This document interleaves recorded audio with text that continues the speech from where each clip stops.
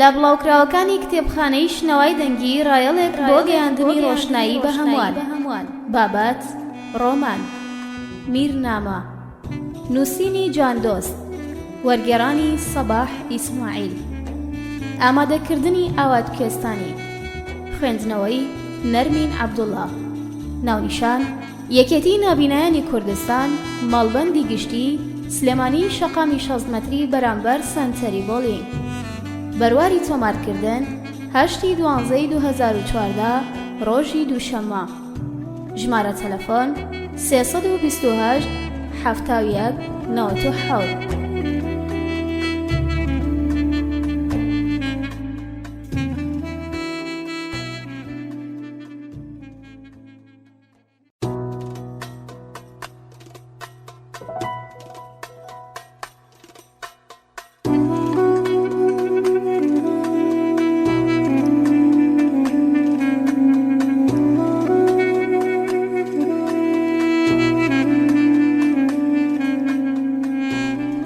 پێشەکی نووسەر خوێنەرێن هێژا. ئەم ڕۆمانەی بەردەستان بەرهەمی ماندووبوونی 20 ساڵی منە کە لەگەڵ هۆزانوانی مەزن ئەحمەدی خانی دانەری مەموزین بەسەرم برد. ئەس بەڕۆح و بە ڕۆشنبیری لەگەڵی داژیام. ئاشنا بووم بە بیرروباوەڕی ئازادی خوازانی ئەو پرۆژە ڕۆشنفیکریە مەزنەکەی و فەلسەفەی وی لە ژیاندا. بەڕاستی سەراسیمەی کردم، سەرسام بە زمانەکەی، شێوازی لێبوردەیە گەورە و مرۆڤایەتیەکەی کە لە سۆفیگەری ویژدانی ئەوەوە هەڵقوڵاون. هەروەها سەرسام بووم بە خۆشەویستی ئەو بۆنەتەوەکەی دوور لە توندڕەوی و کۆششی بەردەوامی بۆ سربەخۆبوون لەدەست هەردوو داگیرکەری سەفەی و عوسمانی، بێ ئەوەی بیری بچێت تیری ڕەخنە ئاڕاستەی فەرمانڕەوایانی کورد بکات. لەبەرەوەی من هەستم کرد قەرزی گەورەی لە ئاستۆی کوردانە، ساڵانێکی زۆرم بۆ تەرخان کرد تاکو بکۆشم شتێک بکەم شایستەی ئەم پیاوە بێت. ئەوە بوو یەکەمین جاردەقی مەموزینم بەڕاوەی وشەکانیەوە وەرگێڕە سەر زمانی عەرەبی.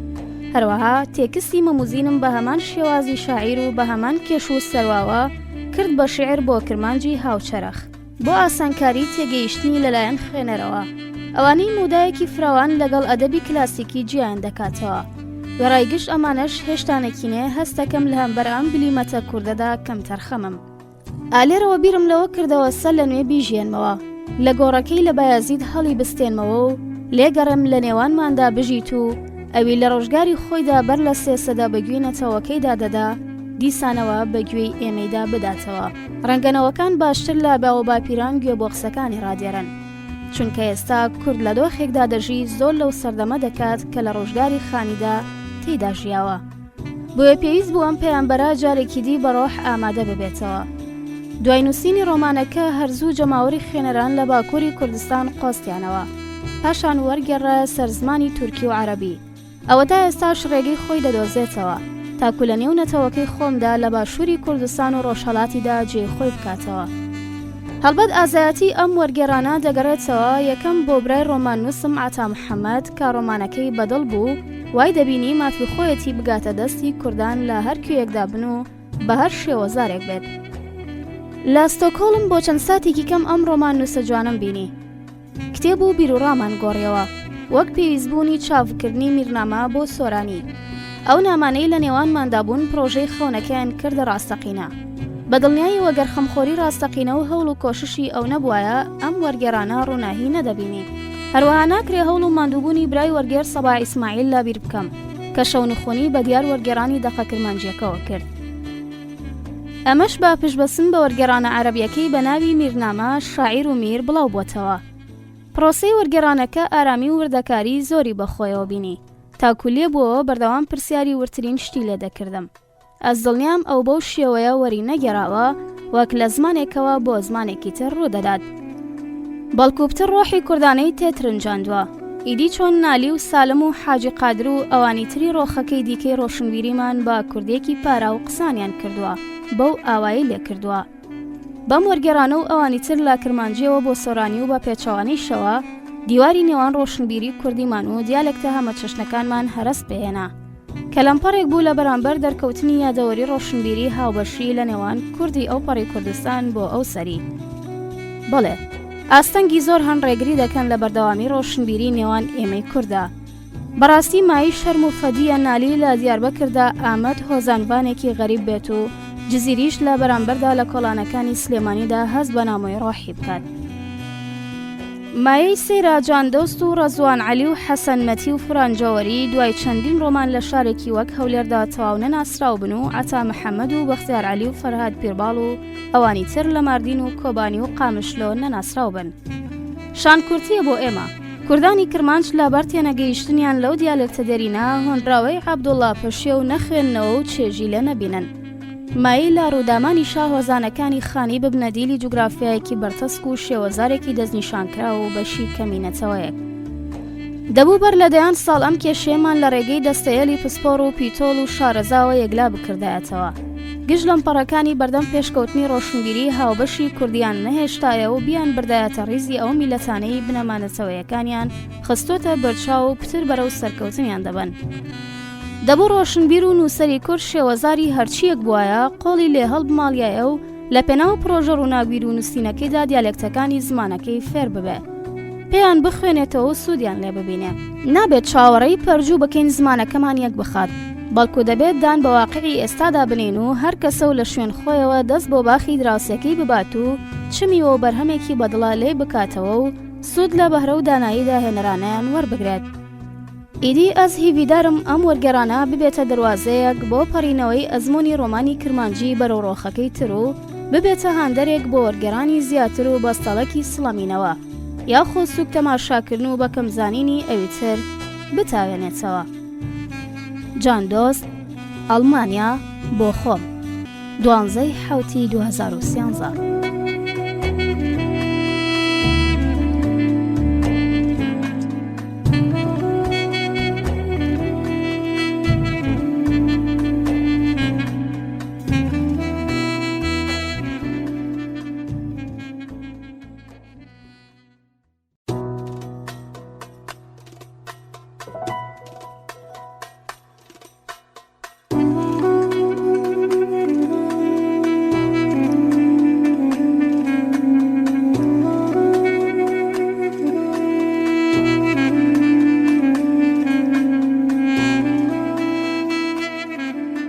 پێشەکی وەرگێڕ ڕۆمانی میرنامە کە ساڵی 2008 لە ئەستەمبولدا بە کوردی چاپکراوە باس لە پەیوەندی نێوان ڕۆشنبیر و دەسەڵات دەکات. وەگەڕەمزیش پەنای بۆ لایەنە شاراوەکانی ژیانی شاعیری مەزن ئەحمەدی خانی 1651 زاینی بۆ 1707 زاینی بردووە و کردوێتی باتیشکۆی جوڵەکانی ڕۆمانەکەی و سیمبۆلی ئەو ڕۆشنبیرەی هەمیشە خامەی دژبەستەمکاران تیژ و لەگەڕدایە، چۆن لە مزگەوت بە گوتارەکانی و لە هۆزانەکانیشیدا دنەی خەڵک دەدات بۆ دژوەستانەوەی میر و دەرەبەگا خۆفرۆشە بەرماوە خۆرە کوردەکان و ناچوونی کوردان و بەشداری نەکردنیان لە شەڕی سەفەی و تورکدا. هانیان دەدات خۆیان نەکەنە سوتەمەنی شەڕی داگیرکەران و لە دژیان بوەستنەوە. باز لە خوددان خامەیەکی ئازاد دەکات، هەمیشە ڕۆڵی ڕەخنەگر دەگەڕێ، نەک ئەستۆ خوار و زۆرناژەن و کەواسووری بەرلەشکری ستەمکار و داگیرکەران. دوایەوەی ئاگاداری دەکەنەوە کە دەبێت لە گوتارەکانی مزگەوتیدا بە میردا هەڵبدات و ستایشی بکات، اینجاش ڕەتی دەکاتەوە و دژ بەوانە دەوەستێتەوە بە ناوی ئاینەوە داوای غەزا دەکەن و لێ دەگەڕێن براکان شیر و تیر لە یەکتر بسون، چونکە بە درێژایی مێژوو هەمیشە میرانی کورد شیری تیشکراویان هەمبەر یەکتر هەڵکێشاوە و ڕەشەکوژیان لە بەرامبەر میلەتەکەی خۆیاندا ئەنجام داوە، کەچی لە ئاز دوژمنانیشدا شیر لە کاڵان و دەست لەسەر سینە و ملکەج بوونا. لە ئەنجامی ئەم کارانەیدا میرپیلانی دەرمان خواردکردنی بۆ دادەڕێژێ، ئیدی خانی بە نەخۆشیێکی پەنهانگیان لەدەست دەدا. لەو ڕۆژەی بەرەو گۆڕستانی بەڕێدەکەن 3 جاران چرای ماڵان دەکوژێنەوە، وەگەوەی ئاسمانیش بۆی بگری و شینی بۆ بگێڕێ، لە بری باران مەرەکەب دەبارێ. ڕۆمانێکە خوێنەری هۆشیار هەر لە بەرایەوە درک بەوە دەکات کە لە بەرامبەر ڕۆمانێکی ئاساییدا نییە، تەکنیکی نوێ و فەنتازیای تێدا بەکارهێنراوە و لە هەر بەشەدا کاراکتەرێک دەیگەڕێتەوە و لە دید و بۆچوونی خۆیەوە بۆ مەرگی خانی دەڕوانێت و ڕاز و نهێنیەک ئاشکرا دەکات. لەگەڵ خوێندنەوەی هەر بەشێکدا زانیاریەکی نوێت لە سەر چۆنێتی مەرگی شاعیر دەست دەکەوێت. دوای خوێندنەوەی ئەم ڕۆمانە خەمی ئەوەت لە دڵدا دەڕوێت بۆچی ئێمەی کورد بە نووسەرانی پارچەکانی تری کوردستان ئاشنانین. حیف و مەخابن دەچێژی بۆ ئەو ڕۆمانە ناوازانە کە نەمان خوێندوونەتەوە. شایانی باسە لە وەرگێڕانە عەرەبیەکەدا پێش چاپکردنی مەقەستی سانسۆر بەگەڕ کەوتووە و گرنگترین بەشی دەمامەکدار قرتێنراوە. ئەوە بوو جاندۆز بەجیا ئەو بەشەی بۆ ناردەم منیش بە ناچاری لە دەقە عەرەبیەکەی ناو کتێبەکە دەرچووم. ئەمە جگە لەم لاولەولات چەندین ڕستە و پەرەگراف لابراون. ناچار گەڕامەوە سەر دەقە کرمانجیەکە و دێر بە دێر بەراوردم کردوون و لەکوێ لە دەقە عەرەبیەکەدا بڕابێت پشتم بە دەقە کوردیەکە بەستووە. جاندۆز لە ساڵی 1965 لە کۆبانی لەدایک بووە. لە زانکۆی حەلەب بەشی بایۆلۆژی تەواو کردووە. لە ساڵی 2000ەوە لە ئەڵمانیا دەژی. بە شیعر دەستی پێکرد و یەکەمین دیوانی قەڵای دمدم لە ساڵی 1991 لە ئەڵمانیا و پاشان لە هەمان ساڵدا لە ئەستەمبۆڵ وڵاوی کردەوە. هەروەها دیوانی جانی لە دووبەی و ئەستەمبۆڵ چاپ کرد. چەندین کتێبی لە کوردیەوە بۆ عەرەبی وەرگێڕاون. وەک مەموزینی ئەحمەدی خانی کە ناوینراوە ئەلدەرس سەمین فی شەرح مەموزین بە 4 چاپ لە دیمەشق و بەیروت و دۆک بڵاو بووەوە. پاشان کتێبی عادات و ڕسوودنامەی ئەکرادیەی مەلا مەحموودی بایەزیدی و ڕۆمانی میرنامە و ڕۆمانی لابیرەن تاجەنان مەتا هەلجەنی حەسەنمەتی بۆ پرۆژەی ئەلکەلیمە کردوونەتە عەرەبی و لە ئەبوزەبی چاپ کراون. هەروەها کۆمەڵێک شیعری سەیاب و هەردوو ڕۆمانی مەهاباد بەر لە ئۆلۆمپیادا خودێ و پەڕی سەلیم بەرەکاتی کردوونەتە کوردی. پاشان کتێبی ئەلحەدیقە ناسریەی لە فارسیەوە کردوتە عەرەبی و قاموس بەدای اللوغەی لە فارسیەوە کردووە بە کوردی. تاکو ئێستا 4 ڕۆمانی نووسیون. مژادباد ساڵی 2004، 3 هەنگاو و 3 دارەک 2007، مارتینێ بەختەوەر 2012، میرنامە 2009. شایانی باسە هەندێک لەو ڕۆمانانە کراونەتە عەرەبی و تورکی. جاندۆز لە بواری تیڤیشدا وەکو بێژەر و پێشکەشکاری بەرنامە کاری کردووە. بۆ 3 ساڵ دەچێت وەکو سەرپەرشتیاری پەروەردەیی لە قوتابخانە سەرەتاییەکانی ئەڵمانیادا کار دەکات. لێرەدا جێخۆیەتی سوپاسی نووسەری جوانیناس عەتا محەممەد بکەم، ئەو بەم ڕۆمانە و نووسەرەکەی ناساندم و پێشنیازی وەرگێڕانی ڕۆمانەکەی بۆ کردم. ماوەتەوە بڵێم نووسەرانی دڵسۆز و بە ئەمەگ لوقمان حوسێن، کامەران تاهیر، ڕووناک شوانی بە دەقە کوردیەکەدا چوونەوە و بە مەبەستی دەوڵەمەندکردنی ڕۆمانەکە پێشنیاز و تێبینی جوانیان وێدام. سوپاسیان دەکەم و منەتباریانم. سەباح ئیسماعیل، کەرکۆک، 22/6/2013.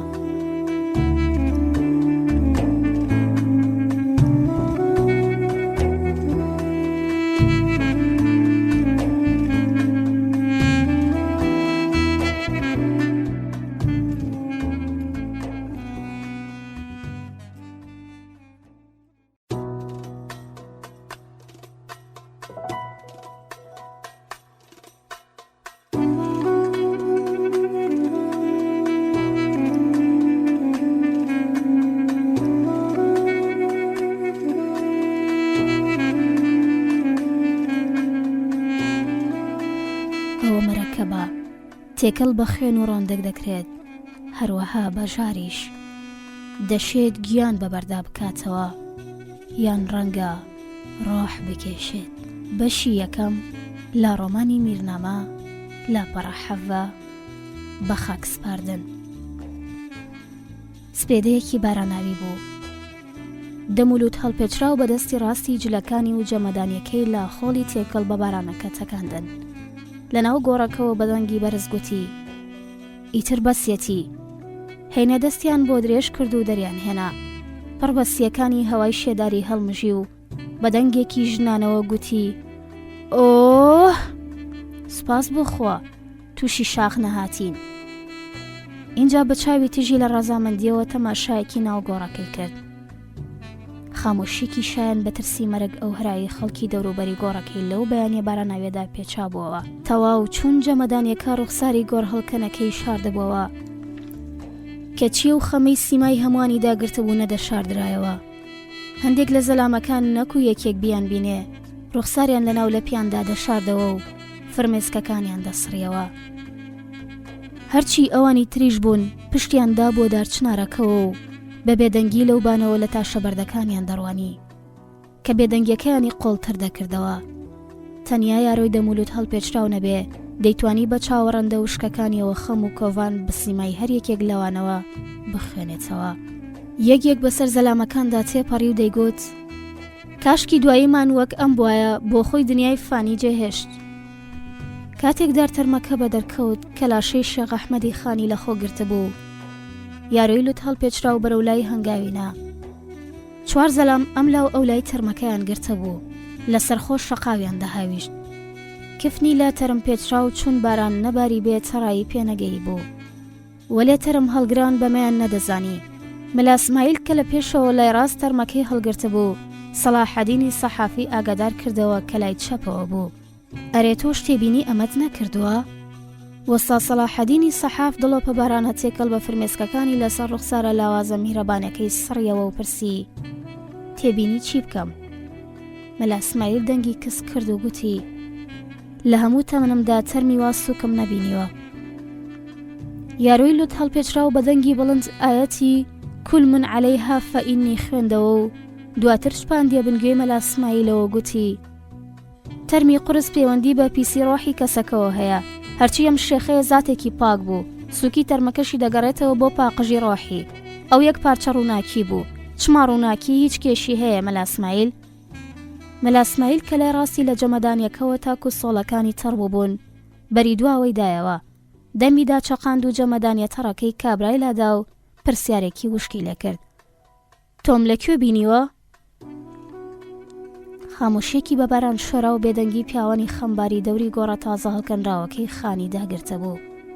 هەروەها بە بێدەنگیە و 4 زەلامەش کە تەرمەکەیان بەسەر شانەوە بوو بەر بە بارانەکەدا ڕێیان دەکرد. لە ماڵە کۆنەکەی مەلا قاسمی برای خانی وەکو قماشی ئاوریشم دڕابێت، شین و ڕۆڕۆی ژنان گەیشتە تەنانەت بەفرەکانی چیای ئاگریش.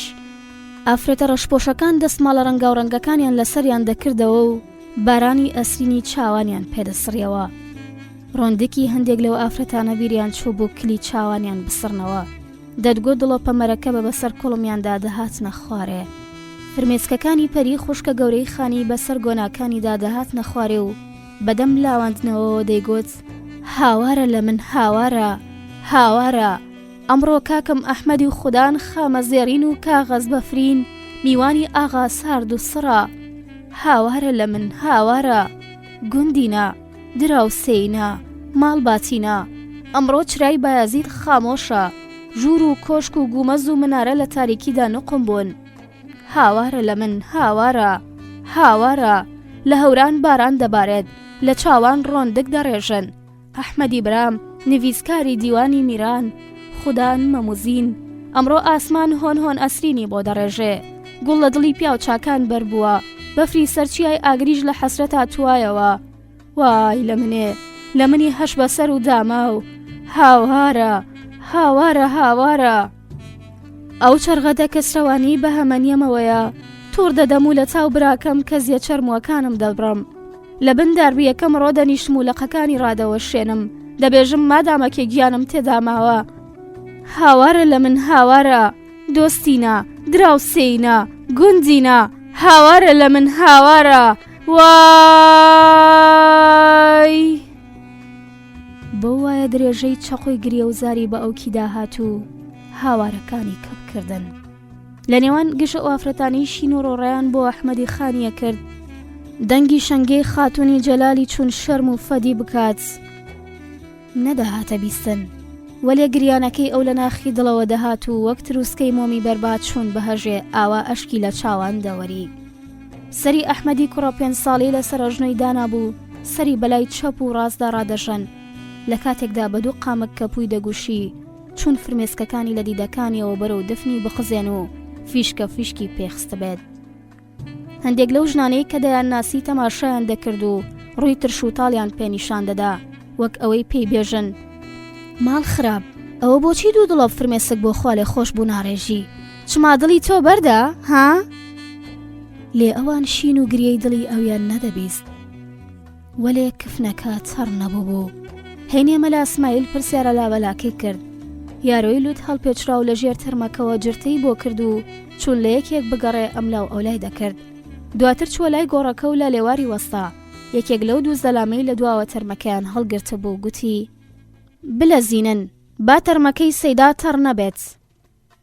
میرزا سەبری کە لە دواوە گۆشەیەکی تەرمەکەی گرتە بوو، دەستی ڕاستی لە کفنەکەدا درکی بەوە کرد کفنەکە تەڕ نەبووە.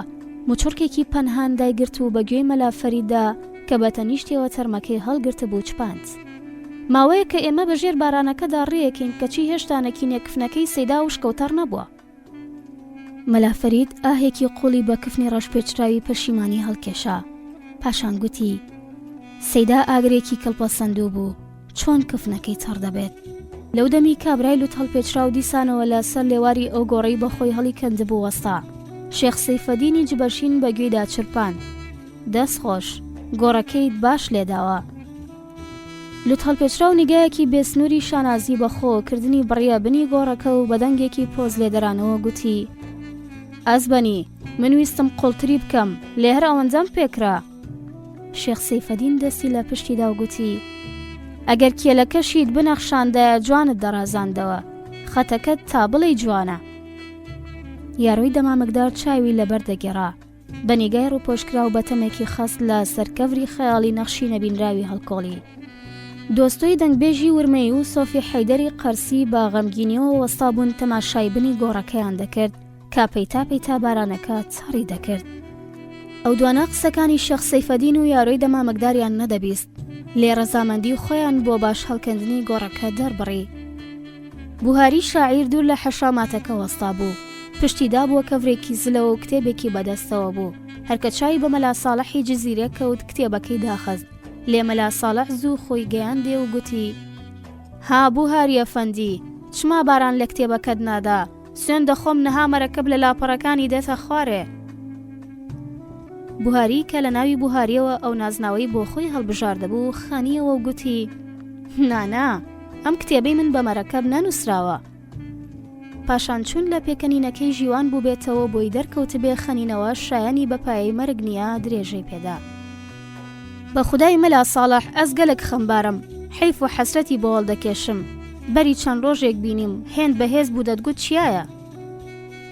مەلا ساڵح بێ ئەوەی پەرسوی بەداتەوە جێهێشت، ڕووی لێ وەرگێڕا و خۆی گەیاندە دارتەرمەکە تاکو لەگەڵ ئەوانی دیکەدا هەڵی بگرێت. لە دوورەوە سوارێک بەدەرکەوت، دەنگی سمی پێی ئەسپەکەی لە قوڕەکەدا بێدەنگی ئەو سپێدەیەی شێل و دەکرد. یەکێک لە ناو ئاپۆراکەدا چاوی تێبڕی، برۆکانی بڵندکردنەوە و دەستی خستە سەر ئەنیەی و گوتی: قەسەم بەخوا ئەوە حاجی زوهدیە، لەگەڵ خوڵامەکەی بەرەو ئێرە دێت. حاجی زوهدی جەلالی بازرگان گەیشت، بە هاریکاری خوڵامەکەی کە لە پێشیەوە بوو لە ئەسپەکەی دابەزی. حاجی کەعبە فەرۆکەی نەیتوانی ورگەزلەکەی بشارێتەوە، ڕاستڕووی لە حەشاماتی دوورگۆڕەکە کرد و گوتی: گەلی برای نەبمبورن، من تازە لەگەڵ کاروانەکەی لە ورمێەوە هات گەیشتم، هەندێک شاڵی نوێم لەوەیەوە هێنان، لەگەڵ گەیشتنمدا کەسم نەبینیەوە کوتاڵەکان دابگرێ، هۆیەکەیم نەزانی بۆیە ڕووم لێرە کرد. گوێم لە شین و شەپەر بوو لە ماڵی مەلا قاسمی ڕەحمەتیەوە هات. ئەوە خێرە؟ کێ ئەمری خوای کردووە؟ حاجی زوهدی بە سوخمە سپیەکەیەوە کە باران بە پیتە ئاویەکانیەوە خاڵ خاڵی کردبوو بێوچان قسانی دەکرد. پەیڤەکان وەک لێزمەی بارانەکە بە خوڕ لە زاریەوە دەردەپەڕین، بێوەی بوار بە کەس بەدا بەرسوی بداتەوە. لەنێو حەشاماتەکەەوە گوێ لە دەنگی زەلامێکی نابینا بوو. کوێرە چەند جارێک گۆچانەکەی بە زەویەتەڕەکەدا کێشا و گوتی: خانی، خانی، چووە بەر دلۆڤانی خودێ. حاجی زۆدی سوخمەکەی لە ژێر عەباکەیەوە ڕێک خست و دەستی خستە سەر وەرگی و گوتی: واخ، واخ، واخ، نوێشتان لەسەر تەرمەکەی کرد؟ کابرای کوێرە چون بەگاڵتەوە قسان بکات، پەیڤەکانی درێژکردنەوە گوتی: بەڵێ، نوێژمان کرد، نەمانزانی تۆ لێرەی، خوا لە بەرەکەتی نوێژی بێبەری کردیت حاجی، وەلێ بەختە دیار بوو خۆت گەیاندە تەڵقینکردنەکە، ئەی بازرگان بەک. کابرای کوێرە ویستی بە وەڵامەی گاڵتە بە حاجی زوهدی بازرگان بکات، تەنانەت هەندێک لەوانەی لەوێ بوون خەریک بوو بخەنەوە. لێ هەر کە چاویان بە تابوتەکە کەوت هەندێک کەسی ناسرا و هەڵیان گرتبوو دەگەیشتە لێواری گۆڕەکە، ئەوانی تەماشایان دەکرد ڕێگەیان بۆ کردنەوە. تاکو تەرمەکەی خانی کە با کفنی سپی تەڕ نەبوو پێچرا بووەوە بۆ ناو گۆڕەکە شۆڕ بکەنەوە. هەرێندەی خەڵکەکە بینیان کفنەکە وشکە و تەڕ نەبووە، واقیان وڕما. ئیدی بارانی پرسیار هەڵی کرد و لافاو لە دۆڵی خەیاڵی سەرجەم ئامادەبوواندا هەڵی کرد. کابرای فڵانی هەموو پرسیارانی خوێندەوە کە بەدەم و چاویاندا دەهاتنە خوارێ. بازێکی دایە ناو گۆڕەکەەوە گوتی: سیرتان نەیەت گەلۆ، ئەمە سیفەتی پیاوچاکانە. میرزا سەبریش کە لای چەپی چەڕ بوو دابەزیە ناو گۆڕەکەەوە. هەردووکیان بەوانی دەوری گۆڕەکەیان گوت: دەی برایان دەی، تەرمەکەمان بدەنە دەست، سونەتی پێخەمەرە، دەبێت مردوو زوو تەقەت بکرێت. هەندێک لەوانەی لە لێواری گۆڕەکەدا بوون داچەمینەوە و تەرمەکەیان شۆڕ کردەوە. میرزا و دەمامەکدار لێیان وەرگرتن و ڕووە و قیبلە خستیانە ئەو چاڵایەی دوو بز دەبوو. پاشان ڕیزێک بەردیان نایە بن چاڵەکەوە و ئیدی خانی بە کفنە وشکەکەی و حەسرەتە کڵپە سندوەکانیەوە لە چاون بوو. میرزا سەبری کە لەناو گۆڕەکەدا هەناسەی تەنگ بوو ویستی پێش دەرچوونی دەم و چاو هەڵپێچراو بکەوێ. بە مەلافەریدی گوت کە لە لێواری گۆڕەکە وەستا بوو: ئەزبەنی دەستم بەرێ، ئیدی ئێمە سەیدامان بە خاک سپارد. کەچی مەلافەرید ڕووی خۆی وەرگێڕا و فرمێسکە تێکەڵ بە بارانەکەی سڕی و لە گۆڕەکە دوورکەوتەوە. دوو زەلام دەستی میرزا و دەم و چاو هەڵپێچراویان گرت و دەریان هێنان. هەردووکیان وەک لە سەفەرێکی دوور گەڕابنەوە گەشانەوە. کابرای دەم و چاو هەڵپێچراو بۆ ئەوەی خۆڵەکە لە دەستی بتەکێنێ، دەستەکانی بە یەکدا کێشان و گوتی: ئەلحەمدولله، لە ناشتنەکەی بووینەوە. پاشان بلەس بەرەو ئەو دوو زەلامەی دوور لە ژێر دارچنارەکەدا وەستابوون ملینا. لە سیمای ئەو دوانەی بە زەردەخەنەوە پێشوازیان کرد دیار بۆ خەڵکی ئەو مەملەکەتە نەبوون و غەوارە بوون. تەنانەت جلەکانیشیان لەوانی حەشاماتی دەوری گۆڕەکە جیا بوون.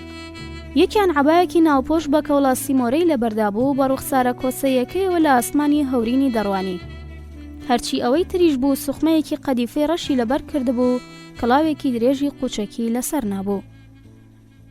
میرزا سەبری نیگایەکی تژی لە ڕەزامەندی بڕیە دەم هەڵپێچرا و ئینجا ڕووی لە بەنگینی دەرگاوانی میر کرد و لێی پرسی: میر نەهات؟ نا، نایەت. مژوڵی ئیش و کار بوو، منی لە شوێنی خۆی ناردووە. پاشان بە خاکەناس تەرمەکەی خانیان کە لە کفنی وشکی سپی پێچرا بوو گڵەبان کرد. دەتگوت پشتەمەرەکەبەکان ئەسلینی ژنێکی چاوبەکلن. ئاخەوتنی تێکەڵاوی ئەوانی دەوری گۆڕەکە تێکەڵ بە خشەخشی خاکەنازەکان دەبوون، چون هەریەکە و بۆ خۆی قسان بکات کەس گوێی لەویدی نەدەگرت و نەیان دەزانی چ دەڵێن. هەریەکە و سەرپەیانە بەویدی دەگەیشت، پرسیارێکی دەکرد و دەڕۆیشت. لەو بێدەنگیە شێدارەدا بەنگینی دەرگەوان کە تازە گەیشت بوو چاوی لە مەلا اسماعیلی بایەزیدی دەگێڕا و ڕێکەوتی کێی بکردایە پرسیاری ئەوی دەکرد. تاکو زەلامێک بە دەنگەنیم چەبڵن پێی گوت: خەڵکینە، ئەوە بووەمان بەسەراتوە، ئەمڕۆ هەمومان وەک گێژ بە دەوری خۆماندا ئاسوڕینەوە. بەنگین ئەفەندی، هۆ ئەوە مەلا اسماعیلە کە تۆ لێیە گەڕی. بەنگین ئاوڕێکی دواوی دایەوە، سڵاوی لە مەلا اسماعیل کرد. اینجا دەست و بەر چەند کاغەزێکی پێچراوی پەستایە بارکیەوە و لە گەڵیدا کەوتە پسەپس. میرزا سەبری و دەمولوت هەڵپێچرا و کە تازە لای دوو پیاوە نەناسراوەکە گەڕابوونەوە ویستیان گوێ لە قسەکانیان بگرن کەچی لە پڕ لە ناو حەشاماتەکەوە دەنگێکات: برایینە، وەرن بانزای تەڵقینی سەیدا بخوێنین. شێخ سەیفەدین جەبەشینەکەی تا ناوقەدا ئەستوورەکەی هەڵکێشا و لای کێلی سەری خانیەوە دانیشت تاکو دەست بە تەڵقین خوێندن بکات. بارانەکەش چون بیەوێ گوێ لە تەڵقینی کەسێکی زیندوو بۆ یەکێکی مردوو ڕادێرێ لە خاوتنە ئاویەکەی کەم کردەوە.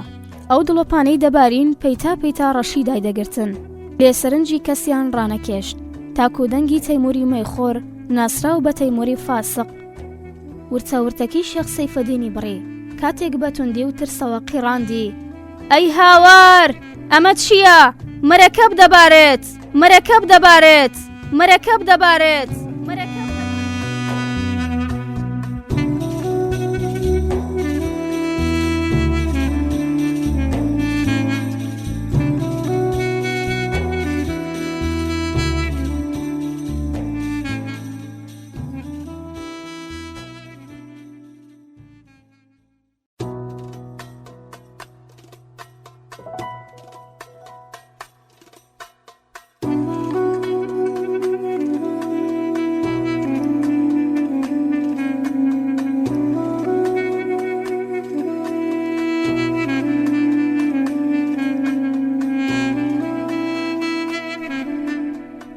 تەیموری فاسق خانی مژوڵی نووسینی نامەیەک بوو. هەینێ شیراندم و گوتم: مەرەکەب دەبارێت. بەدمەست نەبووم، جڵەوی خەیاڵم بەدەستەوە بوو بۆنی مەرەکەبم پتر لە بۆنی عارەقەی ژێرباڵی خۆشەویستە ئەرمەنیەکەم دەناسیەوە. گشت ئەوانەی بە دەوری گۆڕەکەی خانیەوە بوون و گوێیان بۆ تەڵقینەکەی شێخ سەیفەدینی خودانجبەی شین و گڵڕەش ڕادێرا بوو تەماشایان کردم و قەلەڕەشی سەرنجەکانیان بەرەو ئاسمان نارد و کۆتر ئاسان ناولەپیان کردەوە تاکو ئەو دڵۆپە بارانانەی لە ڕەنگی ڕۆندگی تێکەڵ با کلی چاوی ئافرەتانی شینکە بوون بکەونە ناودەستیانەوە. بارانەکە بە هێوری و تابڵی ئارام دەباری چون ئاسمان فاتیحە بۆ ڕۆحی سەیدا بخوێنێت بە خەمباری و نەرمی دای کردبوو. هێشتا نەکینێ سەرخۆشیەکەم جڵەوی لەدەست دەرنەیە نابووم. ئەو دەمی بینیم بارانەکە ڕەنگی مەرەکەبی گرت. ئەو مەرەکەبەی لە شوشەکەی لای خانی بینیم گەلێک شەو لەبەر ڕۆشنایی چراکەدا بریقەی دەهات. سەیدا زۆری حەز لە مەرەکەب دەکرد. چەندین جار مەرەکەبدانەکەی لە لوتم نزیک دەکردەوە و دەیگوت دەی بۆنی بکە تووسەری خۆت بۆنی ئەم مەرەکەبە لە بۆنی مەیەکەی تۆ خۆشتر نییە؟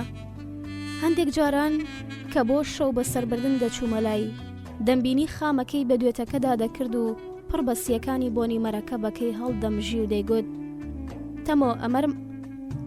تەمۆ ئەمە مەرەکەب نییە بەڵکو وەسرینی دڵێکی سوتاوی وێڵە. لە یەکێک لە شەوانی دەردەبێ دەرمانەکەیدا چوومە حوجرەکەیەوە تازە لە دێرەکەی باکووری بایەزید هاتبوومەوە. بەدمەستی وا گرتبوو میوام هەز دەکرد سرم هێند قورسە وەک ئەوەی چیای قافم هەڵگرت بێ. مۆمێکی ئەستوری سپی حوجرەکەی ڕۆشن دەکردەوە. خانیش سەری بەسەر کاغەزە سپیەکاندا شۆڕ کردبووە و بە مەرەکەبێک لەبەر تروسکایی مۆمەکەدا بریقەی دەهات دەینووسی.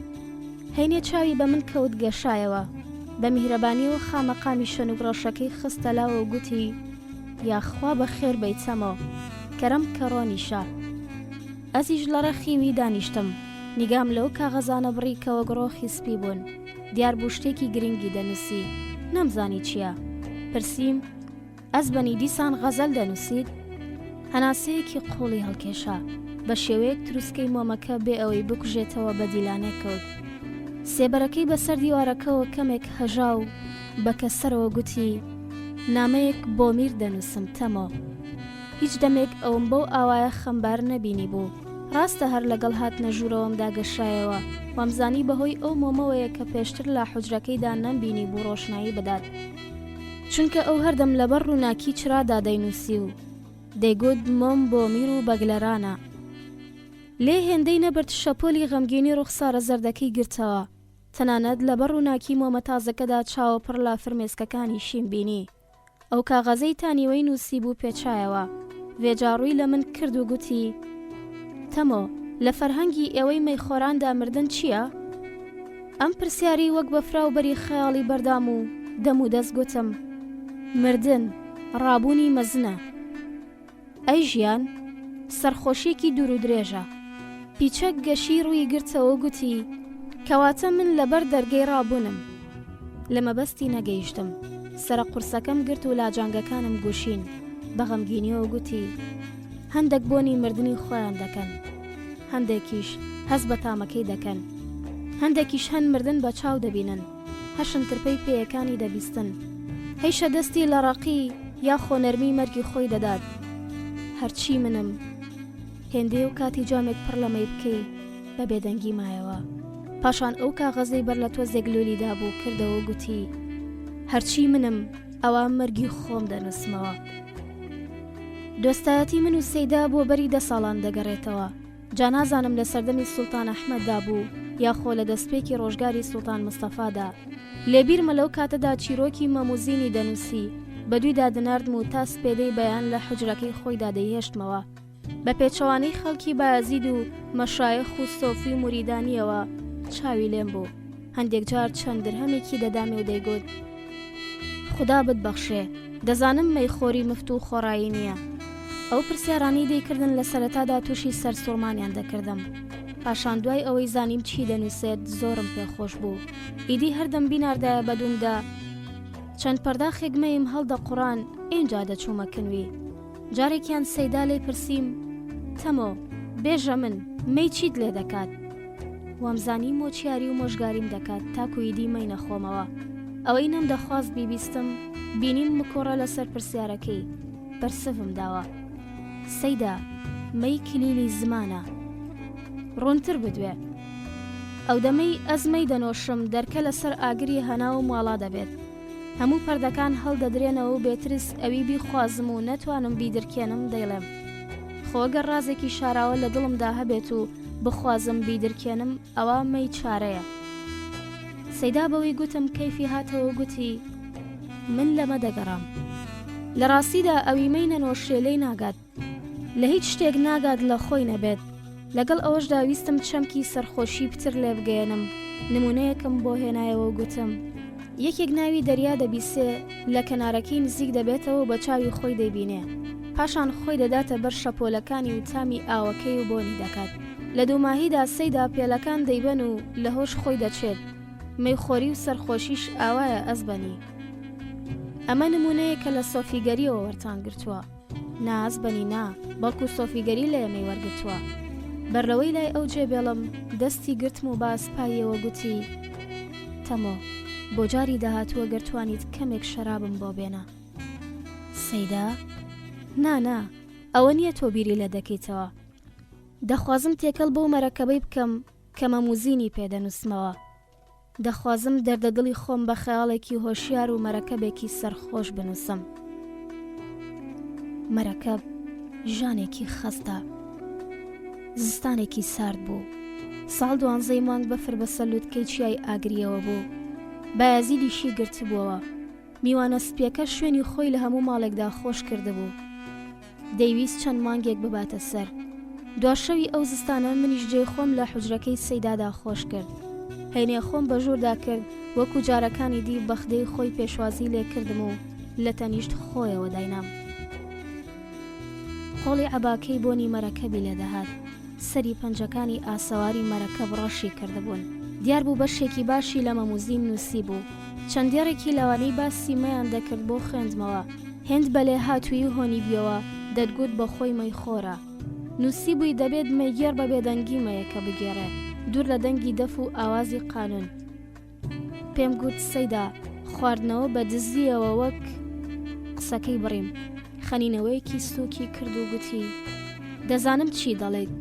دەزانم لێ ئەو خواردنەوەی ئەسباسی دەکەم شەرابی سۆفیگەریە تەیمور، شەرابی ڕۆحانیە نەکترێ. پاشان سەری مەرەکەبدانەکەی هەڵدایەوە و لە کەپووی منی نزیک کردەوە گوتی دەزانیت بۆنی چی لە دێت؟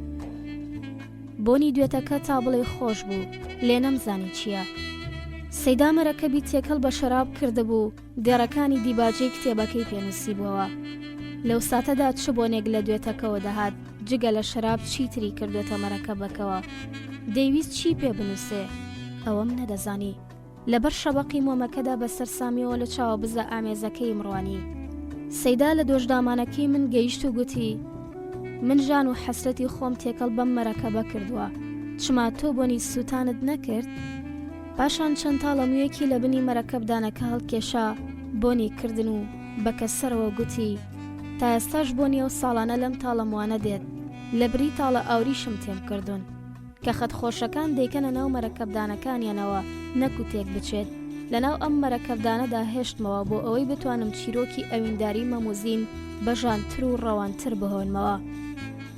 ئەو بەخۆی مەرەکەبی خۆی ئامادە دەکرد و دەیگوت ئەو مەرەکەبەی لە بازار دەفرۆشرێ ساختەیە، بە تێپەڕبوونی کات کاڵ دەبێتەوە و نووسینەکانی تێک دەچن. لای ڕاستی لەسەر ڕەفەکە چەند کتێبێکی لێبوون لە پێستی ئەو مامەزانەی لە سەر گوڵە نێرگز لەوەڕی بوون بەرگیان تێگیرا بوو. یەکیانی نیشاندام و گوتی بنۆڕە ئەمە شیرین و خوسرەوی نظامی شاعیرە، بەر لە 15 ساڵ لە شاری ماکۆ کڕیم. چی لێ ماوەتەوە؟ جگەل لەم ڕستەیە هیچی پێوە نەماوە. ئەز پنج کنج نظامی کنجوی لە بەرگرەوە بە مەرەکەبێکی ساختە نووسی بێەوە. تەنیا خەمیان فرۆشتنی کتێبەکەیە نەگمانەوەی.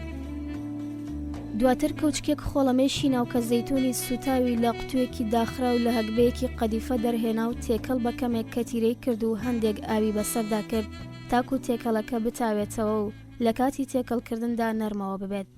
بەدەم کارکردنەوە تەماشای دەکرد و دەیگوت هەندێک جار لە بری ئاو فرمێسکی خۆمی تێدەکەم. قەیرێک ڕادەوەستا، پاشان شوشەیەکی نزیک ئاگری مۆمەکە دەکردەوە تاکو هیسی دەگرت. اینجا بە چەقۆیەکی بچووک ڕەشیەکی دەکراندەوە و دەیخستە ناو تێکەڵەیەکە و دەیگوت ئاوا مەرەکەبەکەم زیاتر چریسکەی دێت. پاشان وچانێکی دەدا و بێدەنگ دەمایەوە تاکو نیگاکانی وەکو پۆڵە پەپولەیەک لە ئاگری مۆمەگەشەکە هەڵقرچێن. دوای ئەوە سەری هەڵدەبڕی و دەیگوت مەرەکەب ژانێکی سەختە. ئەو شەوەی بە سەرخۆشی لە دێڕەکەی باکووری شاری بایەزید گەڕامەوە و بۆ سەردانی چووم. دەمتوانی ئەو مەرگەی بە مەرەکەبی نەبینرا و لەسەر ڕوخساری نووسرابوو بخوێنمەوە. مردن لە نیگاکانیەوە سەمای دەکرد. ئەو بەخۆی باسی مەرگی خۆی دەکرد و دەیگوت ئەز مەرگی خۆ دەنووسمەوە. هەرچەندە سەرخۆش بووم، درکم بۆ کرد شتێلێک هەن سەیدا لێمیان دەشارێتەوە و کەسانێک هەن ڕۆحە پیرۆزەکەی ئەویان ئازارداوە، بەڵام ئەوانە کێن و بۆچی؟ کردم و کۆشام نەمتوانی سەرەداوی سپی لە ڕەش جودا بکەمەوە. لێ دەکارم لە بەر ڕووناکی غەمگینی مۆماستورەکەدا فرمێسکەکانی ببینم چۆن بە ئارامی بەسەر ڕدێنە تەنکەکەیدا داهاتنە خوارێ. ئەو کاغەزەی نامەی تێدا بۆ میر دەنووسی لول کرد و هاویشتێ پشتیەوە گوتی هیچە. داخۆمە بەستی سەیدا ئەو نامەیە بوو هەینێ گوتی مەرگی خۆی دەنووسێتەوە. چما بۆچی وایدادەنا نووسینی نامە بۆ میر مەرگی ئەوە؟ وابزانم دەرگەی دیوەخانی میر بۆ ئەو هەمیشە لەسەر پشت بوو. ئیدی چ پێویست بە نامە نووسین دەکات بۆ میر؟ ئەو بە کەیفی دڵی خۆی دەیتوانی ڕاست بچێتە دیوەخانی میرەوە و لەگەڵ میردا دانیشێ و چی بوێت بڵێت. ئەو پرسیارانەوەیان لێ دەکردم بێمەوە خۆ وەک چۆن ساقی بادەی مەی بۆ سەرخۆشان دەبرد. ئێستاش دوای ئەوەی بەم ئاوایە گیانی سپارد، ئەو پرسیارانە لە مێشکمدا وەک ژەنینی مەی لە ناو پیاڵەدا قوڵب دەدەن. لەو شەوەدا سەیدا چەندین جار هەڵسا و دانیشت. دوای ئەوە دەستی بەڕاوێچکان کرد. لە هیکرا بە دەنگێکی خنکاوە هاواری کرد. مەرەکەب دانەکەمیان دزیوە. لەگەڵ دەنگە خنکاوەکەیدا سەرخۆشیەکەی منیش خنکا لە پڕ ئۆمەرە کوێر خۆی بەژووردا کرد.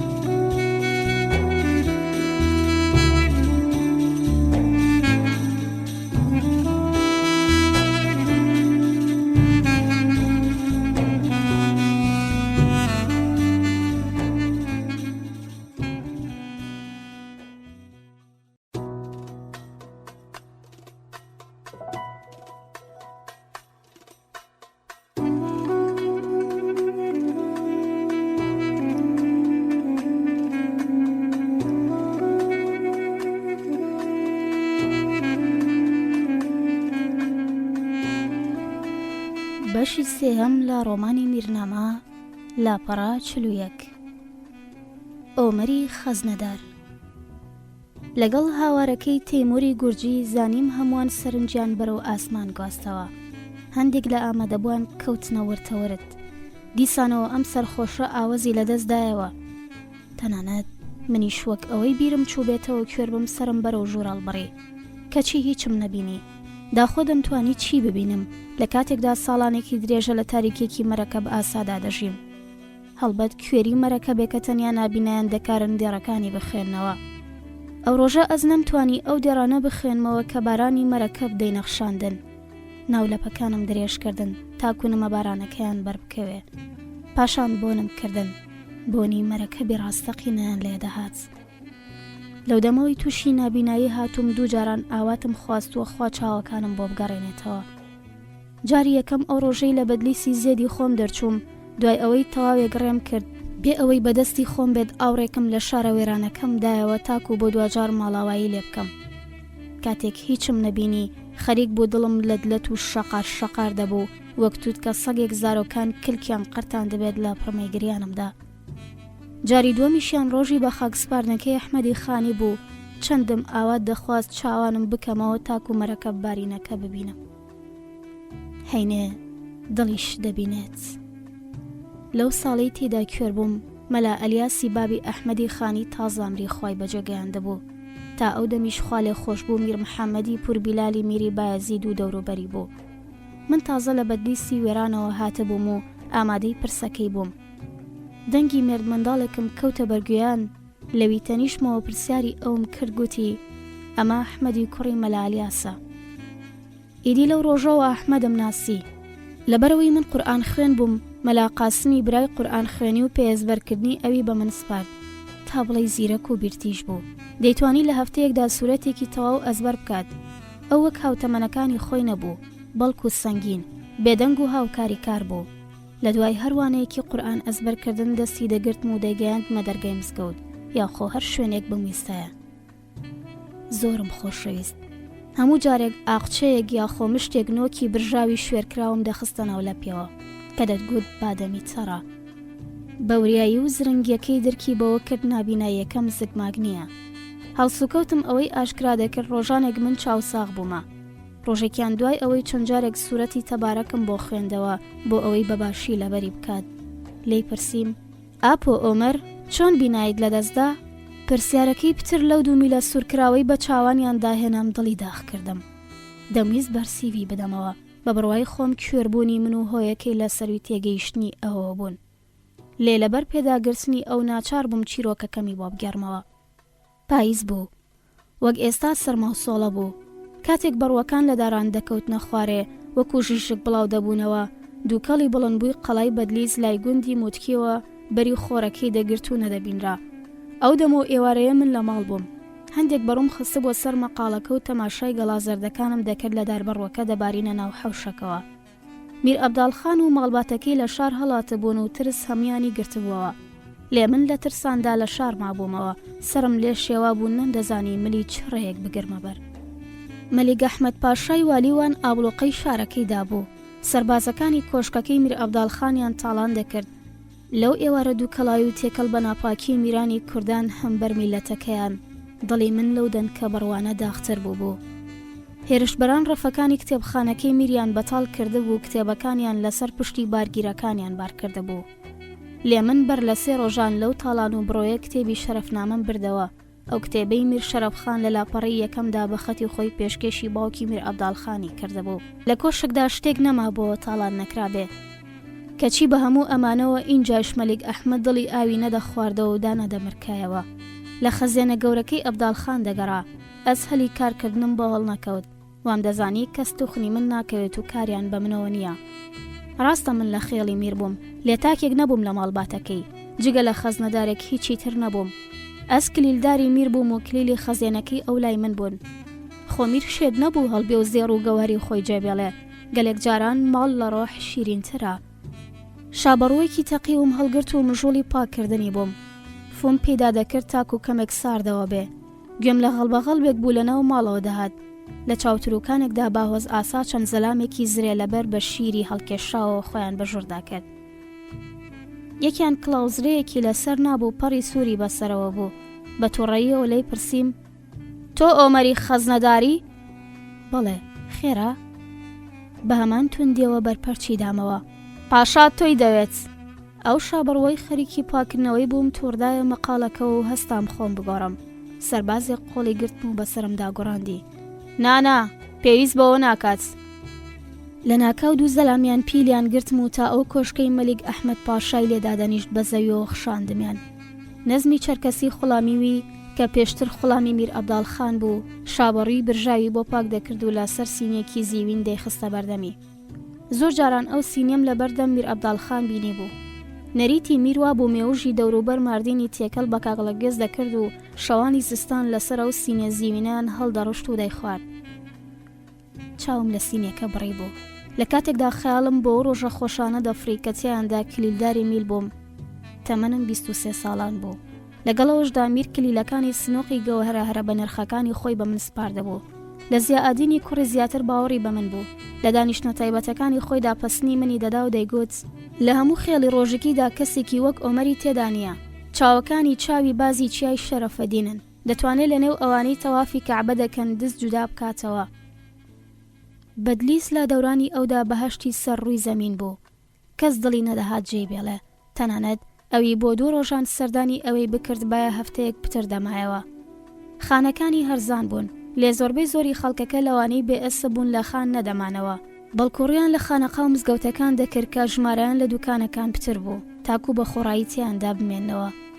شەو نەبوو پتر لە 10 کەس لە مزگەوتی شەرەفیەدا نەمێنەوە. مزگەوتەکانی خەتیبیە و ئیدریسیە و ئیخلاسیە جمەیان دەهات لەو فەقیانەی لە مەلازگرد و خونوس و موش و ئامادەوە بۆ خوێندناتەبوون. میر عەبداڵخان خەرجی خواردن و خواردنەوەمانەوەیانی لە ئاسۆ گرتبوو. لە نزیک مەیدانی شین تەکیەیەک بە ناوی شەمسی هەبوو، هەمویان دەروێشی و دەڤەرە بوون.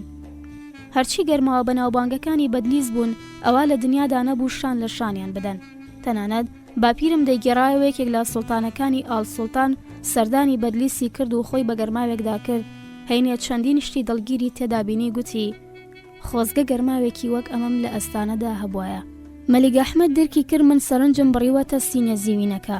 بزەیەکی کرد و گوتی ئەمە سینی میرە وانییە؟ بەڵێ. شتی گرانبەهای هەبوو وانییە؟ بەڵێ. ئەی کوا لەکوێن؟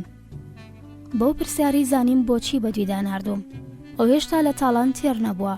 هەرچەندە هەموو کتێبەکانی میری تاڵان کرد و لە سەر پشتی هێزرەکانی باریکردن و دەستی بەچی گەیشت لە زێڕی میرکردنی سنووقی بچووک بچووکەوە کەچی ئینجاش چاوی تێر نەبوون و بەکەمی دەزانین. ئەو دەمی پێم گوت نازانم باقی زێڕەکانی لەکوێن. هەڵچوو لەسەر کورسیەکەی هەستا. نانا نەکورسی ئەو نەیش هی باوکی بوو. لێچی بکەم هەر دەبێ وا بڵێم. بەدەنگێکی گەڕوتوندەوە هاواری کرد. پێم بێژە خشل و گەوهرەکانی لەکوێن؟ بەر لەوەی لاشەکەت لەبەر دەرکی قەڵا هەڵواسم یا خۆسەرت لەسەر ڕمێک بچەقێنم یان ئەگەر پێت خۆشە ئەوە خازوقی باشمان هەیە تێتی ببڕین. من هیچ نەدەترسم چونکە هەر بەڕاستی نەمدەزانی خەزێنەکەی میر لەکوێیە. زۆری لەگەڵ خۆیدا برد و هەندێکیانی لەژێر زەویدا شاردەوە جگە لە خۆی کەس پێی نەدەزانی. خەریک بوو سوێن بخۆم و پێی بڵێم بە شوێنیان نازانم. لێ چاوم لە پاشا بوو چاوی لە یەکێک لەو سەربازانە قەرپان کە منیان گرتە بوو. ئەویش مشتێکی بەدەممدا کێشا و چەنددانێکی شکاندم. خوێنێکی سوورم لە لێو دەهات. مەلیک ئەحمەد دیسانەوە لێی پرسییم ئێستاش هەر نازانی؟ چاوەڕی وەڵامی منی نەکرد بەڵکو بەردەوام بوو گوتی ئێوە پیاوانی خێڵی ڕۆژکی ناڵێن لە پشت هەر بەردێکی قەڵای بەدلیسەوە سەری جوامێرێکی ئێوەی لێیە؟ ئەوا منیش ئەم شەو بەردێکی نوێ خەمە سەر دیواری قەڵاکە. لەو کاتەدا ئاواتم دەخواست کوپەیەکی بچکۆڵەی تژی لە زێر بدۆزمەوە تاکو ڕۆحی خۆمی پێ بکەرمەوە. لێ هیچم بەدەست نەیەنا. لە دواییدا پاشا بێهیوا بوو بە خوڵامەکەی خۆی گوت دەیەر ئێستا دوو سیغ لەسەر ئاگرەکە سوورەوە بکە. هێنێ گوێم لە وشەی سیغ بوو زانیم نیازی خراپە. بەلاڵانەوەوە گوتم ئاخر گوناهی من چییە؟ لە چاوانیدا چریسکەی چاوچنۆکی بۆ زێر و گەوهەر لە درەوشانەوەی زێری بەڕووناکی ئاگر پتر بوو. گوتی چی لەم دوو چاواکەی کە ناتوانن خەزنەی ئەبداڵخان ببیننەوە؟ بینایی لە تۆ حرامە. کاتێک زەلامێکی قۆڵقەوی دوومی لە سوورەوە بۆکەی هەڵگرت و بەرەو من هات. هاوار و پەلە قاژەکانم دادیان نەدام. هاواری بێهودەی من شەوی بەدلیسی شەق کرد. دەتگوت شابەڕوویەکە لەسەر ئاگردانراوە و بە قرچە کەوتووە. لەو ساتی میلەکەی لە چاوانم نزیک کردەوە لە هاوار کەوتم و بە شێوەیەک شایەن بە قارەمانێکی ڕۆژکیان بێت ڕوبەڕووی چارەنووسی خۆم بوومەوە. چاوانم کرابوونەوە و لەو دەنکە شابڕوانم دەڕوانی کە بەسەر ئاگرەکەەوە دەسووتان. لە چاوتروکانێکدا کابرا هەردوو میلەکەی بە بیلبیلەی چاوانم داهێنان. وام هەست کرد کەوتمە گۆڵێک مەرەکە بیڕەشەوە. ئیدی هیچم نەبینی. ئەوی لەسەر دڵم جێگەی داخوو کە سەراوەیە دواڕووناکیەک بینیم چارەی ئەو زاڵ مستەمکارانە بوو. دەمێ سەرهاتی میل بە چاودایەنانی خۆمم بۆ ئەحمەدی سوختە گێڕایەوە تاوێک بێدەنگی دایکرد. پاشان ئامێزی لێدام و شوێنی هەردوو چاوە ڕژاوەکان میڕاموسی. دەستم بەسەری داهێنا و پێم گوت برازا خەم مەخۆ چاوانی من تۆی. هەر بەڕاستی لە شوێن چاوانی من بوو. مەسینە ئاوەکەی لە بەردەمم دادەنا. بەرماڵی بۆ ڕادەخستم و ڕووی لە قیبلە دەکردم. کاتێکیش تەسبیحەکەم لە دەست دەکەوت یان سیواکەکەم لە دەدۆزیەوە دەیدایە دەستمەوە. چەندێک ڕووم لە قیبلە بکردایە بەدلیسم بیر دەکەوتەوە و بە بێدەنگی دەگریام. بازار و گەرماوەکانی، چیای نەمرود، چەم و باخەکانی، مزگەوت و فێرگە و قەڵا بەرزە سەختەکەی، هەموو ئەمانە بەسەریەکەوە دەهاتنە خەیاڵم. خۆم لە بیر دەکرد و نەمدەزانی چەند ڕکات نوێژم کردووە. کاتێک ئەحمەد بووە فەقەیەکی 12 ساڵی قورئانی تەواو ئەزبەر کردە بوو. ئیدی خەریک بوو فێری زمانی فارسیم دەکرد. بە کتێبی گوڵستانی سعدی شیرازی دەسمان پێکرد. ئەو دەیخوێندەوە منیش واتاکانیم بۆ لێک دەدایەوە. دەمێ هەستم کرد گەورە بوو و فام دەکاتەوە. سەرهاتی کوردان و هەندێک لە مێژوەکەیانم بۆ دەگێڕایەوە. باسی بەدلیس و مێژوەکەی، سەبارەت بۆ ڕۆژیکیان و شەڕە ناوخۆیەکانیان، هەمبەر ناکۆکی بەدلیسیان و پارچەبوونیان و شەڕەکانی قەوالیسی و بڵواسەکان، ناپاکی میرانی کورد و ڕۆژانی ڕابردوو. باسی ئەوم بۆ کرد چۆن شەپۆلی قەرەقۆینلۆ و ئاقۆینلۆ خێڵی ڕۆژکی و باقی خێڵە کوردەکانی ڕاماڵی. باسی شوکری شاعیری بەدلیسیم بۆ کرد چۆن بە کوردی هەڵبەستی دەهۆنیەوە و کەس ئاوڕی لێ نەدەدایەوە. بۆیە بە فارسی و تورکی کەوتە نووسین. ئەوە بوو ئەستێرەی درەوشایەوە بۆ یەکێک لە پیاوانی سوڵتان سەلیم و ڕێزێکی تایبەتی لای هەبوو. پاشان بە کێشی دیوانی سەلیم نامە زێڕی پێبەخشی. شەڕی ڕۆم و عەجەم ئاوەزی ئەویان بردەبوو کە هەرجار لە کوردستاندا دەقەوما و سەنجەقبەگی و بەگلەربەگیەکان بە ناچاری هاریکاریان دەکردن و ئاگری شەڕێکیان خۆش دەکرد سوتەمەنیەکەی ململانەی مەسەبی و ئەو ئاڵتونە بوو لە نەدارانیان کۆ دەکردەوە جارێکیان پێش ئەوەی بۆ جزیرە بۆتان بۆ داواکردنی زانست و بەدەستێنانی مۆڵەت بڕوات لێی پرسییم باشە کەسێک لە ناو کورداندا نەبوو وەک سوڵتانێن تورک و پاشایان عەجەم ئەم هۆز و ئێڵانە لەژێر ئاڵایەکدا یەک بخات و دەوڵەتێکی مەزندا بمەزرێنێت پرسیارەکانی لە سەروی تەمەن و تێگەیشتنیەوە بوون لێ من نەمدەویست بێوەڵام بیهێڵمەوە فەرمودەیەکی پێخەمبەرم بۆ هێنایەوە دەفەرموێ خوا بکات قەد ئەم میلەتە یەک نەگرن پێم گوت ئەمەیە چارەنووسی کوردان کەچی بە وەڵامەکەم ڕازی نەبوو دەنگەنە و جوانەکەی لەرزی و گوتی نەڕۆمی حەنەفی و نەیش عەجەمی قزڵباش و ڕافزی لە ئێمەی کوردان مسڵمانترن کەچی ئینجاش پێخەمبەر تووک و نەفرەتی لێ نەکردوون نا پێخەمبەر شتی وای نەگوتووە ئەم فەرمودەیەش نە لە سەحاح و نەیش لە فەرمودەکاندا بوونی هەیە دەردێکی تر هەیە بە یەکمان ناگەیەنێ لەو کاتەدا هەستام و کتێبی شەرەفنامەم لە بەرگە ئاوریشمینە زەڕکەشەکەی دەرهێنا دامەدەستیەوە و گوتم ئەحمەد ئەم کتێبە لە ماڵ میر عەبداڵخان بوو بنۆڕە بەرگەکەی لە چەرمی ئەو ئاسکە چێکراوە کە میر بەخۆی لە قەتپاڵی چیای نەمروددا ڕاوی کردبوو بیخوێنەوە گەلێک بەرسوی تێدا دەبینیتەوە هەینێ بەدلیسم جێهێش ئەو کتێبم لەگەڵ خۆدا هێنا بەرلەوەی مەلیک ئەحمەد پاشا و لەشکرەکەی بێنە ناو قەڵاوە میر عەبداڵخان کلیلی کتێبخانەکەی خۆی پێدام و گوتی ئۆمەر ئەفەندی ئەز ناتوانم کتێبخانەکەم لەگەڵ خۆدا بەرم باوەڕیش ناکەم زیائەدینی کوڕم پاش خۆم بایەخی پێ بدات ئەگەر دەتوانیت بیبە بۆ مزگەوتی حاجی بەگی و لە چاوی سەربازانی بشارەوە ئەگەر لە مزگەوتەکەدا جێی نەبووە ئەوە لە هەر مزگەوتێکدا چەند بەرگێک دابنێ یا خۆبەنێ و مەلاو فەقیانی شاردادا بەشیان بکەوە نەهێڵی بکەونە دەست ئەم کینە لە دڵ و نامردانە نەمتوانی پاراستنی ئەو سەدان کتێبم سۆگەر بکەم ئەوی پێم هەڵگیرا بردم لە نێویاندا کتێبی شەرەفنامەش هەبوو شەرەفخانی مامی میر عەبداڵخان بەدەستی خۆی مۆری لە خوارەوە یەکەم لاپەڕەی کتێبەکەدا بوو بە زمانی عەرەبیش پێشکێشی بۆ براکەی خۆی باوکی میر عەبداڵخان نووسی بوو ئیلا ئەخیل ئەجل لە شەوانی درێژی زستانی بەیازیدا خانی کتێبەکەی دەخوێندەوە منیش ئەو شوێنانم بۆ ڕاوە دەکرد کە تێگەیشتنیان قورس بوو فارسیەکەی زۆر بەرەو پێشچوو بوو ناوی گەلێک ناودار و شار لە کتێبەکەدا هاتبوون نەیدەزانین بۆیە ناچار بوو لە منی دەپرسی ئەوی پتر لە کتێبەکەدا ئاوەزی بردووبوو دووبەرەکی کوردان و ململانەی سەرۆکەکان و خۆ هاویشتنە باوەشی تورک و عەجەمان و بێدەوڵەتیان بوو ئەو پرسیارانەی خۆی و سمایلی بایەزیدی کە چەند ساڵێک لەو بچووکتر بوو دەیانکردن چونفوو بە پەنگەڕی خۆڵەمێشی خەیاڵمدا بکەنوا بوون ئەگەر ئەو پرسیاری ئەوەی لێ نەکردبام بۆچی شەرەفنامە بە زمانی فارسی نووسراوە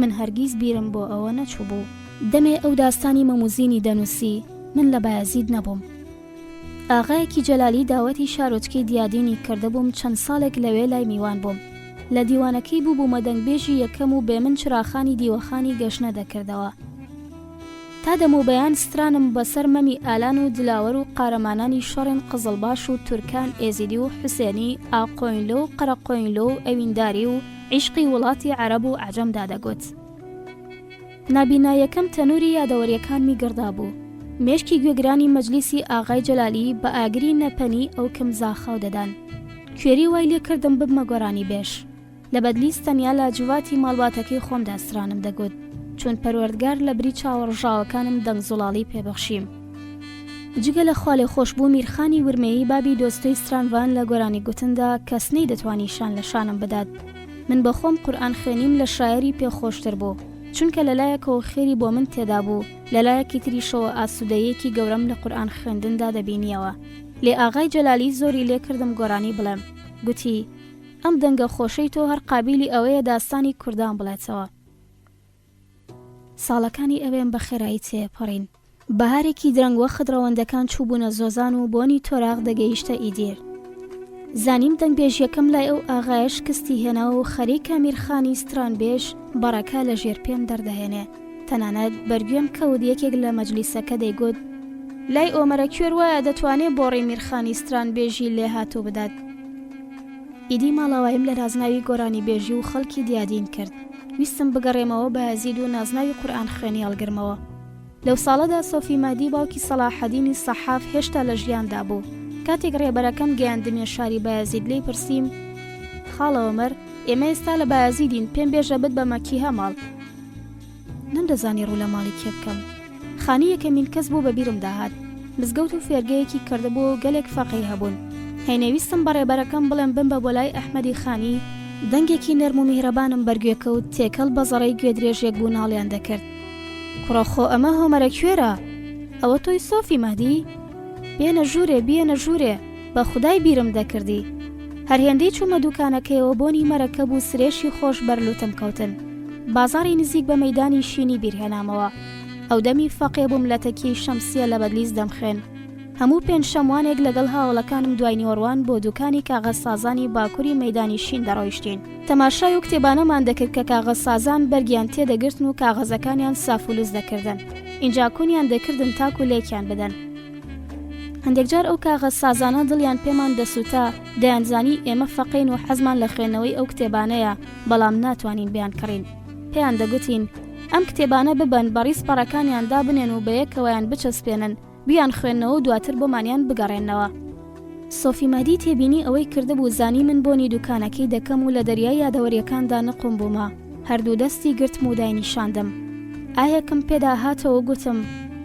خوا دەست بە باڵتەوە بگرێ سۆفی مەهدی کتێبێکی نوێ لە بەرەک دەگری خەنیەوە جامێک ئاوی ساردی دایە دەستمەوە گوتی نابینایان بە نووری یەزدان دەبینن چۆن زانیت من سۆفی مەهدیم ئەی چۆن زانی کتێبێکی نوێ لە بەرگە دەگرم ئۆمەر ئەی تۆ بە خۆت نەتگوت ئەس بە نووری پەروەردگاری مەزن دەبینم هەرگیز لوتم لە بۆنکردنی مەرەکەب بە هەڵەدا ناچێ ئەگەر لە نێو هەزاران بۆنیشدا بێت دوای ماوەیەکی کورد لە پێکەنین و ئاخاوتن تکام لێکردبم باتەلای ئەحمەدی خانی کەچی دەستی گرتم و گوتی ئەی بۆنی کاغەزەکانیش لێک دەکەیتەوە چۆن نا ئەگەر کاغەزی سەمەرقەندی بن ئەوە بۆنی گەچیان لێدێت خۆگەر بەغدادی بن ئەوە بۆنی خورمای لێدێت خەنیەوە گوتی ڕاستە پاشان گازی کرد سەلاحەدین کوڕم ئەو کتێبم بدەرە دەست وای سەلاحەدین لێرەیە بەڵێ ئەی لەکوێ بێت شوێن پێی من و باپیر یاڵگرتووە ئەویش وەکو مە دەبێتە کاغەزساز کتێبێکی ئەستوری خستنە و دەستمەوە گوتی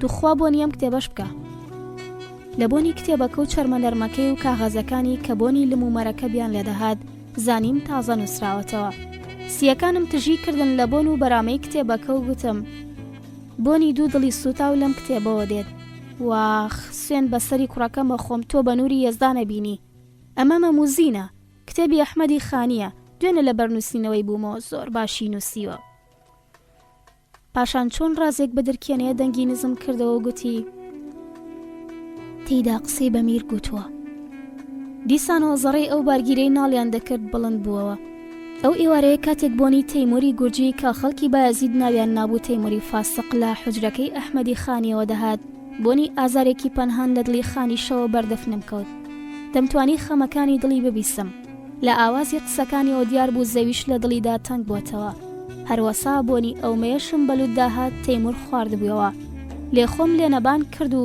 لەو شوێنەی بۆیان دەست نیشان کردم ڕۆنیشتم تەیموری فاسق پرسیارێکی شێتانەی لێ کردم و گوتی ئاپۆ ئۆمەر دەواتەکەی سەیداد نەبینیوە دزیویانە خانی لە قاقای پێکەنینێکیدا وام هەست کرد گۆڵی بولانق لەگەڵیدا دەلەرزێ لێ هەینێ گوتم بەڵێ بینیومە خانی لە پێکەنینەکەی وەستا و بەدەنگێکی خەمبارەوە چوون لە شتێک ژیوان بوو بێتەوە گوتی مەرەکەبدانێکم هەبوو نەمێش قسەکەی تەواو بکە گوتم ئەوی گولیلکی خەیاڵی دزیویت ئەو مەرەکەبەی دزیویت کە خەیاڵەکەشت پێ ئاو دەدا ئێستاکی لە بایەزید داربەڕوەکان شابەڕوەکانیان دەوەشێنن مینا ژیشکان زارۆکان لە بنداران گردە بنەوە و دەنکە شابەڕوەکانیان لە توێکڵە دڕکدارەکانیان پاک دەکردەوە و لەسەر ئاگردەیان بشێنن منیش دەبێ بگەڕێمەوە ئیدی بەسە دەبێ جارێکی تر بگەڕێمەوە بەدلیس و بۆنی شنەی ئەو بایە بکەم لای چیای نەمرودەوە هەڵدەکات ئەگەر بەویستی خۆم نەگەڕێمەوە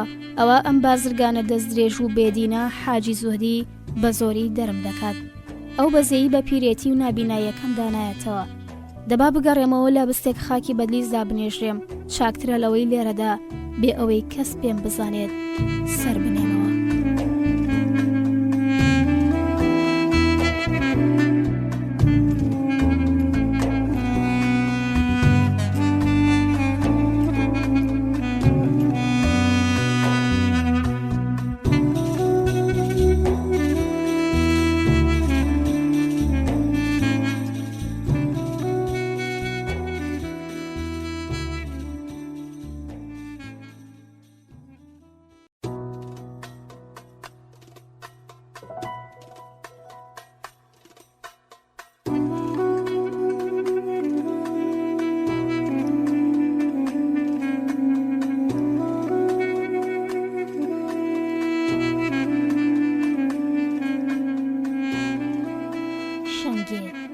لاپەڕە 59 ئەو ڕۆژەی باوکم لە ماکۆ گەڕایەوە گوتی شەنگێ ئەوە بە شوم دایت.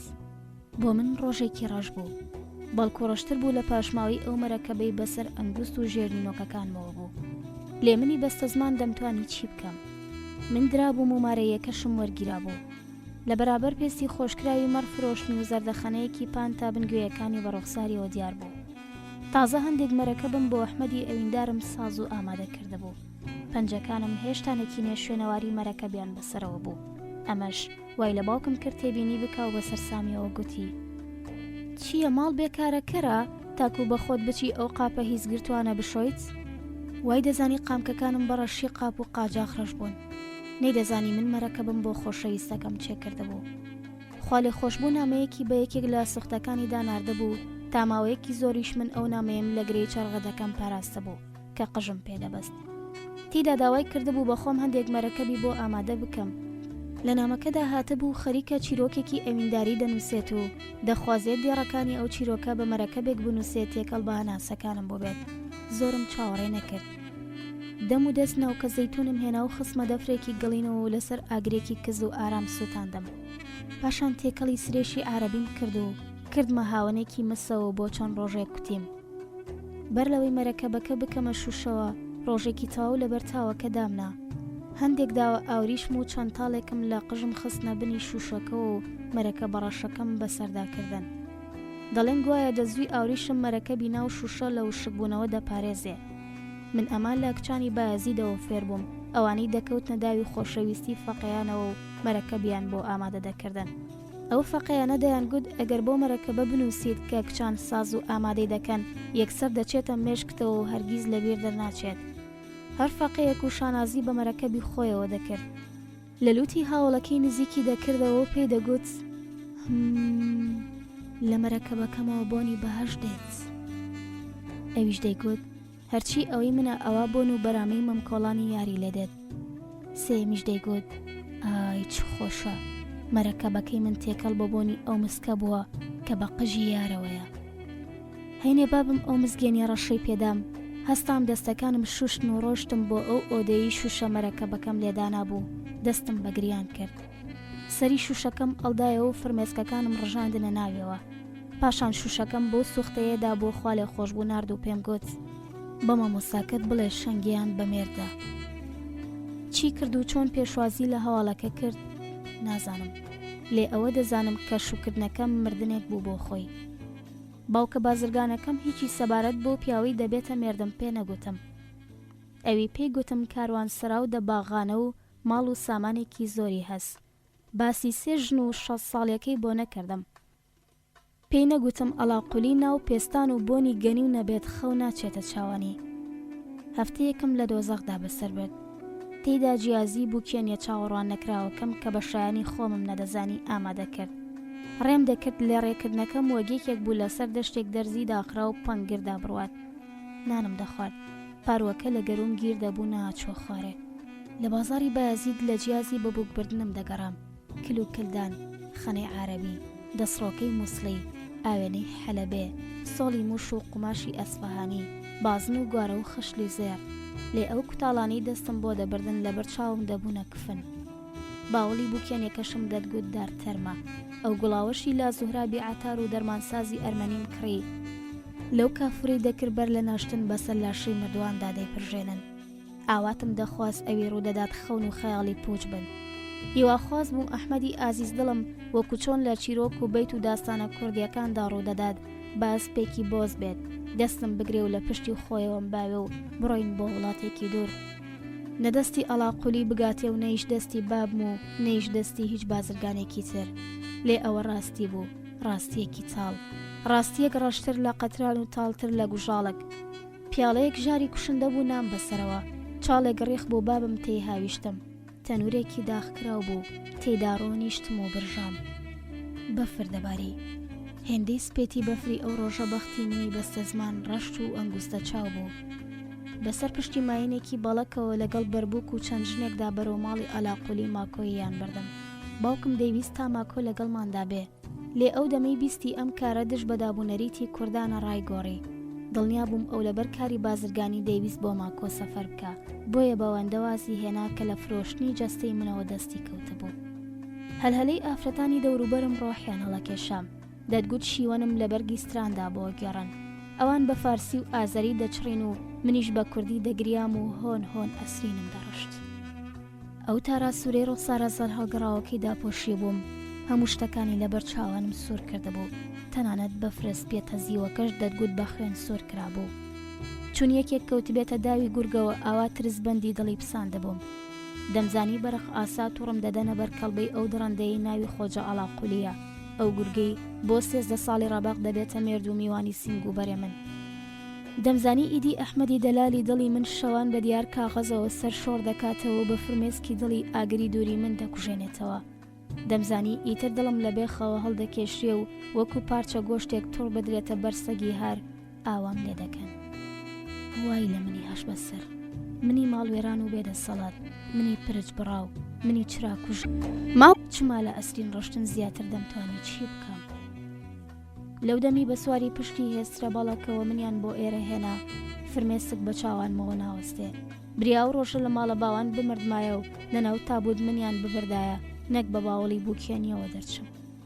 ڕۆژی زەماوەندەکەم دەرگوت ڕۆژی حەشرا، کەس لە ماکۆ و دەوروبەری نەمابوونێت. زەماوەندێک بوو لە پەسن بەدەر، تەنانەت خەمەکانی بیر بردمەوە وای لێکردم بیرم لای سەماکەر و ستران بێژانی دەوروبەرم بێ. شەو هێدی تاریک دەبوو، ڕووی سپی بەفرەکەی دەشاردەوە، تاکو هەمووان بڵاویان لێکرد و ڕۆیشتنەوە. منیان لە خۆجە ئەلاقولی بەدفەساڵ مارە کرد و بەوە لەسەر سونەتی خوا و پێخەمەر بوومە ژنی و دەبوو وەکو ژنێک چی بوێت بۆی جێبەجێ بکەم. لێ ئەوی لەو شەوەدا لە منی خواست، زمانم نایهێنە ئەوی ڕوویدا بیگەرمەوە، چونکە ئەو شەوە نەک هەرجەستەم، بەڵکو ڕۆح و گیان و هەموو ئەوانی لە ژیانمدا مابوونەوە لەوتان. کاتێک هاتەوێ زەمگوتی دەرپێکت داکەنە کچێ. لەسەر جێیەکە توندڕۆخینەکەم گرت و وەک مار خۆم گرمۆڵە کردەبوو.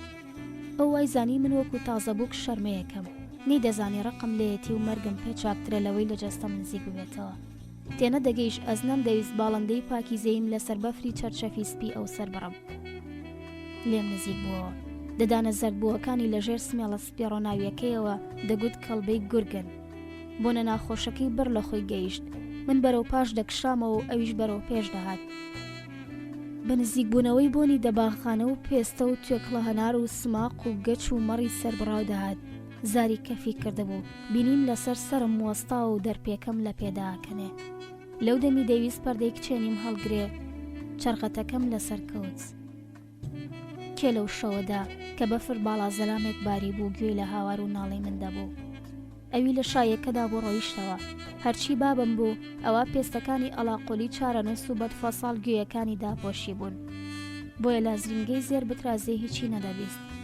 نە هاوارم کرد و نەیش گریام، ئەوی لەسەر بووکان پێویستە جێبەجێم کرد و بێدەنگ بووم. لەو شەوە ساردەدا خۆم و جەستەم و گیانم دانەدەستیەوە. بەدەمە کەف گرتووەکەیەوە فوویەکی لە مۆمەکەی ژوور سەرمەوە کرد. پاشان زارم پڕ بوو لە تامی خۆڵە تۆز و پێستەی خۆش نەکراو، خەریک بوو بڕشێمەوە. بەدەم هەناسە بڕکیەوە لیکەکەی دەڕژایە سەردەم و چاوم، هێندە درێژەی نەکێشا، سارد بووەوە، نقەیەکی کرد، بلەز لەبانم هەستا و بەرەو دەرگەکە چوو. پەرۆسپێکەی خوێنی بەسەردا ڕژا بوو، دایە دەست برازاوەوە کە چاوەڕێی دەکرد، بەدویدا دەرچوو. ئیدی ئەو شەوە نەهاتەوە لای من. ژوورەکەم دەتگوت زەلکاوێکی گەنیوە لە خوێن و لێکا و تۆماوی ئەو کەمتیارە 6 ساڵە. ژوورەکەم ڕووبارێک ئەسرین و ئاوی حەوت کانیش نەیان دەتوانی ئەو پیسیەی بشۆنەوە. 13 ساڵم بەو ئاوایە لەگەڵ ئەو گورگەدا بردەسەر. هەر شەوێک نۆرەی من بۆیە لای یەکێک لە هاوڕێکانمەوە دەهات و خۆی بەجێیەکەمدا دەکرد. کوندە پەپ و ئاسا دەهاتە سەر سینگم. دوای قەیرێک لە خۆهێنان و بردننی کاوڕشتن بەسەر مەلمدا لەبانم هەڵدەستا. دۆخینەکەی تون دەکردەوە، اینجا پشتی تێدەکرد مۆدەڕۆیی. لەماوەی ئەو 13 ساڵەدا بۆ ساتێک چییە ئازیز دڵەکەمم لەبیر نەکرد. تاقە جارێک ڕوخساری زەردی خەماوی ئەحمەدم لە بەرچاو لا نەچوو. بۆ ڕۆژێک چییە بۆنی ئەو مەرەکەبەی بۆم ساز و ئامادە دەکرد و دارچینم تێدەکرد بیر نەدەچووەوە. نەبوونی پێستەی خۆشکرا و نەیش بۆنی میسک کە ئەلاقولی توکتاڵ و ڕەزاگران ڕۆژانی هەینی لە خۆی دەدا. هەموو ئەوانە بۆنی ئەو مەرەکەبە پیرۆزەیان لەبیر نەدەبردمەوە. هەردوو 3 ساڵان جارێک دەگەڕامەوە ماڵە باوانم. ئەم جاریان کۆرپەیەکیشم بە باوەشەوە بوو.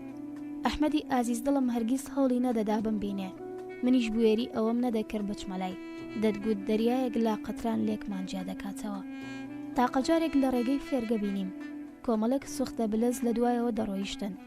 ئەو نەچاوی هەڵبڕۆنەیش تێبینی منی کرد.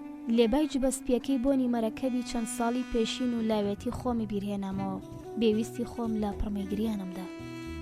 ئەوین هەتاوێکە ئاوا نابێت. 17 ساڵان بووم. باوکم تازە لە حەج هاتبوو و بانگێشتی گەورە و پیا و ماقۆڵانی بایەزیدی بۆ ماڵەوەمان کردبوو. من لە نێو هەمویاندا چاوم لەسەر ئەحمەدی لە دڵا شیرینم بوو کە بە منداڵی قورئانی پێدەگوتمەوە و لەسەر دەستی ئەو هەندێک سوورەتم ئەزبەرکردن. تانەها و ئەم ساتەش هێشتا بۆنی کەواکەی بەلوتمدا دێ. دەنگی هێند نەرم بوو دەتگوت بەڕۆنی خۆمانە چەور کراوە. ڕووی هێند گەشت بوو دەتگوت ڕۆژی ژنهێنانێتی. لە جەحێڵیمدا چەند جارێک منی بینی و لەسەر گەڵاچنار چەندین نامەی بەکەتانی خۆشکە گچکەیدا بۆ ناردم. ئەوە ئەو پەڕی خۆشەویستیەکەمان بوو. نامە لەسەر گەڵای چنار و بەدزیەوە یەکتر بینینی خێرای پڕ لە ترس و دڵە ڕاوکی دوو ئەویندار. ئەس بۆی دەتوامەوە. بیری ئەوەم دەکردەوە تەنیا گەڵاچنارەکان بەڕازی ئێمە و چیرۆکی ئەوینداریەکەمان دەزانن. لێبەرگوی ئاشوگێڕان کەوت ئەوانەی هەریەکەیان بە کەیفەدڵی خۆی داوی چیرۆکی ئەوینداریەکەمانی داوەنیەوە. دەیانگوت گشت هۆزانێن خانی باسی خۆشەویستی شەنگێن. هەروەها دەیانگوت ناوی ناهێنێ چما لەو بترازێکی ئاگری لە دڵی ئەو بەرداوە. جگە لە شەنگێکی بیرروهۆشی سەیداخانی بردووە و ونی کردووە. بەکامی دڵی خۆیان دەیان ڕست و قسانیان دەکرد. هەندێک جاران دەڵێم بابم حەقی بوو زوومنی بەشودا ئەگینا خەڵکی ئابڕویان دەبردین. لێ من زۆرم کەیف بۆ ئەوینەدا دەهاتەوە. چاوەڕوانی ئەو ڕۆژە بووم داوای دەستم لە باوکە بازرگانەکەم بکات. ئەس چاوم لە هۆزانەکانی بوون و باوکیشم چاوی لە پێستەکانی ئەلاقولی. ئاخ چ بێژم. بۆنی پێستی خۆشکراو بەسەر بۆنی مەرەکەبدا زاڵ بوو.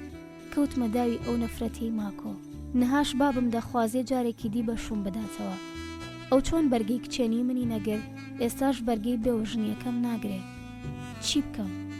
منی هەش بەسەر و داما و ڕوو لەکوێ بکەم؟ وەک پشکێک مەرەکەب بەسەر جلی فەقەیەکی سوختەوە ون بووە.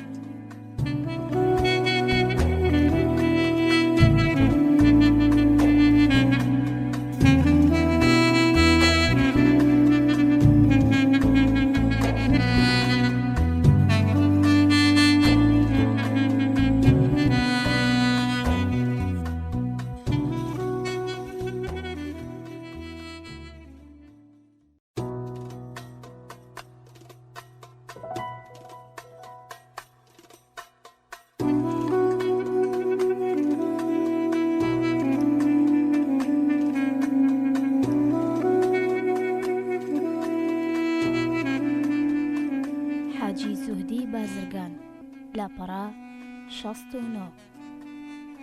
نازانم چ بارانێک بوو ئەو ڕۆژە دایکرد. دڵۆپی ڕەشجلە نوێیەکانمی لەوتاند و وەکو ڕەشی بنی قازانی لێکردن. ئەو دەستە جلەم لە تەورێز بە 5 تمان کڕی بوو. 3 تمەنم تەنیا بە سوخمەکەیدا بوو. دەتگوت ئەو بارانە بەڵایەکە و بەتەنێ بەسەر مندا دەبارێت. هێنێ پێیان گوتم کفنەکەی شێخ ئەحمەد تەڕ نەبووە. دەهری بووم. هەرچۆنێک بێ ئەو کفنە دوای ماوەیەک لە ژێر خۆڵەکەدا دەڕزێ.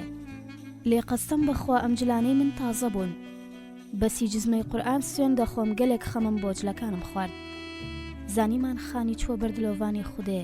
لێلەوە نەگەشتم ئەم بارانە چییە کە لە دوای مردنەکەیەوە دەباری. نابیناکەی بەدلیس. کاتێک گوێم لە دەنگی ئەو کوێرە نەفرەتیە بوو.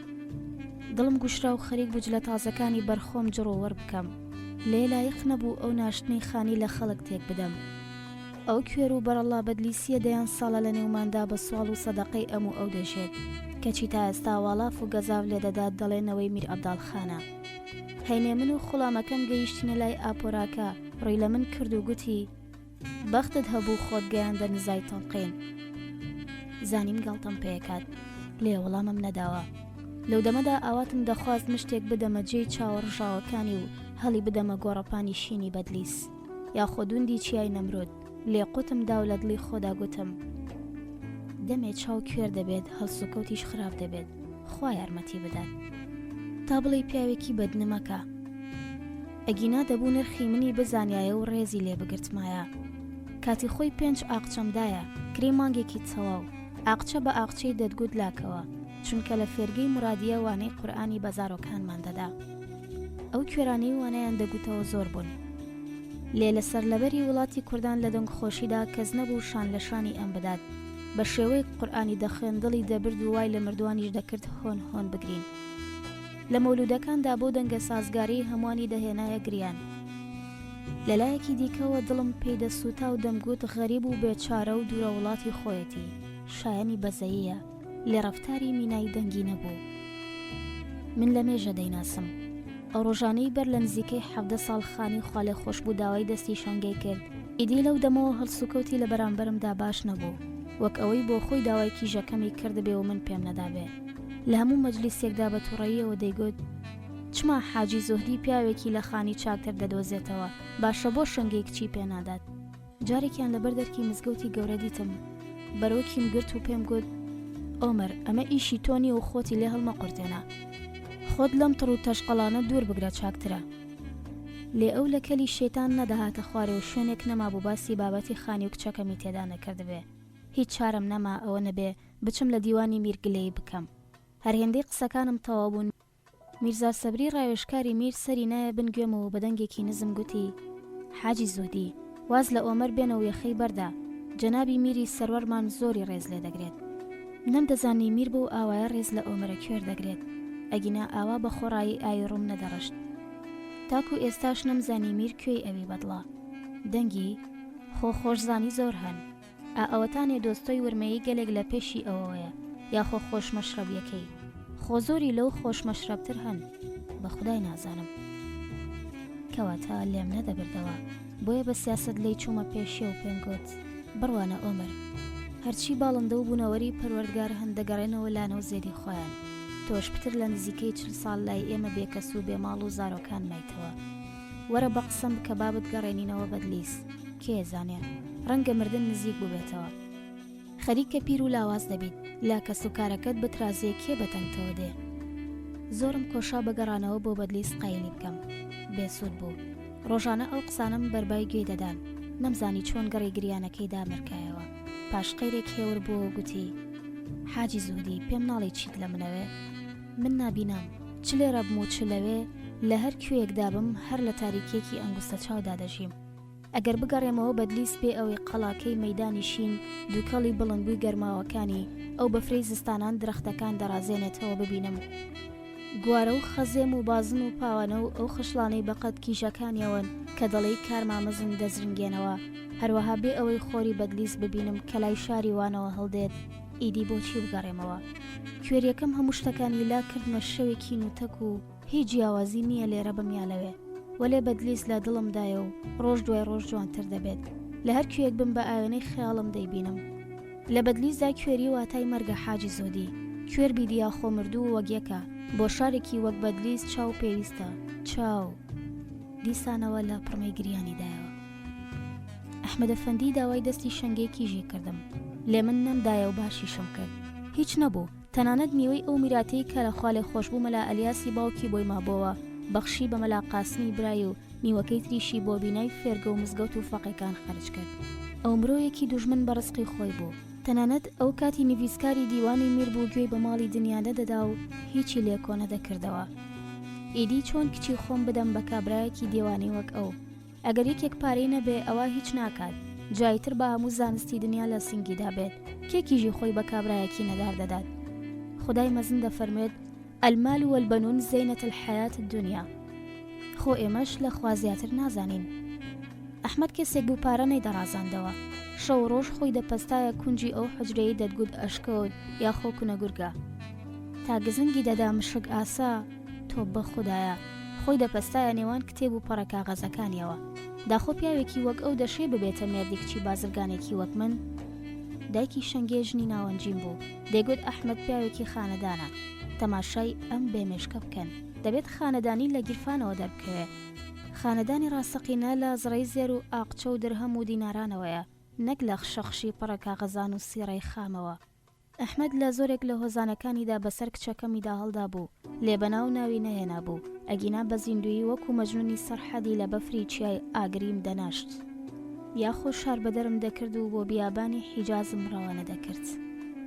شەوێکیان بۆ حوجرەکەی چووم و پێم گوت: مەلا ئەحمەد ئەفەندی، تۆ کابرایەکی ڕشت چەرموو بووە، واز لەم شیعرانە بێنە و ناموسی خەڵکی لەکەدار مەکە. من ئەو دەم هێشتا کیژەکەی خۆم بە خۆجە ئەڵاقولی ماکۆیی نەدابوو، لەبەر هەندێ بۆ خاتری شەنگەی کچم ڕێزی لێ دەگرتم، لەبەر من مۆمێکی زیادەی پێکرد و بە نەرمی گوتی: حاجی زۆدی، تکاکەم لە دڵی نەگری، گوێ بە قسەی خەڵکی مەدا، من لەوانە نیم ناموسی خەڵک ببەم یاخۆ لەکەداری بکەم. ئەس هۆزانڤانم و هۆزانڤانانیش هەموو جۆرە قسەیەک بە زمانیاندا دێت. ئەو کچەشی شعری پێدا هەڵدەدەم کەسێکی ناسراو نییە، بەڵکو لە هۆنینەوەی خۆمە، هەندێک جاریش ئەو کیژە. ئیدی چوە ناو قسەی دەرێشانەوە کە نەخۆیان و نەیش ئەوانی تر لی دەگەن. خوا شایەدە ئەو قسانی ئەو قسەکانی شێتەکەی بایەزید کە لە ڕۆژانی جەژندا جەزبەی دەگرت وەک یەک بوون. بە کورت و کرمانجی درکم بەوە کرد چەنێک بە قوڵایی ئەم مەسەلەیەدا ڕۆ بچم بۆنی پتر دەردەچێ و بۆ من خراپە. زانیم چاک و خراپی شار ئەم چیرۆکە دەکەنە تەشی و خوری درۆکانیانی پێدەڕێسن و ناوی شەنگەی کچم دەکەوێتە سەر زمانی چاک و خراپی خەڵکی بایەزید. ئەمەش بازرگانێکم دەخاتە مەترسیەوە. بۆ چارەی ئەمە دەرگەی ئەم چیرۆکەم بە حەوت کلیلان داخست و تووڕمدانە بنی دەریاچەی ورمێەوە. ئەس خۆجە ئەلاقولی ماکۆیم لە مێژەوە دەناسی، لە ماکۆ دەباغ بوو بازرگانی بە پێستەوە دەکرد. ناوبانگی پێستەی خۆشکراوی ئەو بازاڕەکانی تەورێز و ئیرەوان و سەرجەم مەملەکەتەکانی تری گرتبەوە. هەینێ ئەوم بینی زۆرم کەیف بازیرەکیەکەیدا هاتەوە. عەرەبی، فارسی، ئازەری، ئەرمەنی، کوردی، تەنانەت ڕۆسیشی دەزانی. ماڵ و سامانێکی فرەی هەبوون. 2 کاروانسەرا لە ماکۆ ورمێ، 4 تری لە سەر ڕێگەی ئیرەوان و تەورێز و موسڵ و ئەسفەهان و دەباخانەیەکی گەورەشی لە تەورێز هەبوو. نێرینە تەنیا 2 کوڕی هەبوون. شەوێکیان لە کۆشکەکەی ئەودا ڕۆژمان دەکردەوە، کوڕەکانیشی بێدەنگ لامان دانیشتبوون. لەپڕ خۆجە ئەلاقولی بەدەنگێکی پڕ لە کەسەرەوە پێی گوتم: حاجی زودی، ئەمە چه قسمەتێکە؟ لە 3 ژنان تەنیا 2 کوڕ، بە خودای هەژار و نەداری وا هەندە کوڕیان هەیە. ویستم دڵی بدەمەوە. خەنیمەوە سرم بۆ لایەوە برد و بەدەنگێکی نزمەوە گوتم: هەمووی حکمەتی خوایە، ئەوەتانێ من لە 4 ژنان وەجاق کوێرم. پاشان شتێک بە مێشکم داهات و لە دڵی خۆدا گوتم: باشە بۆ شەنگی کچم بە خۆجە ئەلاقولی نەدەم، خۆ لەو چاکتر نادۆزمەوە، بەم شێوەیە لە مەلا ئەحمەد و قسەی خەڵکی ڕزگارم دەبێ. خۆجە ئەلاقولی پیاوێکی دەوڵەمەندە و ئەگەر کیژەکەمی بدەمێ ئەوە پشکێکم لە پارەکەی هەربەر دەکەوێت. خۆگەر شەنگێ کوڕی بۆ هێنا ئەوە میراتێکی بۆ من و نەوەکانم دەمێنێتەوە. بۆیە ڕوم تێکرد و گوتم: بۆ نایە ببینە زاوە و خەزور. چون باوەڕی نەکردبێ بە سەرسامیەوە هاواری کرد: بەڕاست؟ کاتێک لە ماکۆ گەڕامەوە بە شەنگێم گوت: کچم شەنگێ، تۆم بەشودا. سەری قامکەکانی ڕەش هەڵگەڕابوون، وامزانی خانەی لێداون. لە کاتێک باشدی قەدەمدا درکم بۆ کرد ئەوەی بەسەر قامکەکانیەوەیەتی ڕژووە. خەنیمەوە گوتم: ئەمە چییە کچی خۆم؟ نەڵێ قازانت پاک کردوێتەوە، ئەی ئیشی کارەکەران چییە؟ بەرسڤی نەدامەوە. لێبیری لەوە دەکردەوە کە پێم گوت: ڕوخساری لە نێوان هەردوو ناولەپیدا شاردبەوە، ڕەنگە وای زانی بێ بە مەلا ئەحمەدی دەدەم، کەچی من گەمی خەیاڵیم لە نێوان پێلی پرسیارەکاندا ڕاکێشا و گوتم: دوای هەفتەیەک بە خۆم بۆ ماکۆت دەبەم. تۆم داوەتە بازرگانێکی مەزن، پیاوێکە دەوڵەمەندیەکەی گەیشتۆتە پایەکانی عەرشی پەروەردگار. ڕوخساری گرش بوو و هاتەوەیەک. خەریک بوو شتێک بڵێت. لێنەی گوت: بلەس دەستیدایە مەسینەیەک ئاو تاکو و قامکەکانی بشوات. پێستە لەکوێ و کاغاز لەکوێ؟ مارەی کچەکەم بارێک پێستەی خۆشکراو بوو کە بە 2 ڕۆژان فرۆشتم. بازرگانێکی خنووسی بە 40 فلۆران زێڕی هەمووی لێکڕیم. 40 پارچە لە ناو دەستمدا زرینگەیان دەهات. چوون بۆ لای دراوگۆڕێک تاکو ئەو پارچە زێرانم بۆ بپشکنێ، نەکو قەڵپ و ساختە بن. یاروی دراوگۆڕ یەک بە ددانی دانیە بەرگاز. هاوار دەتگوت گاز لە دڵم دەگرێ. لێ سوپاس بۆ خوا هەموو پارچەکان تەواو بوون. بردیانمەوە ماڵ و خستیان بە مەرکانەیەکی بچووکەوە و شاردمەوە. ئیدی بوومە خوددان 16 مەرکانەی پڕ لە ئاڵتون.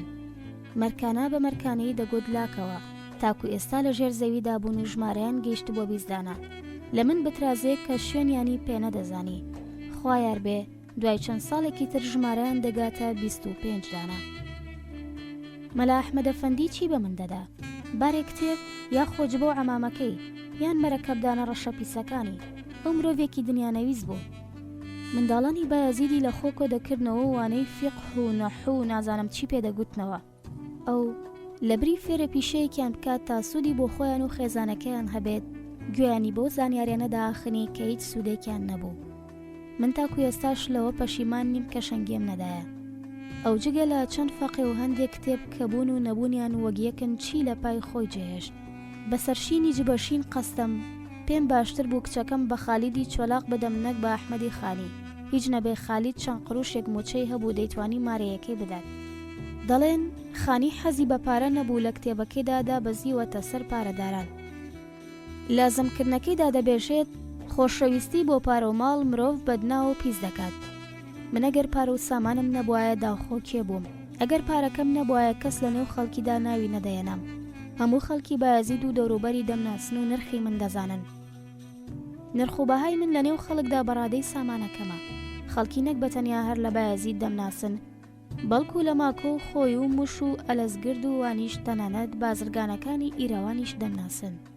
ئەگەر منیش وەک ئەو بم خوێندایە و بە دوای کتێبەوە بوومایە، ئەوە ئێستا دەبوومە باشترین فەقێ. لە کونجی مزگەوتێکدا هەڵدە کوڕمام و چاوم لە دەستی دەوڵەمەندان دەبوو. خۆ بە چاوی خۆمان بینیمان ئەوانی بە دوای تەرمەکەیەوە بوون لە 30-40 کەسێک تێنە دەپەڕین و هەمویان ناسیا و فەقێ و سوختەکانی خۆی بوون. دەڵێن گوایە بە سەدان کەس هاتبوون بۆ سەرقەبران و لەو ڕۆژەدا بایەزید چۆڵ و هۆڵ بوو. من ئامادەی ڕێوڕسمی ناشنەکەی بووم. با بڵێن ژماری ئامادەبووان 150 کەسێک دەبوو. بڵێ 150 و لەمە پترنا. هەرچی خۆجە ئەلاقۆلی زاوان بوو هەینێ بەر دلۆڤانی خودێ کەوت. هەرچی خەڵکی ماکۆ دەوروبەری بوون دەرچوون تەرمەکەیان بەرەو گۆڕستان بەڕێکرد.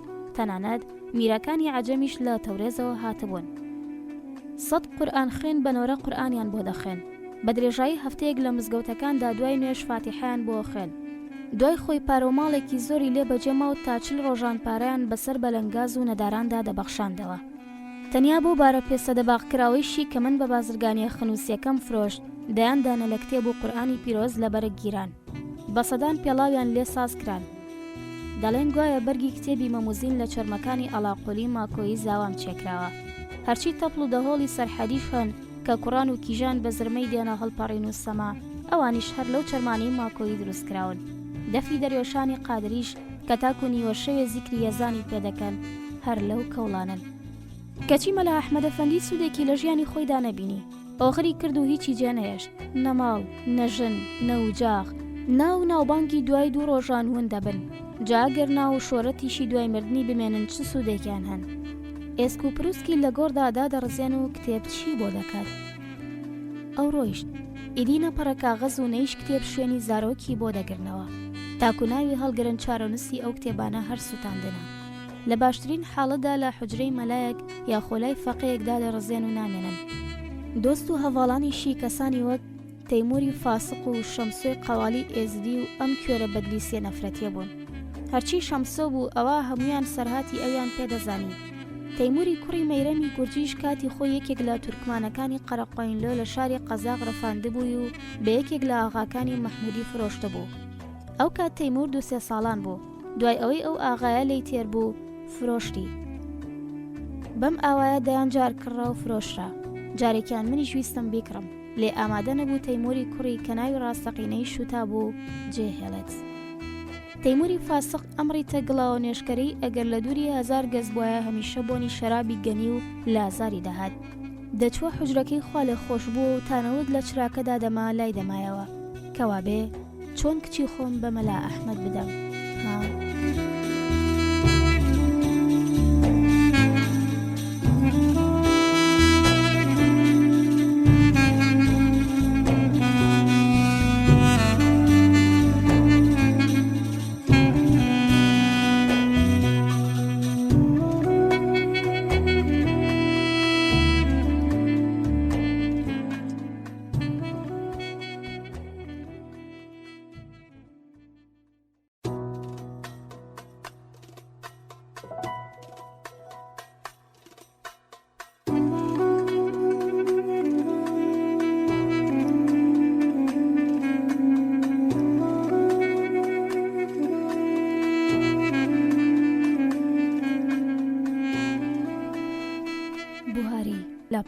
هەشتاویەک ئەو دەمی مەرگی مەلا ئەحمەدم بیست بەرەو دوکانەکەی سەلاحەدینی سەحاف دەڕۆیشتم. کتێبەکەم دیوانەی بایەزیدم بەدەستەوە بوو. دەمی سەلاحەدین لەبەری بگرێتەوە تاکو بڵاوی بکەمەوە بیفرۆشم، چونکە خەڵکەکە ئەوداڵی بوون و تاقەدانەیەکی بۆ دەرمانیش لێ نەمابەوە. ئەزڕێم دەکرد. سەلیمی ناڵبەند وەستاندمی و گوتی: خێرە بۆ هاریە فەندی، چییە بووە بە پەلەی؟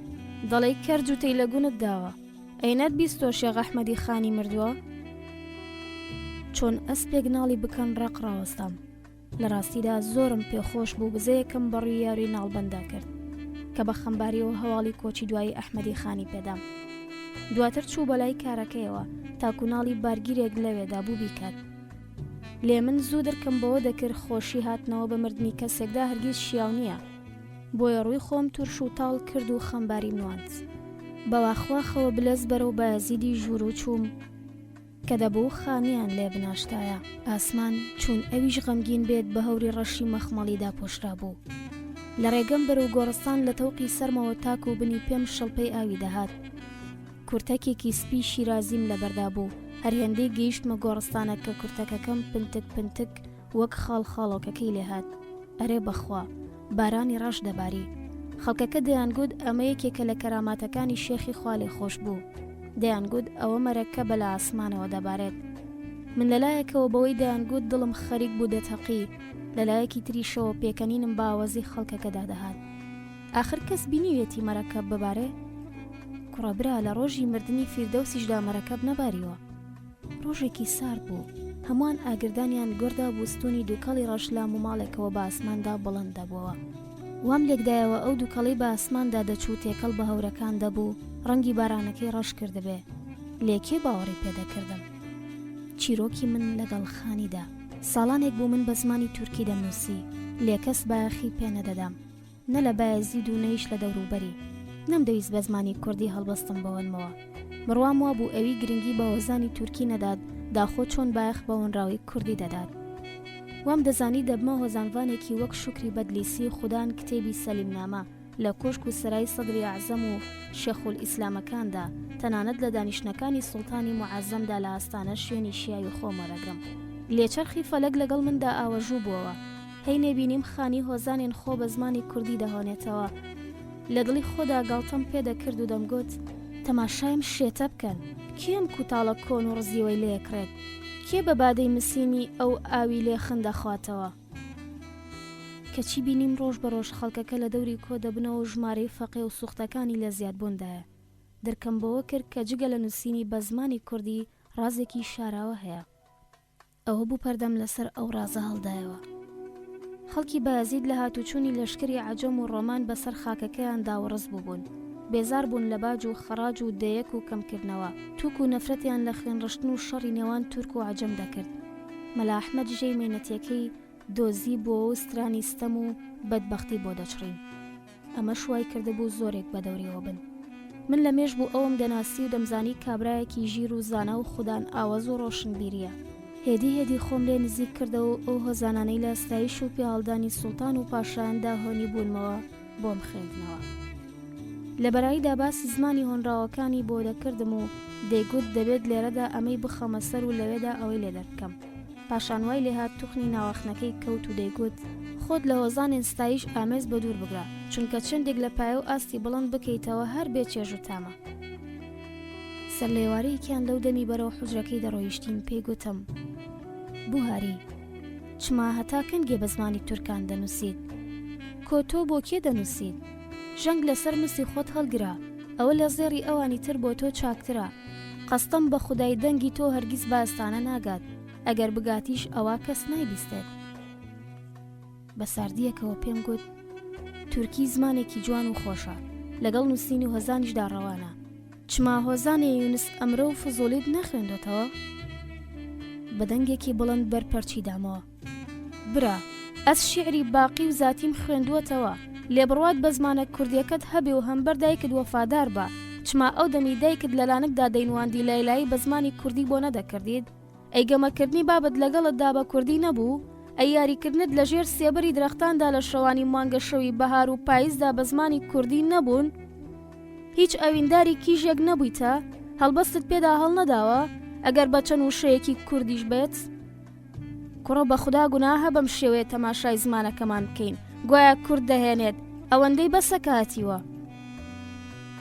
لەو ئێوارەیەوە چون پەیامم لە ئاسمانەوە بۆ هاتبێت، گوێم لە قسەکانی گرت و چوونە دڵەوە. پشتم کردە زێر و خشلی تورکان و ڕووم لە مسی کوردان کرد. ڕاستی بە کوردی نووسین بۆ من دژوار و لە هەمان کاتیشدا چێژ بەخش بوو. ئیدی هەموو هێز و توانای خۆم بۆ پێشخستنی کوردیەکەم خستەگەڕ. لە سەرەتادا هۆزانێن باش نەبوون، لە کولێرەیەک دەچوون هێشتا مابێتی، لەگەڵەوەشدا خانی لەسەر بەردەوام بوون هانی دەدام و دەیگوت بنووسە و ئەم ڕێیە بەرنەدەی. ڕۆژێک دێ لەسەر ئەو هۆنراوانەی بە تورکی گوتوتن ژیوان دەبیتەوە. هەریاندەی تامی زمانی کوردی بکەی دەزانیت بۆچی مکۆڕ بووم بە کوردی بنووسیت. هەینێ خانی لە نووسینی چیرۆکی مەموزین بووەوە بانگێشتی کردم و هەندێک بەشی بۆ خوێنمەوە. من لەوە قۆڕماویدا دەمەمدا چەقاندەبوو، ئەویش سەرنجی چاوەکانی منی دەدا. دڵنیا بووم بریقەی ئیرەیی لە چاوانمدا دەخێندەوە. نەمدەتوانی پریشکی گرگرتووی ئیرەیی لە خۆڵەمێشی چاوانمدا بشارمەوە. ئەو چەندێڕێکی بخێندایەتەوە من تفم قوت دەدا و بێدەنگ دەبووم. کاتێک لە خوێندنەوە بووەوە پرسیاری ڕای منی کرد. من تا بڵێ دڵم تەنگ بوو، خۆم دەخواردەوە و هەناسم کورت و بلەز دەهات و دەچوو. سەرسوڕمانی خۆم دەربڕی و گوتم تۆ هیچت لە هۆزانوانی ناونراو بە سوڵتانی هۆزانوانان باقی کەمتر نییە لێ؟ ئیدی قسەکەم بە کۆخەیەک و خەنینەوەیەکی درۆی نەبڕی. ئەو شەوە ئاگری ئیرەیی هەناوی دەخواردم، وەک کاولاشێک لێزمەباران تلیساند بێتەوە دەڕووخام. چون خۆر لە بەفر یاخۆ پارچە زیلکێکی سەر تەنەکەیەک بدات دەتوامەوە. لەبەر ڕووناهی بەژنی ئەو مەزنی پەیڤەکانی خۆم وەک گەردیلەیەک داهاتە بەرچاو. هەندێک پاژی داستانە شێعریەکەی تەواوی نەکردبوو لە جواتی میردا خوێندەوە. لە شەوانی درێژی زستاندا ئەوینی مەم و پەرێشانی زینی خۆشەویستی وەک مافوری ئەسفەهانی لە مەجلیسی خوالێ خۆشبوو میرزای میری سەرحەداندا ڕادەخست و خەیاڵی گوێگرانی بۆ خۆی کێش دەکرد. وەلێ بیستە میر لە ناوەڕاستی خوێندنەوەی داستانەکەدا جێی هێشتووە و ڕووی لە ژووری خەوەکەی کردووە. بەدەیان جاریتر ئەو بێبایەخی نیشاندا بوو. تاکو خانی بە دڵشکاوی دەستی لە خوێنەوەی چیرۆکەکە هەڵگرت بوو، لە حوجرەکەی خۆیدا 7 شەو و 7 ڕۆژان دەرنەچوو بوو، پێشنێژی نەکردبوو، گوتاری نەدابوو. کەچی ئینجای شمیر گوێی پێنەدا بوو، بە دوو پەیوان دڵی نەدابەوە. چمامیرێکی وەک میرزا بەگی پسیانی چی لە چیرۆکی مەموزین بکات؟ خەڵک چیرۆکەکەیان بەرگوێ کەوت و هەواڵی ئەو چیرۆکە وەک ئاگری ناوکە بڵاو بووەوە. مەلاو فەقەیان لەبەریان گرتەوە و خوێندیانەوە. هۆزانەکانیشی بە هەمان شێوە دەخێنرانەوە. ئیرەی من پتر دەبوو نەمدەتوانی تەنانەت بە تۆزی سەروای سازگاری هۆزانێن ویدا بگەم. نەمدەتوانی بەڕەوانی و زمان پاراویەکەی ئەو بنووسم. هەندێک جاران ئاواتم دەخواست شەوێک لە شەوان بێ ئەوەی کەس پێ بزانێ بچمە گیانی، دەست لە بیناقاقای گیر بکەم و هەناسەی لەبەر ببڕم. ناوبانگی ئەو شکست خواردووی کردبووم، لە بەرامبەری داوەک باڵندەیەکی بێپێ و باڵشکاو بووم. جارێکیان خانی وەک جارەکانی دی داوەتی کردم، تاکو چەند لاپەڕەیەک لە داستانی شێتەی سەرحەدانی خۆیم بۆ بخێنێتەوە. سەرلێوارەیەکی هاوین بوو، مانگی 14 قژە زیوینەکەی دادەهێنا و پەلک پەلک بۆ سەر چیای ئاگری و دەوروبەرەکەی دەناردن. منیش لەو ئێوارە مانگە شەوەدا بە خەمۆکیەوە ڕێی حوجرەکەی خانیم گرتە بۆ بەر. ڕاستە من بۆ لای ئەو دەڕۆیشتم، لێچۆن پاروێکی لە گوژاڵک هەڵکێشرا و قوت بدەم وابوو. ناوبانگی مەموزین ئاوەزی تێکدا بووم، خەریک بوو بتەقمەوە و نەوت بەسەر مۆمەداگیر ساوەکەی لای سەریدا بکەم، تاکو خۆی و کتێبەکانی لە حوجرەکەیدا گەڕ بدەم. دەمزانی جگە لە مەرگ کەس ناتوانێت کانی شێعری لە دڵدا چک پێ بهێنێ و کوێری بکاتەوە. چەندێک دەچوە تەمەنەوە شێعرەکانی شیرینتر و قوڵتر دەبوون. کچان و کوڕانی بایەزید دەهاتن تاکو داستانەکەی وەک نوشتە لە من بکەن. سۆفی و دەروێشان هەتا مەز دەبوون و جەزبە دەیگرتن شێعرەکانی ویان دەگوتەوە. ئەس تازە غەزەلێکم نووسی بوو، چوون بۆ لای تاکو لەو حوجرەیەی هەمیشە بۆنی دارچین و مەرەکەبی لێدەهات بۆمی هەڵبسەنگێنێت. هێنێ من و ئیرەیەکەم خۆمان بە حوجرەکەیدا کرد، بینیم تروسکایی چراکەی زۆر کزا، نەفتی کەم و فتیلەکەی شیڕەش بوو، ئاتاجی گۆڕان بوو. دەمزانی نەها دەبێژێت. من کاتێک دەنووسم حەوجەم بە چرا نابێت.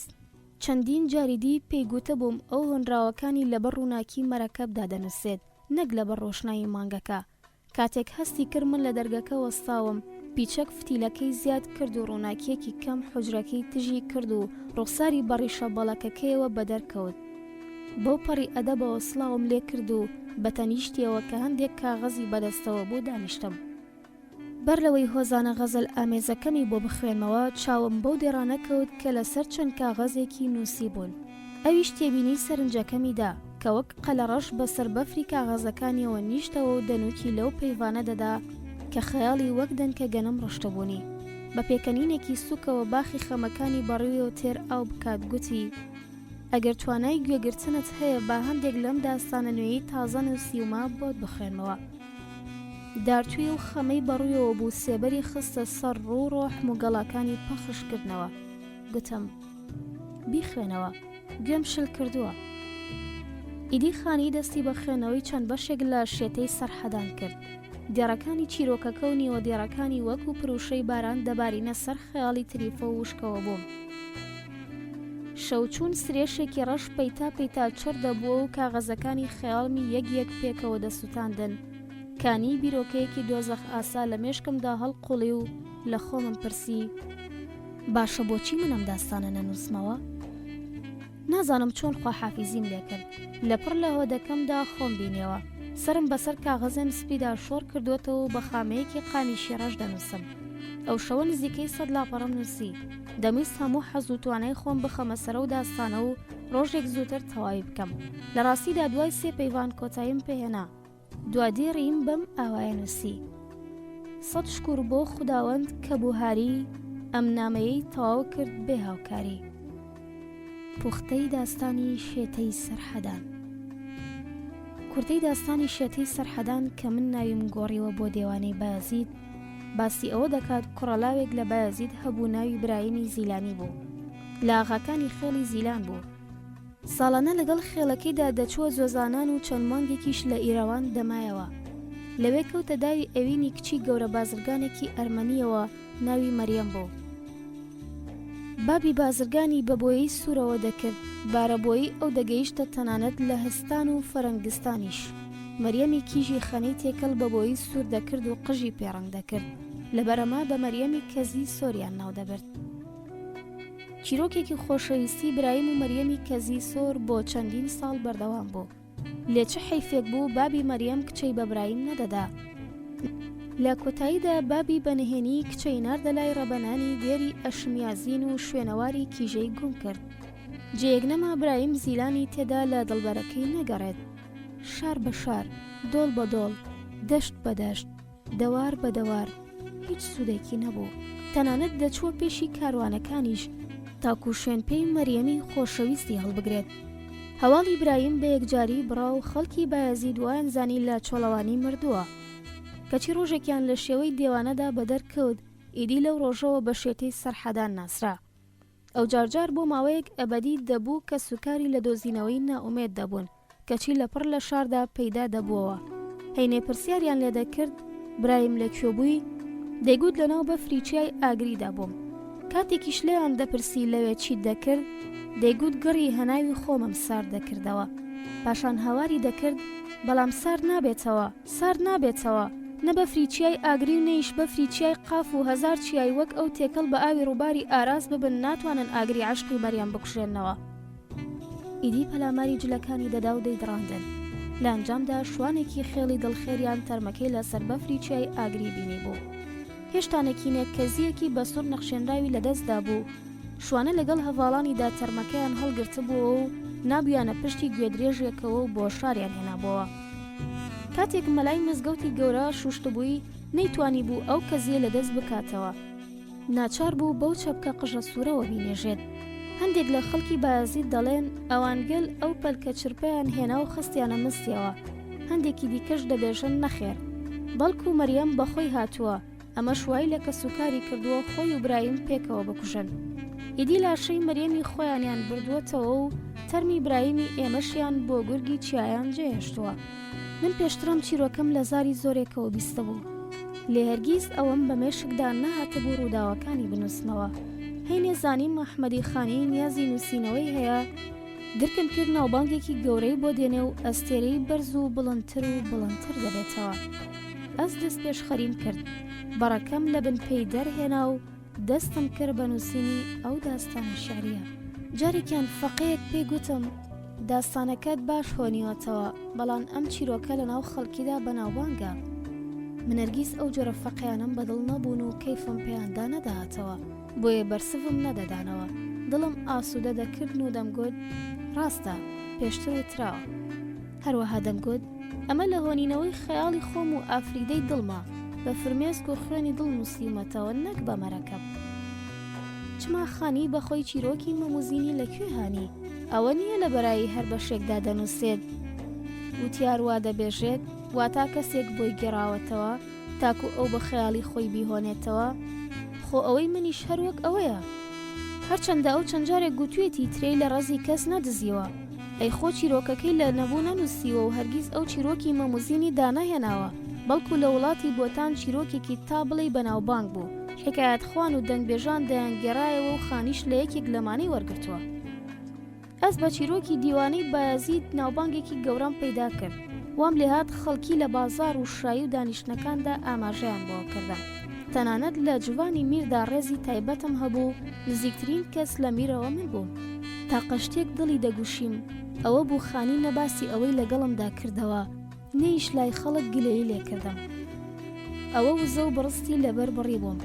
دزیم لێ کردەبوو کەچی ئەو هەرگوێشی پێنەدەدا و بەهەندی وەرناگرت. ئەوی نووسی بووم خوێندبوویەوە لێ بە کەسی نەگوتبوو بەنیاز بۆ ئەو چیرۆکە بە شیعر بنووسێتەوە. ڕەنگە بە هەندێک کەسی وتبێ بەڵام من نەمبیستە بوو. ئەوە تا مرد و کردیە حەسرەت لەسەر دڵم. ڕازی مەرەکەب بارینەکە بەر لە مردنەکەی بە ماوەیەک ئەوەم بەرگوێ کەوت خانی خەریکە داستانێکی نوێ دەنووسێت. ئەو منی دەناستی و خۆی لە دەپاراستم. ئیدی هۆزانی تازەی خۆی بۆ نەدەخێنمەوە تا لەبەری دەگرتەوە و خەڵکی دەیانگوتەوە لە ناو خۆیاندا ئەمزار و ئەوزاری دەکرد. دەمە و ئێوارەیەکیان چوون بۆ لای بۆ مەبەستەی چاوم بۆ داستانە نوێ بکەوێ کە دەینووسیەوە. تەنیا و غەمگین بوو.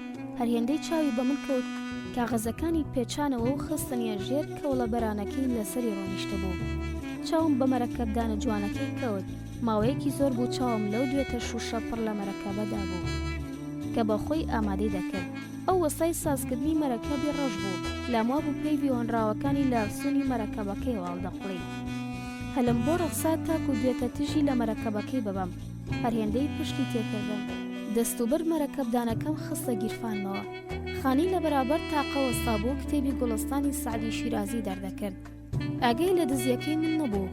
لێ ئاوڕی لێدامەوە و مەرەکەبی پرسیارێکی تۆقێنەری بەڕووندا پژاند و گوتی دەبێت ئەو مەرەکەبەی شیرازی گوڵستانی پێنووسی بێت باش نەبوو بێت لێ لە هۆنینەوەدا داهێنانێکی کردووە وانە؟ وام زانی بینی و مێتی دزیم دەکردووە. ویستم شتێک بڵێم کەچی بواری وەڵامدانەوەی نەدامێ و گوتی هەرچی منم ژان مەرەکەبمە. هاتە تەنیشتمەوە و پێی گوتم بە هەندێک پەندی سعدی شیرازیت بۆ بخوێنەوە. لێ من بە بەهانەی کاری بەپەلەوە ئیزنی ڕۆیشتنم لێ خواست و دەرچووم بێەوەی بزانم چی دەنووسێت. لە خەونمدا بارانی مەرەکەب هەڵی کردەبوو. ئەو دەمی خانیان ناشت و شێخ سەیفەدینی جبەشین دەستی بە تەڵقین خوێندن کرد.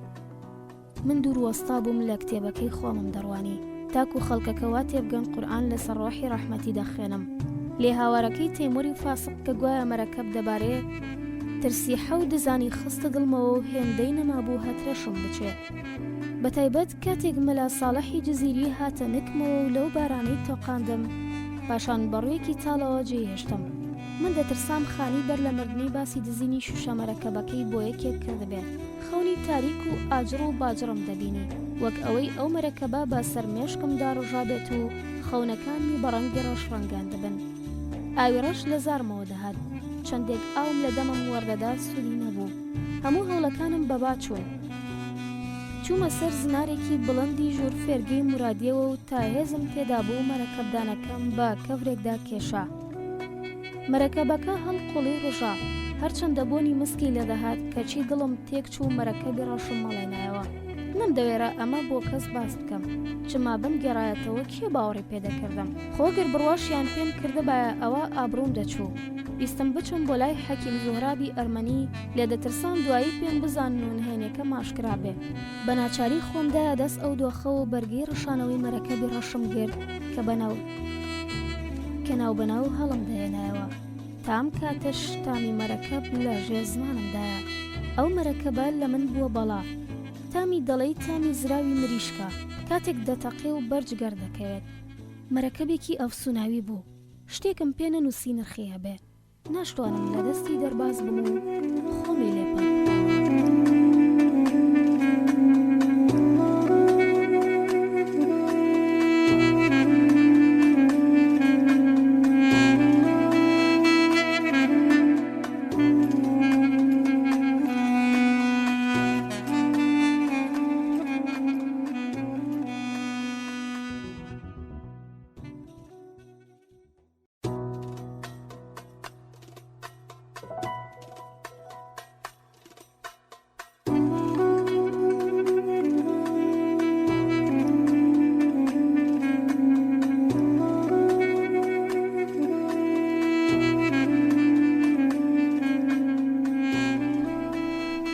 مەلا فەرید لاپەڕا 97 مەرەکەبی پەشیمانی و شک نابێتەوە ئەو بارەنە ڕەشەی بەسەر کفنی ئەحمەدی خانیدا دەباری دەبووە هەڵم و کفنەکەش هەر بە وشکی دەمایەوە و تەڕنە دەبوو ئێمە تازە تەرمەکەیمان لە مزگەوت دەرکردبوو تێبینی ئەوەم کرد بارانەکە بەر کفنەکەی ناکەوێ هەڵبەت من ئەمەم بە کەس نەگوت هەروەها بەر لەوەی تەیموری فاسق بە قیڕێنێ مەرەکەب دەبارێ سەرنجی ئەوەمدا بوو بارانەکە تاریک بوو دەمزانی ئەمە باران نییە لە هەموو ژیانمدا بارانی وام نەدی بوو کاتێک میرزا سەبری ڕاوێژکاری میر چرپاندی بە گوێمدا و گوتی کفنەکە تەڕ نەبووە لە دڵەوە دەمخواست تفێک بکەمە چارەی لێگەڕی سکڵی گریانی هەناوم ئەو کیگرتم پێش مردنی خانی بە 15 ڕۆژێک و ڕەنگە پتریش من و میرزا سەبری و ئەو دەمولوت هەڵپێچراوی گۆڕەکەی خانی لێدا ئەوی میرزا دەیگوت خزمێکی نزیکمە و خەڵکی شارۆچکەی ئەخلاتە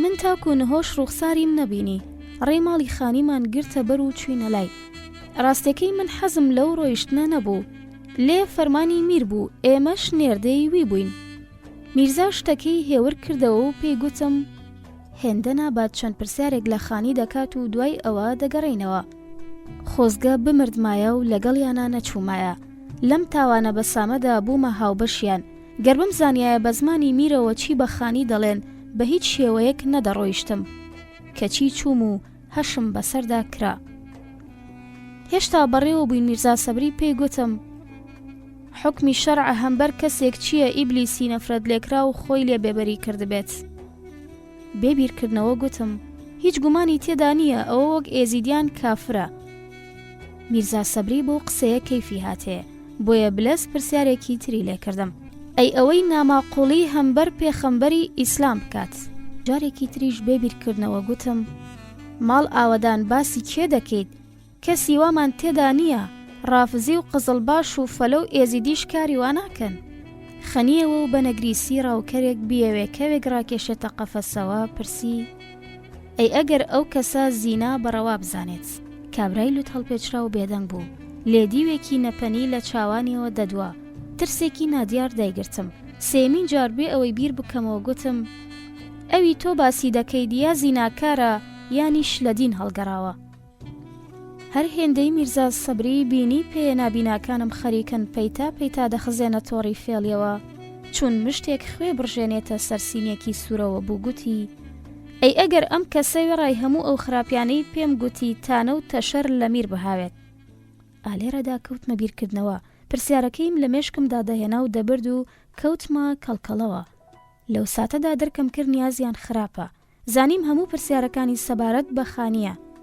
لێ بەڕاستی نەمدەزانی لەو تاوانە دزیەوەیاندا دەبمە یارمەتی بۆیان ئەوەم بە مێشکدا نەدەهات کارەکە پەیوەستە بە کوشتنەوە من گومانم وایە دەرمان خواردیان کردبێ لێ مەزەندە و گومان ناچنە خانەی گومان هەڵگریەوە ئەگەر بەڵگە نەبێت ئەوە بەڵگەشم بوو کێ گوێم لێیەگرێت ئەو لوت هەڵپێچراوە خزمەکەی میرزا سەبری لە چاون بوو هەموو گومانەکانم بۆ ئەو دەچن چاوبڕینەکانی ئەو شەوەی لە خانی گەلێک تیشتر بوون لە خەنجەری حەشاشەکانی قەڵای دێرینی ئەڵەمۆت ڕوخساریم نەبینی لێ ئاوڕ و زەردەخانەکانی میرزا سەبری بەلای دەمەوە ئەوەیان دەگەیان نیازی کوشتنی خانیان هەبێت هەڵبەت منیش هاوبەشیان بووم بەڵێ بە بێدەنگیەکەم هاوبەشی ئەوان بووم.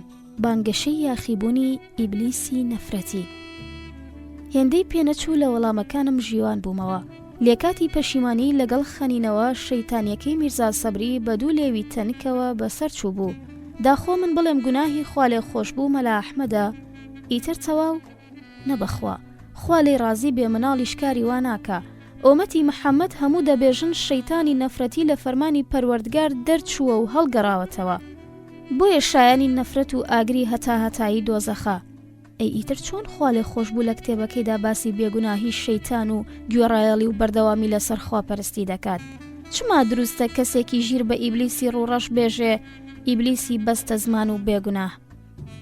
واللهی وەبیللهی من خانیم خۆشەویست، من دڵۆپێکیش نەبووم لە دەریای بەهرە و زانستی ئەودا.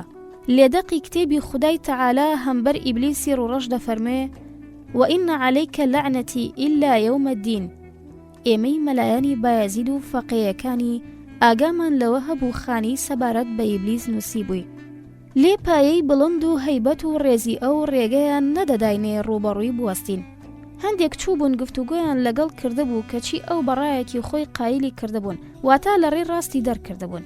خانی زانایەکی زاخ و بەسپیک و زاکۆنی وا بوو کەسمان بەو نەدەگەیشتین. من ئیجازەی مەلایەتیم لەسەر دەستی ئەو وەرگرت، وانەی فقهی پێدەگوتمەوە. لە 4 مەسەبان چیت لێ پرسیبایە دەیزانی و بێ وەڵام نەیدەهێشتیەوە. لێ نازانم چۆن شەیتانی بە کەسێکی بێگوناه زانیوە. میعراجنامەی پێخەمبەر بەر لە هیجرەتی شەریف و بانک هێشتەکەی خانی. پێش چەند ساڵێک ڕوون لە ئەرزەڕۆم کرد. لە یەکێک لە خانەکانی سەرڕێگە تووشی مەلایەکی خەڵکی قارس هاتم. کاتێک زانی خەڵکی بایەزیدم هاتە لامەوە و پرسیاری خانی لێ کردم. منیش چیم لەبارەیەوە دەزانی بۆم باس کرد و گوتم زانای سەردەمی خۆیەتی. مەلای قارسی نیوە نوقانێک چاوی نوقان بە قامکەکانی دەستی ڕاستی ڕێشی شانە کرد و گوتی ئایا زانست لە بایەزید بە زمان درێژیە؟ بێ ئەوەی بوارم بداتێ بەرسەوی بدەمەوە درێژەیدایە.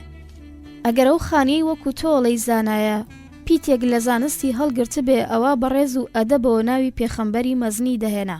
قسەکانی تووشی هێدمەیان کردم. بەسەر سوورمانەوە لە مەلام دەڕوانی تاکوهۆی ناڕازی بوونەکەیم لە خانی پێبێژێت.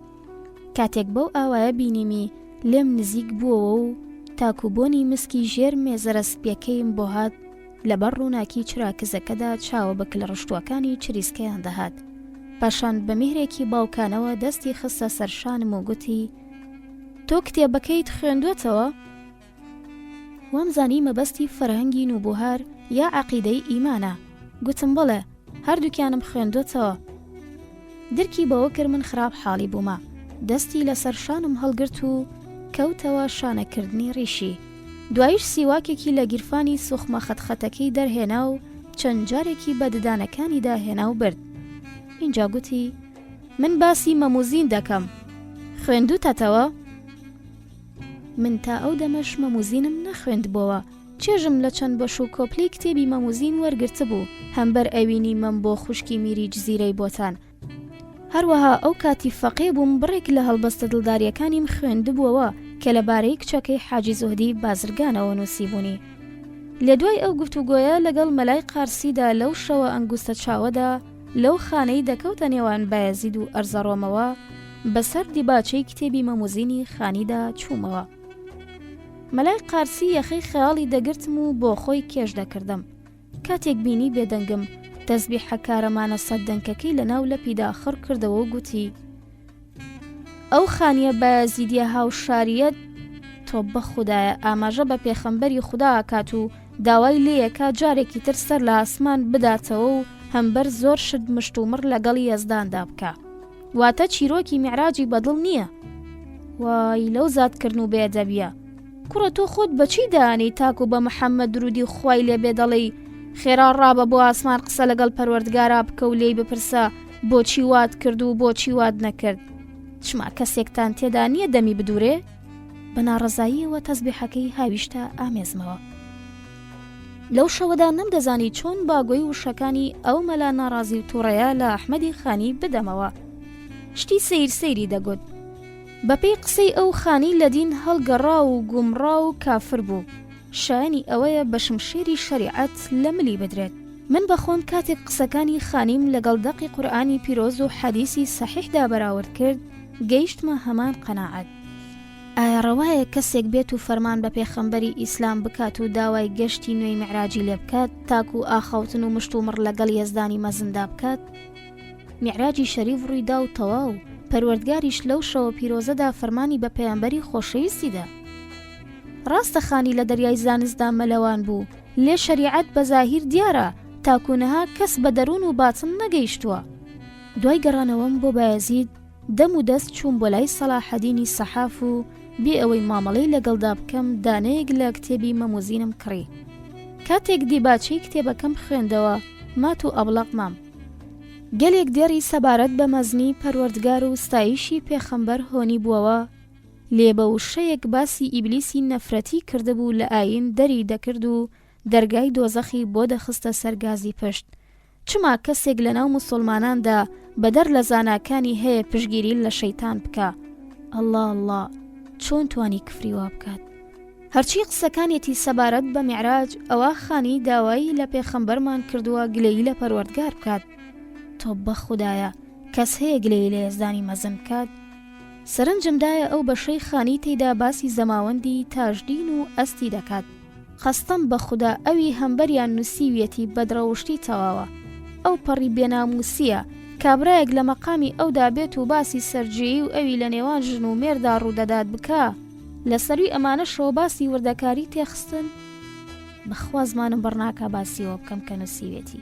ئەو دەمی قسە لەسەر ئەوین و ژوانی مەم لەگەڵ زینی شازادەدا کە ئەوە بەیەکیان دەگەیەنێ و لە ناوک بەرەو ژوور و دەستبازی لە نێوانیاندا حەڵال کردووە. ئەی ناشرینی وا ڕەوشتی گەنجانمان تێک نادات و پەردەی شەرم و فەدی لە بەینیاندا هەڵ ناگرێ؟ ئەو بە جوانان دەڵێ بڕۆن پێکەوە بن و لا حەولە وەلا. لەو ڕۆژەوە لە خانی دوور کەوتمەوە، بەڵام ڕێزی لای من لەدەست نەدا بوو. پیاوێکی بێوێنە بوو، بەدەگمەن زانایەکی وەک ئەو لە ناو کووردا دەبینی، بەزەیی بە حاڵی خەڵکدا بێتەوە، بایەخیان پێ بدا و هەموو زانستی خۆی بخاتە خزمەت جوانانەوە، بە پارەی خۆی فێرگەیەک چێ بکە و سوختەی لەگەر شوێنانەوە بۆ بێنێ. کۆبوونەوە لە حوجرەکەی خانی لە دەرێ بایەکی ساردی دەهات. من و میرزا سەبری و یاروی خزممان لە عەبا خوریەکانمان پێچا بوو، خۆمان بە حوجرەکەی خانیدا کرد. خانی لەبەرمان هەستا و خێراتنی کردین. هێشتا لەمدانەکەی بەدەستەوە بوو دەویست ئەو مەرەکە بەتەڕە هیشک بکاتەوە کە بەسەر کاغەزەکانەوە دەبریقایەوە. من سڵاوم لێ کرد کەچی ئەو دوو هاوڵم بە ڕوویەکی ترشومۆنەوە خۆیان بەژووردا کرد و بێ ئەوەی خانی فەرمویان لێ بکات دانیشتن. خانی زانی سەردانەکەمان سەردانی خێر نییە. گوتی خێرە دەڵێ قەرستان بە سەرمەوەیەوە من نەمدا بێتەوە. پاشان بەهێمنی دانیشت و قومدانەکەی خستەلاوە. چەند جارێک پفی بە لمە بڵاو بۆوەکەی سەر کاغەزەکەدا کرد، دواتر بە پەنجەی قومەماوەکانی لابرد و بە بێدەنگی تەماشای ئێمەی کرد. من زۆرم شەرم دەکرد و تەریق بووم. بەڵێ دەمزانی ئەو لە مەموزیندا زۆر سنووری بڕێب و گوناهەکەی گەورەیە، لێپرسێکی کۆنا، تەنانەت لە شەریعەتیشدا هەندێک گوناه کۆنبوون نامێنن و ڕەنگە کابرا تۆبەی کردبێ. داخۆ کە سینگی ئەوی هەڵدڕیوە و لە دڵی ڕوانیوە، چی ئەم پرسەی خستەوە بیر ئەمانە تاکو ئێستا بیوروژێنن؟ گەر خواستی میر عەبدولفەتاح نەبووایە ئەس نەدەچووم. لەو کاتەدا ئاواتم دەخواست زەوی بقلی شابایەتەوە و هەڵی لوشیمایە. شەرمم دەکرد دەڕۆستی خانی چاو هەڵێنم و تەماشای بکەم. میرزا سەبری چوون دەنگی زوڵاڵ بکە، چەند جارێک بەدرۆ کەوتە کۆکەکۆک. پاشان بە چاو قایمیەکی خاڵی لە فەدی بە خانی گوت لە سۆنگەیم کارانەتەوە میر لێت پەستە. خانی نیگەران بوو سەیری هاتێ. قەیرێک کڕ بوو. اینجا مۆمێکی نوێی بەر مۆمەکەی خەریک بوو تەواو دەبوو. اینجا مۆمێکی نوێی بەو مۆمەی خەریک بوو تەواو دەبوو هەڵ کرد و گوتی بۆچی؟ چی قەوماوە؟ چما کۆتری مەکەی پیرۆزم کوشتووە؟ پاشان هەستا تاکو کاغەزەکانی بەتەنیشت قومدانەکەوە دابنێ. اینجا گەڕایەوە لایەن. مۆم لە ماڵەکەی منیشدا کوژایەوە. بەزاتی پەروەردگاری مەزن مۆمەکەی ماڵی منیش 3 جاران کوژایەوە. خەڵکەکە دەیانگوت لەو شەوەی خانی تێدا گیانی لەدەستدا، چراکەی ژوورسەری 3 جاران کوژایەوە. ئەو ڕووداوەش لە هەموو ماڵەکانی بایەزیددا دووبارە بووەوە. هەروەها ئەو لالە و مۆمانەی بە بۆنەی پێشوازی مانگی ڕەمەزانەوە لە مزگەوتەکاندا داگیرسا بوون 3 جاران خامۆش بوون. چما ئەگەر زاتێکی مەزن و مبارەک نەبێ پەروەردگار ئەو کەراماتەی پێدەبەخشێت؟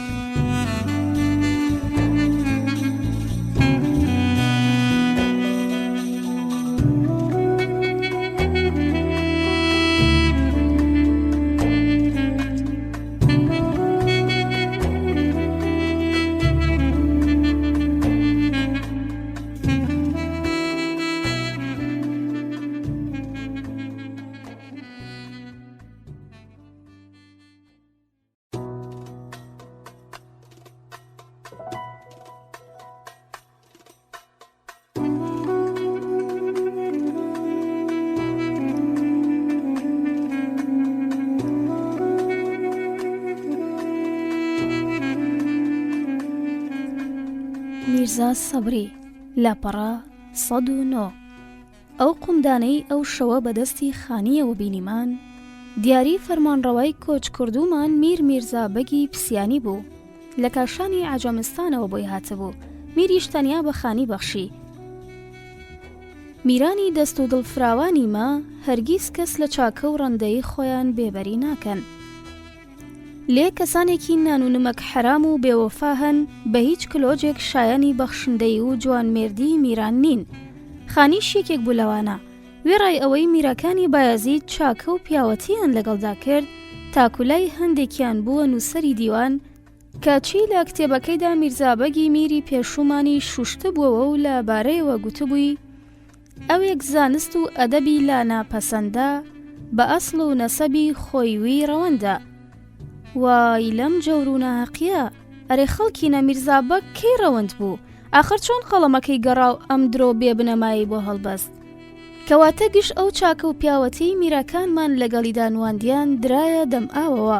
میری ئێستامان میر عەبدولفەتاحی قەدر بڵند و ئەوی پێشوش لە باوک و باپیرانیەوە میرایەتیان بۆ ماوەتەوە. ئەوان کاریتەری دەواری دادپەروەری و دلۆڤانی و جوانمێردین. بەوان بوونمان هەیە و بێ ئەوان ئێمە نین. چما چۆن ناحەقی وا بە زمانی خانیدا هات؟ ئەی چۆن توانی لە بریستایش و پیاهەڵدان بەبێهۆ زەم و دژمانیان پێ بدات؟ ئەو بەو کتێبەی نووسی بووی دنیای هەژان. ماڵ ئاوا خۆ فەتحی قەڵای خەیبەرت نەکردووە داوای لە میران دەکرد نرخی هونەرەکەی بزانن و بەو کتێبەی منەتی بەسەر خەڵکدا دەکرد.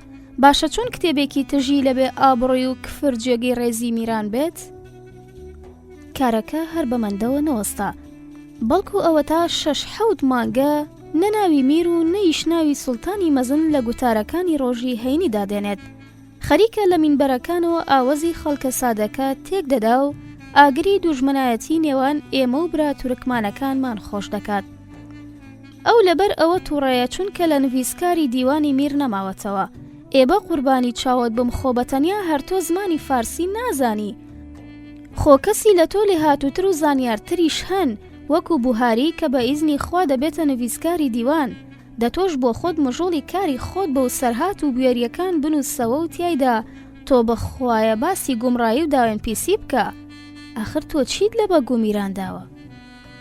نوسخەکانی یەکەمی مەموزین لەو سوکایەتیانە خاڵی بوون. کەچی سەیرمان هاتێ کاتێک بەم دوایە هەندێک دانەیمان بەدەست خەڵکەوە بینی ئەو دێڕەی تێدا بوو بێوەفایی خانی دەردەخات.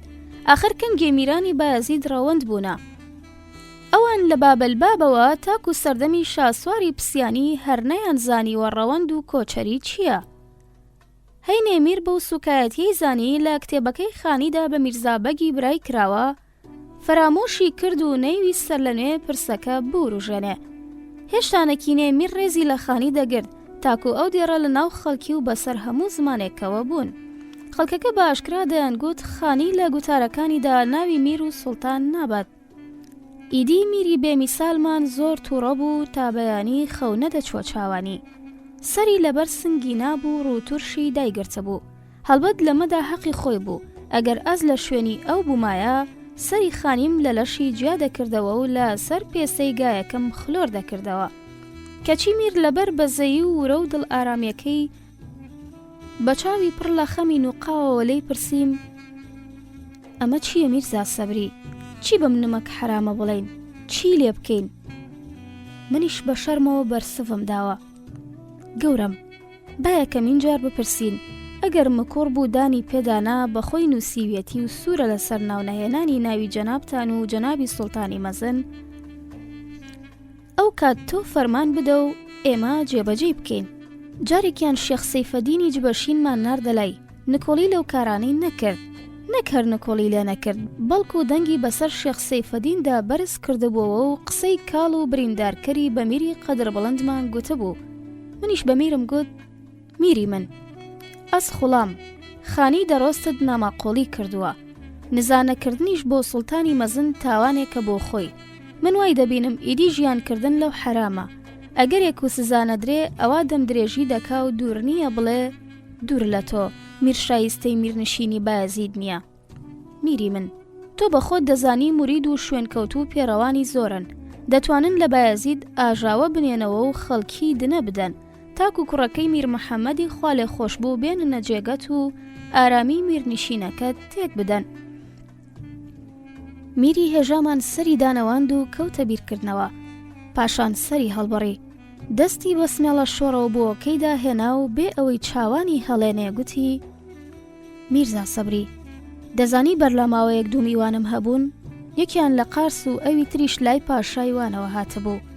ئەو دوو میوانە بێ ئەوەی ناوی سوڵتان بێنن پرسیان: ئەم ئەحمەدی خانیە چییە تاکو لە گوتارەکانیدا دوعا بۆ خەلیفە ناکات؟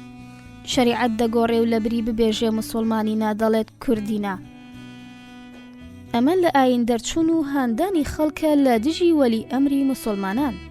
هەردووکیان کتێبەکەی خانیان خوێندبووەوە و زانی بیان دەمارگیری خێڵەکی ئەو لەو دەمارگیریە ئاینەکەی بەهێزترە. لە منیان خواست چارەکی بۆ بدۆزمەوە و زمانی خانی لەبن دەربێنم، بە کورتی یان دەبێ لە بایەزید دەرچێیانیش. من وەک ئەوەی مژدەیەکی خۆشی بدەمێ نەمهێشت میری میهرەبانمان قسەکەی تەواو بکات.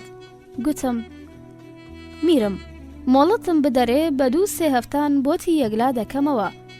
میر کە خانی بۆ ڕەفتارانەی خەمبار و دڵگرانی کردبوو، ڕووی وەک گۆڵگەشایەوە، بەدەستە پیرۆزە باوکانەکەی دای بەسەر شانم داوگوتی: بڕۆ، چی زانینت هەیە بیخەرەگەڕ. لە ئاین دەرچوونی خانی لە ڕاستیدا کارەکانی خانی لە سنوور دەرچوو بوون. چی لێ قەوما بوو تاکو بڵێ با کوردانی یەکگرن، تاکو ڕۆم و عەجەم سەروبەر ببنە خوڵام و نۆکەریان. سەیرە، ئێمە نۆکەری تورکانی و شانازی و شکۆ و سەربەرزیمان بەوانەوەیە. ئەوانن لە سای سێبەری دادپەروەریاندا دەژین، ئەوانن پارێزەری دین و دەوڵەتن. ئەگەر لەشکری سوڵتانەکانی ئال عوسمان نەبێ، ئەوا دەکەوینە ژێرپەی قەزڵ باشانەوە. ئەو تانەیەی لە عەجەمانی داوە جێی خەم نییە، ئەوان دوژمنی مەزهەبی ئێمەن. بەڵام بۆچی ڕۆم؟ ئەوە نییە بە فەرمانی سوڵتان موچەی مەلاو ئاخوند و مەشایخ دەدات؟ ئەی ئەوە نییە میرەکانمان بە فەرمانی شەریفی هۆمایۆنی ئەستانە دەستنیشان دەکات؟ ئەستۆی ئێمە لە بەرامبەر شێری دادی سوڵتاندا کەچە. ئەوە نییە قورئانی پیرۆز و فەرمودەکانی پەیامبەری موسڵمانان فەرمانمان پێدەدەن سەر بۆ وەلیول ئەمر دانەوێنین؟ بە خودای قەستەم خانی زیادەڕۆیی کردووە. ئەو لە گوتارەکانی هەینیدا دوعا بۆ خەلیفەی موسڵمانان ناکا. ئەگەر ئەمانە خوانە ناسی و کفر نەبن، ئەدی چین؟ دانەیەک لە کتێبەکەی کەوتبووە دەست پاشایوان و خانی تەورێزیش زانیاری لەسەر هەبوو. هەردووکیان هەڕەشان لە میری دانامان دەکرد و چاویان لێ سوور دەکردەوە. هەردووکیان پەیکی خۆیان بۆ لای نارد و گوتیان: ئەم شێخەی ناوی خانیە پیاوێکی مەترسیدارە، کتێبەکەشی ڕەشمارێک کە و لەناو خەڵکدا ئەم دەست و ئەو دەست دەکات. بۆ پاراستنی تەناهی و ئارامی دەوڵەتی عوسمانی و مەملەکەتی سەفەوی دەبێت چارەیەکی بکرێت. هەرچی پاشایوان بوو هەڕەشەی ئەوەی کردبوو ئەگەر خانی دەمکود نەکرێ، ئەوە میرنشینی بایەزید لەسەر نەخشە دەسڕمەوە. نازانم خانیان بیرۆکە شەیتانیانەی لەکوێیە نابوون. چاک و خراپی کوردان بەم ڕەوشەیان رازین و بەبەخت و چارەنووسیان قایلن. ئیدی چ پێویست بەم قال و قیلە بۆش و بەتاڵە دەکات؟ خانی کەسێکی دنیانەویست و خوداناز بوو، دەیویست هەموو خەڵکی وەک ئەو بن. لەبەر ئەمە شەڕی بە میرانمان دەفرۆشت و لە کتێبەکەیدا سەرکۆنەی میرایەتی و میرانی دەکرد.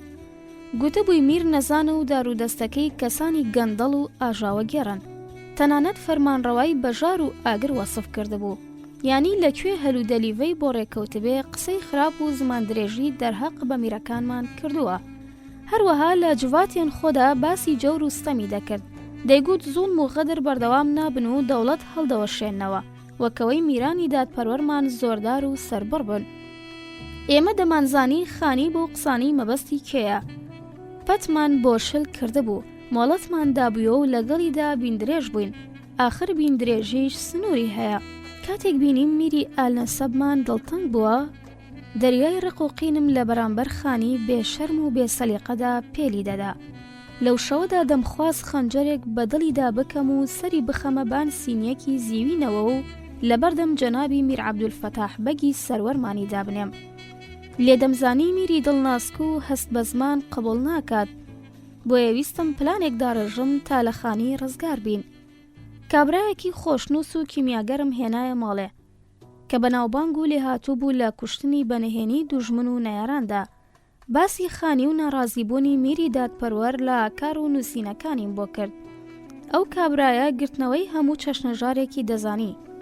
ویستی بۆ مەرگی خانی ژاری سلێمانی چێبکات.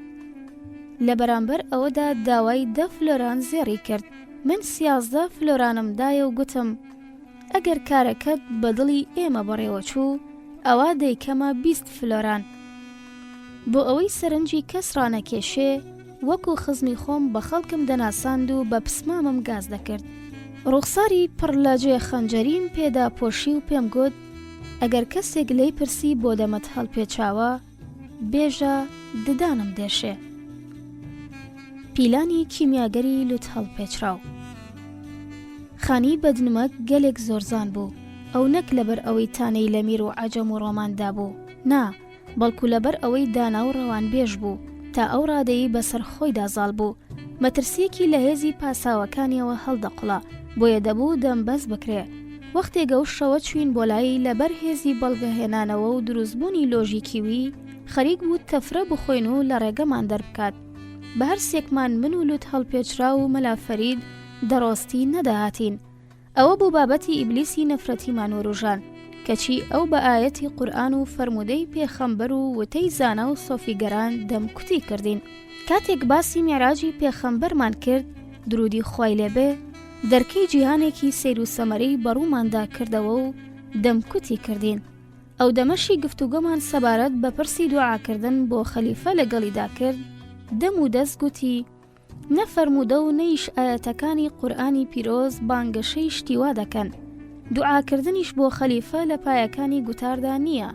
کێ لە ڕۆژگاری خولەفای ڕاشدیندا ئەبوبەکر و عومەر و عوسمان و عەلی دوعای بۆ خەلیفە دەکرد؟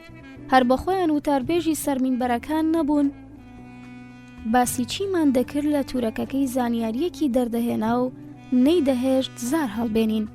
هەرچی من بووم ئەوە هێندەم لێ نەدەزانی. لەبەر هەندێ میری دڵگوڵمان مەلافەریدی لەگەڵم دانارد، کەچی مەلافەریدی دوودڵ و ڕاڕا نەدەهات. گوتی بە خودێ ئەس شەرم و فەدی لە سەیدا خانی دەکەم. سەیرە، ئەی بۆ خانی شەرم ناکا کاتێک بەڕاست و چەپی خۆیدا تانەدەوەشێنێ؟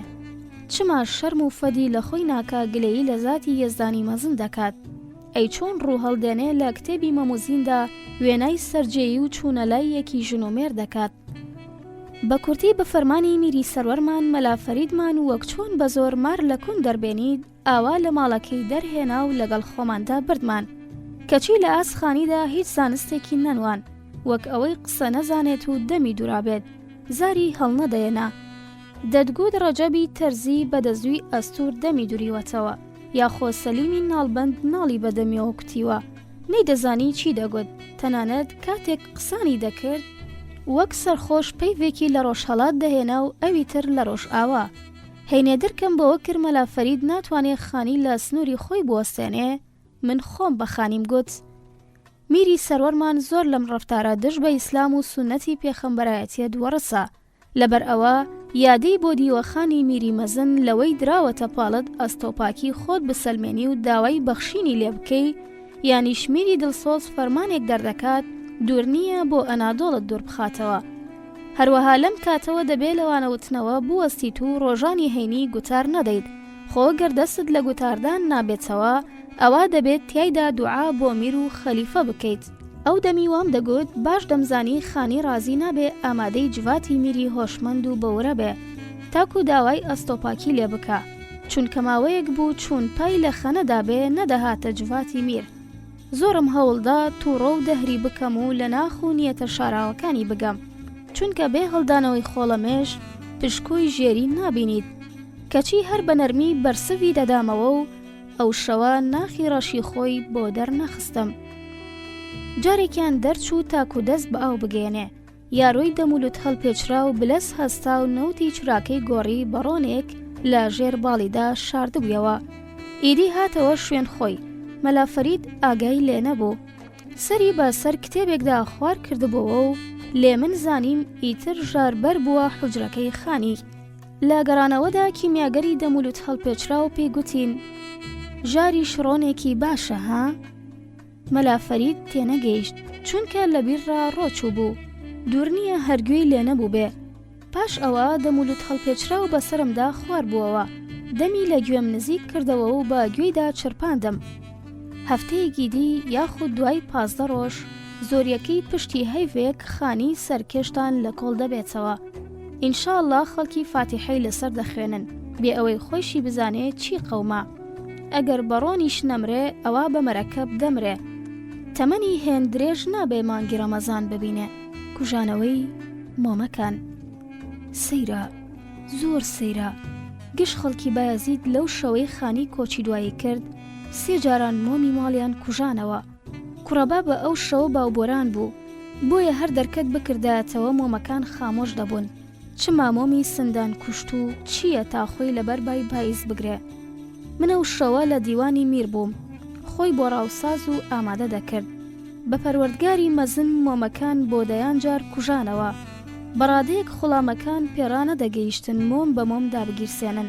تامیری نەژاد پاکمان خەنیەوە و گوتی ئەمە چ شەوێکە دەڵێی باگەڕی لە مۆمەکان ئاڵاندووە.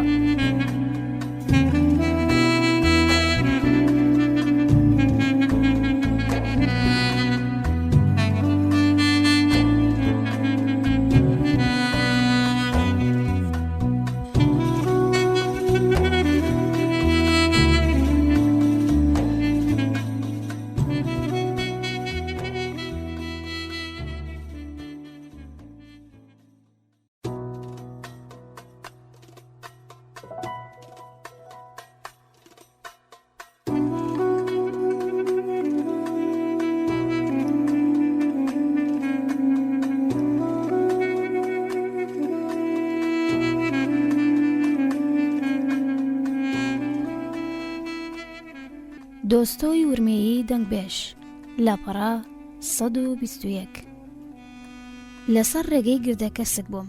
ئەو دەمی شێربەگی نەوەی من پێم گەیشت بە هەناسەبڕکێوە جڵەوی ئەسپەکەی گرتم و گوتی با پیرە شێخ ئەحمەدی خانی مرد. من دەمزانی نەخۆشە لێ هەرگیز بیری مردنی نەبوو. ئەو تا بڵێ بەهێز و بەخۆ بوو. باشە چی وای لێ کرد لەپڕ ببێتە نێچیری ئەو نەخۆشیە نەفرەتیە؟ ئەو کاتی بەدەست ئەو نەخۆشیەوە گیرۆ دەبوو من چەندین جار سرم لێدا پڕ بەدڵ حەزم دەکرد گۆرانی بۆ بێژم لێمگێزی بیستنی نەمابوو. دەمنادەمێک سکی خۆی دەگرت و بۆ سەر پێشاو دەچوو. لە دوا ڕۆژەکانیدا سکاڵای لەدەست کەم خەوی دەکرد دڵیشی هیچی نەدەبرد. هەندێک جار سەرتاپای بەدەنی عارەقەدای دەگرت و لە بنی پێی دەتکا تا دەگەیشتە عەمامەکەیشی. شوێنەواری عارەقە وەک ئاونگی بربەیان بەسەر پەلکی گوڵانەوە بە ئەنیەیەوە دیار بوو. بە ناچاری عەمامەکەی دادەکەند و سەری کە چەندین ڕۆژ بوو گوێزانی بەرنەکەوتە بوو میناکێڵگە گەنمی پاش یەکەم باران خەوتە بوو. نەمدەزانی ئەو دەچێتە بارەگای پەروەردگار ئەگینا تا دواساتەکانی ژیانی لەگەڵی دادەمامەوە تاکو گوێ لە دوا قسەی بگرم. نازانم داخۆ چیرۆکە شێعری دمدمی نووسیە نا. خوا لێ خۆشبوو دوای ئەوەی دەیان جارگوێی لە کارەساتی قەڵاکە و میری لەبزێڕین بوو بەڵێنی دامەیەم داستانە دڵتەزێن و خەمناکە لەسەر شێوازی مەموزین بنووسێتەوە. ساڵی خنکاندنی ئیبراهیم بەدەست قەرەعەلی لە ئەستەمبۆڵ من و باوکم و دایکم مەنیجەی جەلالی و داپیرەم هاتین تا لە بایەزید ئاکنجی ببین.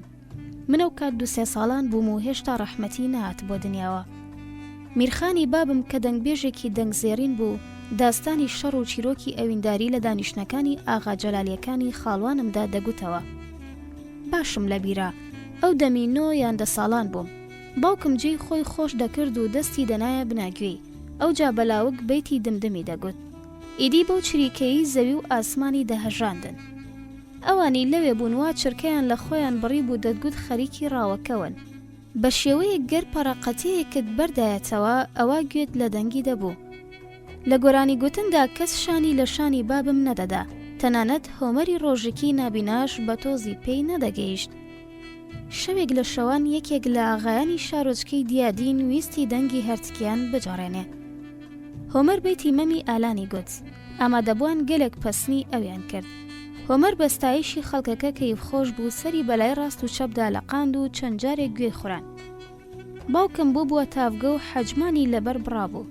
چاوەڕوانی ئیزنی ئاغای پێناکرا، هەرهێندەی ئاغا دەرفەتی سترانگوتنیدایە، وەک هەورە تریشقەی نیسان بەدەنکەوت و بەیتی دمدەمی گوت. دانیشتوانەکەی ئەوەی هەژاند و ئەو شەوە بۆ یەکەمین جار بوو فرمێسکی مێردانم بینی لە بەڕ و ناکی چراکاندا بریسکەیان دەهات. هەمووان چاوەڕوانی بڕیاری ئاغا بوون. بابم وەک ئەوەی گوێ پێنەدا پایپەکەی پڕ لە تووتن کرد و ئێمەش چاومان لەو لە هۆمەرە کوێر و ئاغا بڕی بوو. ئاغاش هێند لە چاوەڕوانیدا نەیهێشتینەوە، هەستایە سەر پێ، پشکۆیەکی لە ژێر جزوەی قاوەکە دەرهێنا و خستێ سەر پایپەکەی باوکم و گوتی: وەک ئەم پەنگڕا چۆن تووتنەکە دەسووتێنێ تۆش ئاوا گرت لە دڵ وەرداین. ماڵ ئاوا شەرم نەبووە ئێستا لە پڕمەی گریانم دەدا. پاشان بەلای هۆمەرە کوێردا وەرسوڕا و پێیگوت: عومەر، قەستەم بەخواتا بڵێ دەنگت خۆشە، لێ مقامەکانی میرخان دەیڵێن دڵگیرترن. ئیدی لەو ڕۆژەوە هۆمەر لە بەردەم باوکمدا گۆرانی نەدەگوت. وای لێ هات گەریەکێک لە دانیشتنێکدا داوای گۆرانی لێ بکردبایە، سەری دادەنەواند و بەترسەوە دەیگوت: میرخان لێرەیە؟ قەڵای دمدم. زۆرێک دەزانن من ناوم دۆستۆیە، دەپرسن دەڵێی ناوەکەت فارسیە، ئەم ناوت لەکوێ هێنا؟ تاکو ئێوارەیەک خانی لێ پرسییم: ئەرێ مام دۆستۆ، باوکو دایکت ئەم ناوەیان لێناوی؟ ناوم دۆستۆیە، نە باوکم و نەیش دایکم ئەم ناوەیان پێبەخشیوم، بەڵکو ئەو داپیرە جەرگ سوتاوەم بوو ئەم ناوەی لەنام، کوڕەکەی ناوی دۆستۆ بوو، واتە ناوی مامم بوو. وەکو بۆی گێڕامەوە، مامم یەکێک بوو لە گەنجە مێرخاس و چاونەترسەکانی قەڵای دمدم. بەپێی قسەکانی داپیرەم گورگێکی بێهاوتا بوو، بەر لەوەی شاعباس بەهێزەکانیەوە هێرش بکاتە سەر قەڵا و وێرانی بکات و بکەوێتە کوشت و بڕی مکریان. دۆستۆی مامم تیری ئەوینی کچە قەڵاییەک کە ناوی سینەم بوو دڵی پێکا بوو. دوای کێشمەکێشێکی زۆر لە گەڵا مۆزەکانیدا ویستی هەڵی بگرێ. سەرنجام لە شەڕی نێوان ئەو پسمامانی کچەدا 3 کەسی لێکوشتن. تومەس شێرکۆی ئامۆزا گەورە دەیویست سینەم بۆ خۆی بخوازێ. دوای ئەوەی ڕوویدا سوێندی خواردەبوو لە کوێ دۆستۆ ببینێ بیکوژێ. تەنانەت ئەگەر دەستی بە پەردەی کابەوە گرتە بێ یا لەسەر نوێژ بێ هەربی کوژێت و سوێندەکەی لە عەرد نەدات. داپیرەم دەیگێڕایەوە ئەو باپیرە نەساغەکەم دوای کوشتنی 3 لە ئامۆزاکانی سینەم لە ترسی تۆڵە سندنەوەیان بە شەو لە قەڵا هەڵهاتن و ڕوویان لە باکوور کرد تاکو دۆستی کوڕیان ببینەوە.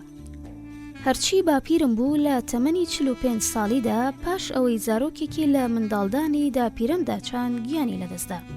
داپیرم چەندێک ئەم ڕووداوەی بۆ بگێڕامایەوە بەدەم فرمێسک سڕینەوە پێدەکەنی و دەیگوت: بەرخەکەم، بزانە باپیرت شپیاوێت بوو، کوڕەکەی لەسکی پیرێکی وەک مندا خوڵقاند و ڕۆیشت.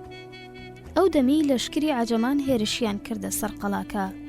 دۆستۆی مامم ماڵ ئاوایی لە دایکی کرد، ڕووی لە قەڵا کرد و خۆی گەیاندە ناو هێزەکانی خانی لەبزێڕینەوە تاکو شەڕ دژی عەجەمان بکە. لە گەرمە یەکێک لە شەڕەکاندا شێرکۆی ئامۆزا گەورەی سینەم و برای یەکێک لە کوژراوەکان چاویان بە دۆستۆی مامم کەوت. لە دۆخێکی زۆر خراپە بوو. ڕەمبازێکی عەجەم لە شوێنێکی تەنکدا مامی ئابڵوقەدا بوو دەیویست بیکوژێ. شێرکۆ بەهۆی غیرەت و خێڵپەرستی خۆیەوە ڕابردووی وەلانا و بەرەڤانی لە دۆستۆی مامم کرد و ئامبازی کابرای عەجەم بووەوە. کابرا شێرکۆی کوشت. دواتر هەر بەڕەمی کابرای فارس مامم لەسەر ئەسپەکەی پێکرا و خەڵتانی خوێن کرا. داپیرەم بە دەنگێکی تێکەڵ بەتاڵی و پڕ لە گریە و زاری چوون هەردوو سوار لە بەردەمیدا گیانیان لەدەستدا بێ ئاوا سەرهاتەکی دەگێڕایەوە. نەنکم گوتی ئەوانی بەرگریان لە قەڵاکە دەکرد یەکیەک کوژران، چوو بۆ مەیدانی شەڕەکە. دۆستوی مام و شێرکۆی بینی ئاوێزانی یەکدی بووبوون و گیانیان لەبەر بڕابوو. لەوە ترسا هەردووکیان یەکتریان کوشتە بێ. لێ پیرەمێردێک لە هۆزی برادۆز لەوانەی لەو کوشتارەدا قوتار بووبوون پێیگوت هەردووکیان بەڕەمی هێرشبەرێکی عەجەم پێکران. دوای کوشت و بڕی بە هەزاران بەرگریکاری قەڵا و شکستی میرخانی لەبزەرین کە قزڵباشە ستەمکارەکان بە میرخانی چۆلاقیان ناودەبرد، شا دەستی بە سازدانی قەسابخانەیەکی گەورە کرد. خان و میر و پیاوە مەزنەکانی مکریانی بانگێش کرد و هەمویانی لە نزیک قەڵای گاودۆڵ کۆکردنەوە و لە سەراپەردەکانیدا کوشتنی. لەو ڕۆژگارەدا بابم هاتە دنیا و داپیرم ناوی میرخانی لێنا. دەیویست ناوی دۆستۆ لە کوڕەکەی بنێ، لێترسا بە دەردی براکەی بچێ، بۆیە ناوی نا میرخان. ئیدی لە ناو مکریانەکاندا بە میرخانی پیرە ناسرا. داپیرە جەرگ سوتاوەکەم گەڕابووەوە قەڵا، گۆڕی کوڕەکەی نیشان کردبوو لەسەر کێلی گۆڕی کوڕەکەی و کێلی گۆڕەکەی شێرکۆ وێنەی خەنجەری نەخشان. بە چاوی پڕ لە ئەسرینەوە بۆی دەگێڕامەوە و دەیگوت بەرخەکەم گەلێک لە گۆڕی سینەم گەڕام، ئەفسوس شوێنەواریم نەدۆزیەوە، دەمخواست وێنەی شانە و کلدان لەسەر کێلی لای سەری بنەخشێنم. لێ ئاخ لە دەست ئەم قزڵ باشە درەندە و دڵڕەشانە، تەنانەت ئافرەتە کوژراوەکانیشمان لە دەست بێناموسی ئەوان قوتار نەبووبوون، مەگەر هەر خوا خۆی تۆڵەمان بۆ بسێنێتەوە. لاوە شاعباس تا بڵێ ستەمکار بوو، یەکێک لە زۆردارانی ڕۆژگاری خۆی بوو. تا ئەو ڕادەیی مناڵی خۆی لە ستەمی ئەو ڕزگاری نەبوو بوو، کوڕێکی خۆی کوشت و چاوی دوانیشیانی داخ کرد. حرامزادە و بێئیمان بوو، ئەسفەهانی کردبووە دەویتخانەیەکی گەورە. بە هەزاران کیژارمەن و گورجی بە سەری ڕوتەوە بە شەقامەکاندا دەهاتن و دەچوون. لێک چووبووکانی ئێمە بە ساغی خۆیان نەدەدایە دەست ئەم زوڵمە بەدڕەفتارانە، بەڵکو خۆیان لەسەر شوورەی قەڵاکەوە دەهاویشتە گەلیەکی هەزار بە هەزارەوە. هەندێکیان ژاریان خواردەوە، هەرچی ئەوانی تر بوون بە شمشێری برا و باوکە کوژراوەکانیان خۆیان کوشت. کوڕی خۆم، چیت بۆ باسکەم و چیت بۆ باز نەکەم، یاخوا ئەوەی بەسەر مکریاندا هات بەسەر گورگی چیاشدا نەیە. لە نێوان و هەموو سەرهات و ڕووداوانەیدا پیرم لە شەوانی زستانی ساردی بایازیددا بۆی دەگێڕامەوە، ڕووداوێکیان دڵی هاڕیم. گەلێک جاران کە تەنێ لەگەڵ خانی ڕەحمەتی لە حوجرەکەیدا دەبووین، ئەو گۆرانیەم بۆ چڕی. کاتێک گۆرانیەکەم دەگوت چاوانم دەنوقاندن تا تەواو دەبوو. کاتێک هەڵم دەێنان دەمبینی ڕیشی خانی بە فرمێ سکتەر بووە. بەڕادەیەک لەبەر گریان قسەی بۆ نەدەکرا. ڕووە زەردەکەی دەخستە ناو دەستیەوە و وەک گەڵای دارچنار لە پایزاندا دەهەژیا. ئەو بێوەژنەی کچە بچووکەکەی خۆی کوشت. کەس مینای عەجەمان ئافرەتی بەدیلگیراویان ڕیسوانە دەکرد. ئەو فارسی ئافرەتێکی دەستگیر دەکرد یا لە ماڵەکەی خۆیدا دەیکرد بە کەنیزە یانیش بە گەوادە ئەسفەهانیەکانی دەفرۆشت. ئەوانی لەگەڵ سەربازەکاندا بۆ شەڕ دەچوون، ئافرەتی دیلیان دەکڕی و بۆ کارکردن لە سۆزانی خانەکانی شارەکەی شاعباسیان دەبردن. خۆگەر ئافرەتەکە سونی وایە ئەوە ڕیسواکردنەکەی دووقات دەبوو، سەربازەکانی مەیدانی شەڕدەیان برد و یەک لە دوای یەک سواری دەبوون. پاشەوەی خانای مکری لە قەڵای گاودۆڵی نزیک شاری مەراغە قەتڵ و عام کران. ژنێکی سەگپەڕی کورد بەدیلگیرا، وێڕای ئەوەی فارسی نەدەزانی، لە هەڵسوکەوتی دیلکەرەکەی دەرکی بەوە کرد خۆی و کیژ و کۆرپەکەی ناوسکی بە دەیوسەکان دەفرۆشێت. ژنە بیری لەوە کردەوە خۆی بەهاوێژێتە بەر پێی و لێی بپارێتەوە تانەی فرۆشێ، لێ دەیزانی هەموو ئەوانە کاری لێ ناکەن و سوودیان نییە. خەنجەرێکی دەستکەوت، کچەکەی پێکوشت، پاشان خۆی و کۆرپەکەی. چیرۆکی ئەم ژنە لە ناو خێڵی مکریاندا دەنگیدایەوە. هەمویان شانازی بەو ژنەوە کەنوەڵێن ئەگەر ئافرەتمان وا بووبن داخۆ پیاومان چۆن دەبن.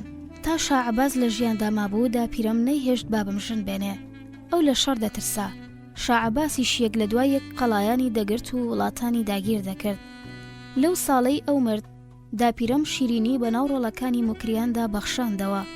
کچە جەلالیەکی بۆ میرخانی کوڕی خواست، بووە دایکی من. داپیرم هەشتای تێپەڕاندە بوو، لێ ئەو ئاگرەی لە جەرگی بەربوو هێشتا نەکینێ خامۆش نەبوو بوو، دۆستۆی کوڕی لەبیر نەدەکرد. هەینێ من هاتمە دنیاوە، ناوی کوڕە کوژراوەکەی لە مننا.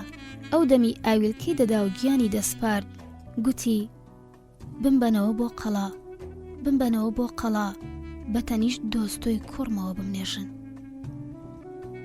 بەر لەوەی خانی کۆچی دوایی بکات بە چەند مانگێک بانگی کرد مەژوورەکەی خۆی لە مزگەوت و داوای لێکردم دووبارە بەیتی دمدم و سەرهاتی کوشتاری سەرکردەکانی مکری بۆ بڵێمەوە.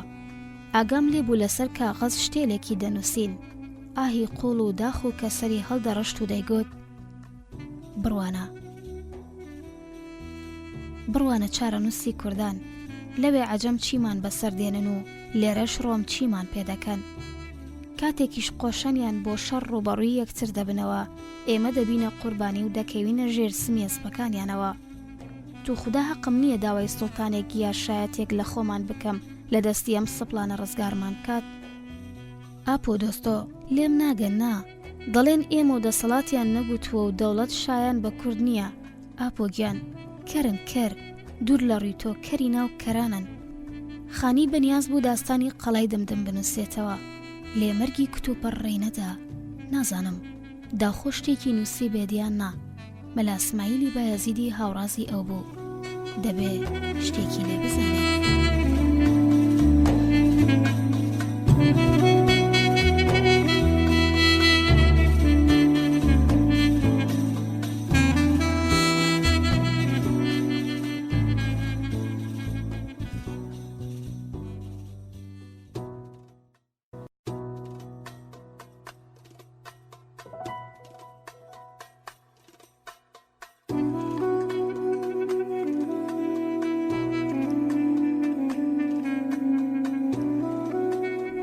ڕەجەبی بەرگدرو لاپەڕا 131 بەرەو ئەستانە هاوین بوو. یارەکەم کە بەدەیان جار لە کادێنی پێکەوە دەستبازیمان دەکرد شووی کرد. بە مێردیاندا و بۆ شوێنێکی دوورەدەستی وایان نارد لە خەونیشدا پێی نەدەگەیشتم. دڵی شکستە خواردوم داخ کرا و وەگڕۆنی بەرقرچەی گەرما توایەوە و ڕژایە سەر زناری سەبر و ئارامی من. ئیدی دڵی تواوم لە بایەزید تۆرا بوو. دەمویست بچمە دەڤەرێک تێدا دڵم وەک مەلێکی لە ئاو دەرچوو خۆی لە ئاوین بتەکێنێ. لە کوڵەکوڵی ئەو گەرمایەدا ڕووم لە ژووری نوشداری دڵشکستان سەیدا ئەحمەدی خانی کرد. جبەکەی بۆیم کورت کرد بۆەوەدایە دەستی و گوتم: ئەس خوڵام دەمەوێت بۆ ئەستەمبول بڕۆم. چاوی لە دوور چاوانم بڕی و چوون باوەڕ نەکا گوتی: ئەستانە بە یەکجا؟ بڵێ دەچم بۆوان، ئەرزەڕۆم، قارس، سێرد، بێژە ئیرەوان و خۆی، بێژە تەبرێز، لێ ئەستانە لێرەیە لەوەیە، تۆ دەزانی قۆناغی چەند ڕۆژان و چەند فرسەخە، لێ بەغداش دوورترە. من یەک چەند مانگێکە بڕیارمدا بوو سەفەر بکەم، پێم گوت: ئەزبەنی، بە خودای دەزانم دوورە، دوورتریش لە ئەسفەهان، ڕەنگە 3 هەیڤان لە ئێمەوە دوور بێ. من لە ترسی چەتەی ڕووس لە ڕێگەی دەریاوە ناڕۆم. ئەوانەی لە پێڵی دەریا و زریان پتر لەیان دەترسم، بەڵکو لەگەڵ کاروانچیاندا دەڕۆم. دەڵێن ڕێگەکە درێژە و پارەی زۆری پێدەوێ، لێ لە ڕێگەی دەریا سەلامەتترە، هەر دەبێ بچم سەیدا. ئیدی سەبرم لەبەر بڕاوە، بە خۆتیش دەزانی لەم دەرزی و دەزوە بەترازێ هیچ کەسم نییە. نەدارم و وەختی ژنهێنانمە، پیشەکەشم گوزەرانم بەڕێوە نابە. پەروەردگاری مەزنیش دەفەرموێ: ئەوە ئەم زەمینەی بۆ کەوی کردوون، شانە و شان تێیدا بگەڕێن و لە بژێوەکەی بخۆن. ڕوخساری خانی کەمێک غەمگینی دایگرت.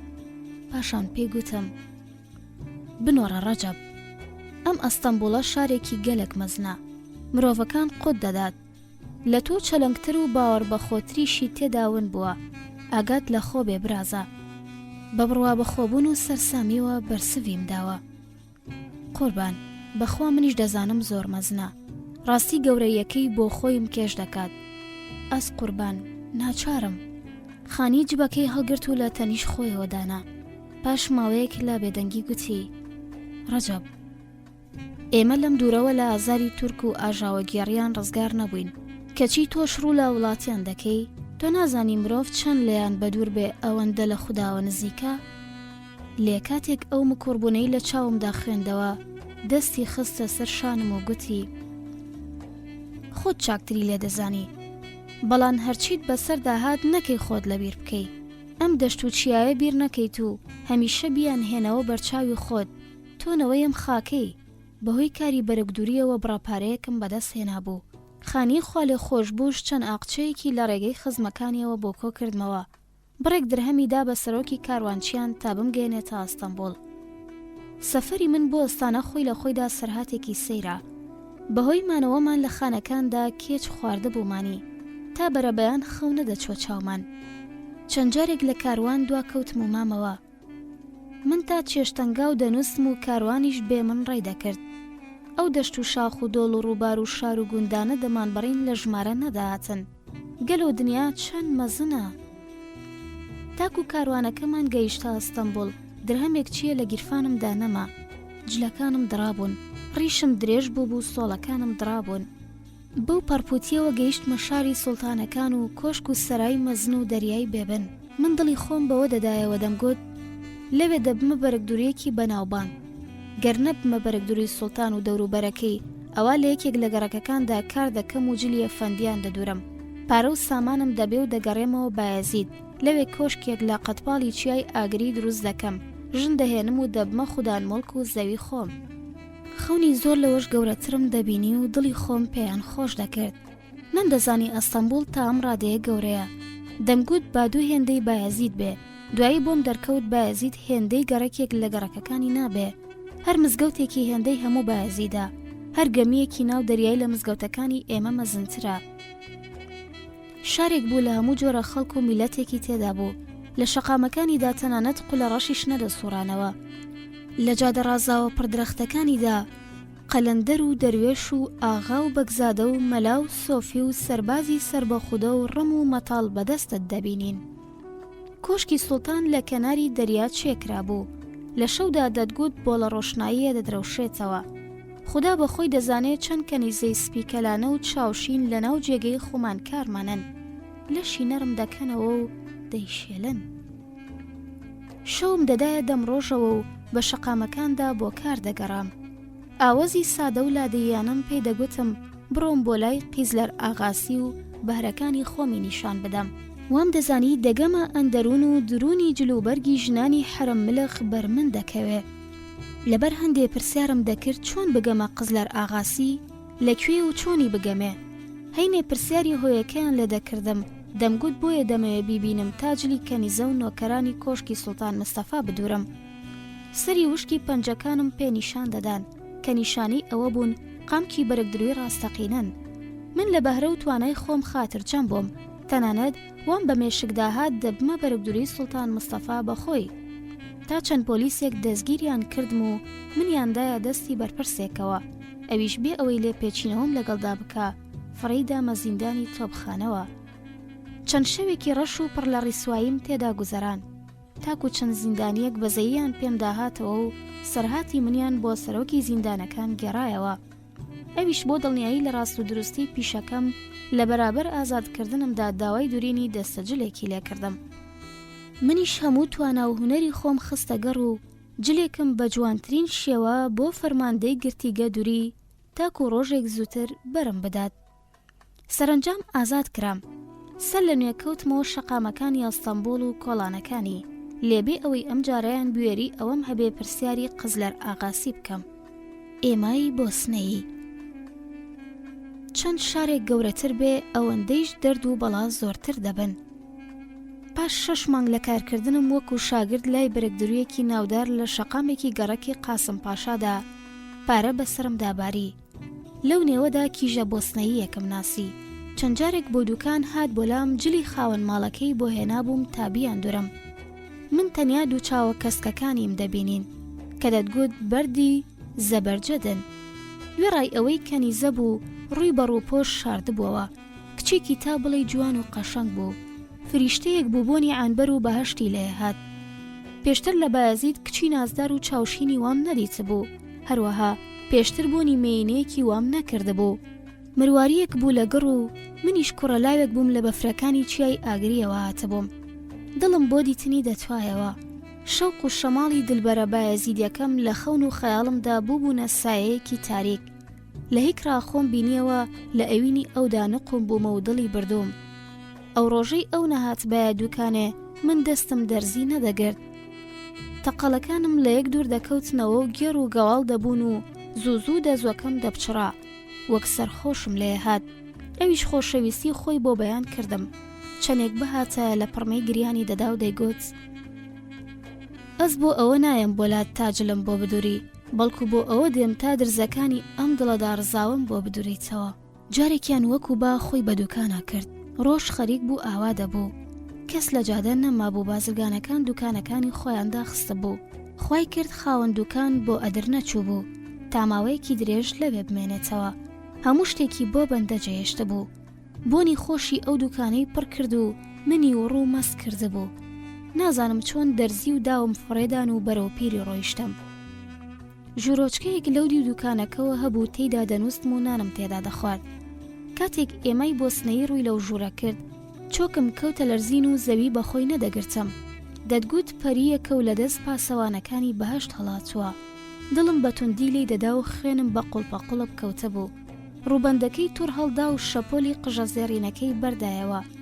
پاشان بۆ خۆی ڕاکێشام. هەر هێندەی سەرنجی چاوە سەوزەکانیمدا گێژ و سەرگەردان بووم.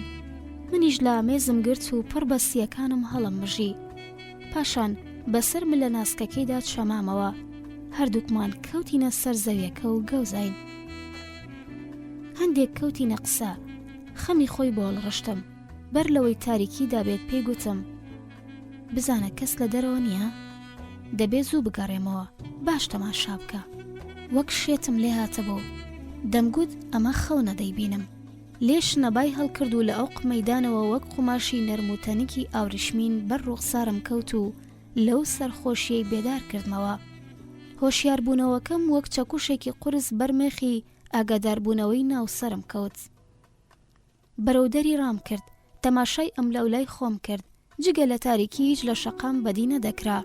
ئەستەمبوڵ عەبایەکی ڕەشی لە خۆی پێچا بوو، شەویش پەیتا پەیتا زەوی دەگرتەوە.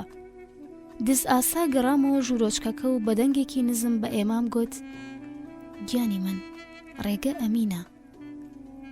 ئاواتم دەخواست بۆ یەک جاری لەو ژوورۆچکەیە لەگەڵمدا بمێنێتەوە، تاکو بە دەرزی ئەوینی ئەو داوی خەیاڵم ژیانێکی ڕازاوە بۆ ئەو و بۆ خۆمیش بدورم. وەلێ چی بکەم؟ وەکو بروسک دەرپەڕی، تەنانەت ماڵاواییشی لە نەکردم. بێهۆش چەند شەقاوێک دوی کەوتم و کەمێک لە دوکانەکە دوور کەوتمەوە. مشک ئاسا چۆن چاوی لە پارچە پەنیرە ئاواز سەرنجم دەدا. لێ لە تاریکی شەقامەکەدا ون بوو. شەو چراکەم هەڵکرد، سیمای جوان و دارستانی چاوانی نەرمی و گەرمی مەمکۆڵانیم بیرخۆم دەێنایەوە. وەک سەرخۆش خەوە نوچکەدای گرتم و بەلا داهاتم. چراکەم کوژاندەوە و خۆم ڕادەستی خەو کرد. دەمێخۆر لای دەربەندی دەریای ڕەشەوە گزنگیدا لە خەو ڕابووم. سەرەتا وام زانی ئەوی دوێنێ بەسرم داهات خەو بووە. لێ کاتێک هەمبەر ئاوێنەکە وێستام و چاوم بە شینبوونەوەی جێگاز و ماچەکانی ئێمە کەوت بەسەر ملمەوە، زانیم ئەوی دوێنێ ڕوویدا ڕاستی بووە نەک خەیاڵ. مەستی دیدار لەگەڵە و پەریە بیری بردمەوە. ئەو پارەی دەستم کەوتبوو بخەمە پریاسکەکەوە. هەینێ بیرم کەوتەوە پارەکە بخەمە سەر ئەوانی تر. پریاسکە پارەکەم نەبینێەوە. زۆر گەڕام، نەمدۆزیەوە. ژوورەکە زۆر بچووک بوو. دەخۆ پریاسکە پڕ لە پارەیەکی لێهات بێ. نەمدەزانی چەندی پارە تێدا بوو. لێ بیرما سێ چوار بوندوقی و چەند فلۆرانێک و دەیان ئاقچەی زیوین و قروشی تێدا بوون. لە ترسی خودانکار نەمدەزانی چی بکەم. چەند ڕۆژێک چاوەڕێم کرد بەڵکو ئێمە دەرکەوێ. لێ هەرگیز بەدەر نەکەوت.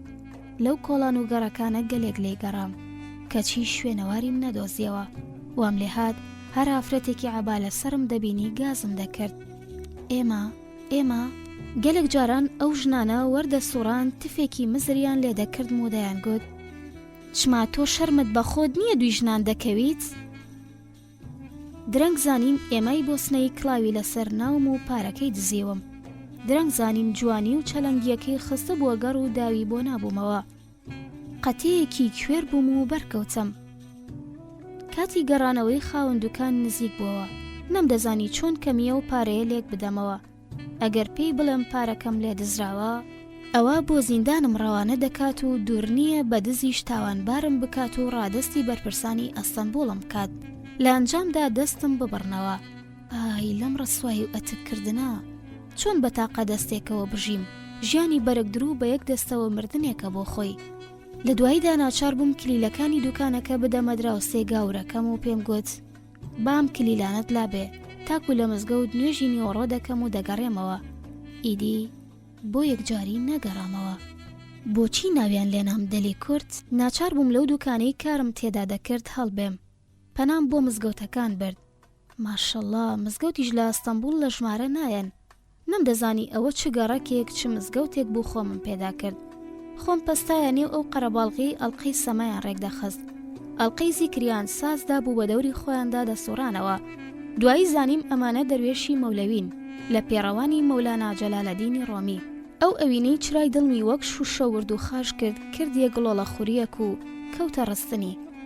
منیش بوومە تەرشیەک بە دوی خۆمدا دەخولامەوە و ئازاری جوداییم دەهۆنیەوە. لەگەڵ دەروێشانی مەولەویدا خۆم لەبیر کرد. من لەوان زیاتر جەزبەگرتە بوومی و بە دەوری خۆمدا دەسوڕامەوە. دووریم لە بایەزیدەوە. فریودانم لەلایەن کیژەی بۆسنەییەوە. هەڵاتنم لە دوکان و ئەو ترس و کڵۆڵەی منی تێدا بووم. گشت ئەمانە وایان لێکردم ببمە دەروێشێکی ڕاستەقینە. چەندین دەمژمێر لە ڕۆخی دەریا ڕۆدەنیشتم و ڕووی خۆمم دەدایە بەر پروشەی شەپۆلەکان و لەگەمی و کەشتی و ئاسۆی دوور و کەفی شەپۆلەکان کە بەفری چیای ئاگریم تێدا دەبینین ڕادەمام. ناوی من لای ئەو سۆفیانە بوو بۆ دەلی کورت. کەس بەڕەجە بانگی نەدەکردم. منیش خواخوام بوو ئەو ناوە تونی بابا بچێت و گەڕانەوەی نەبێت تاکو خاوەندوکان شوێنم هەڵ نەگرێ و نەمدۆزێتەوە. لەو ساڵەدا سوڵتان مستەفا تازە تەختی خەلافەتی وەرگرتە بوو. ویستی بەخۆی وەکو باو باپیرانی شەڕی کافران بکە.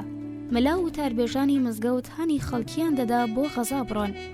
من چەند جارێک ئامادەی وتاری ئەو مزگەوتەی کۆڵانەکەمان بووم. بەردەوام قسانی لەسەر جیهاد دەکرد کە شەهید بوون ئەو پەڕیەتی و بەهەشتی پەروەردگار و هەفتە حۆری نەرمونیان و ڕۆباری مەی و شیر و هەنگوین لە چاوەڕوانیدا دەبن. خۆگەر غەزاکە سەرکەوتنی بەدواوە بوو ئەوە پاداشتەکەی کەنیزە و دەستکەوت و ناو و شکۆی دەبێت. من لە ژیانی خۆم وەڕز بووبووم. هەڵاتوو، ترسا و دڵشکست، نەماڵ، نەخزم و کەسوکار، دوور لە وڵاتی خۆ، غەریب و ئاوارە و سەر لێ شێوا و لەو ڕەوشەدا پێیان گوتبام خۆت بخەرە دەریای مەڕمەڕەوە یا خۆبیان گوتبایە خۆت لەسەر منارەی ئایا سۆفیاوە بە هاوێژە خوارێ. ئەوە بێد و دڵی دەم کرد. چۆن بووم بە سەرباز. دوای هاوین بۆ.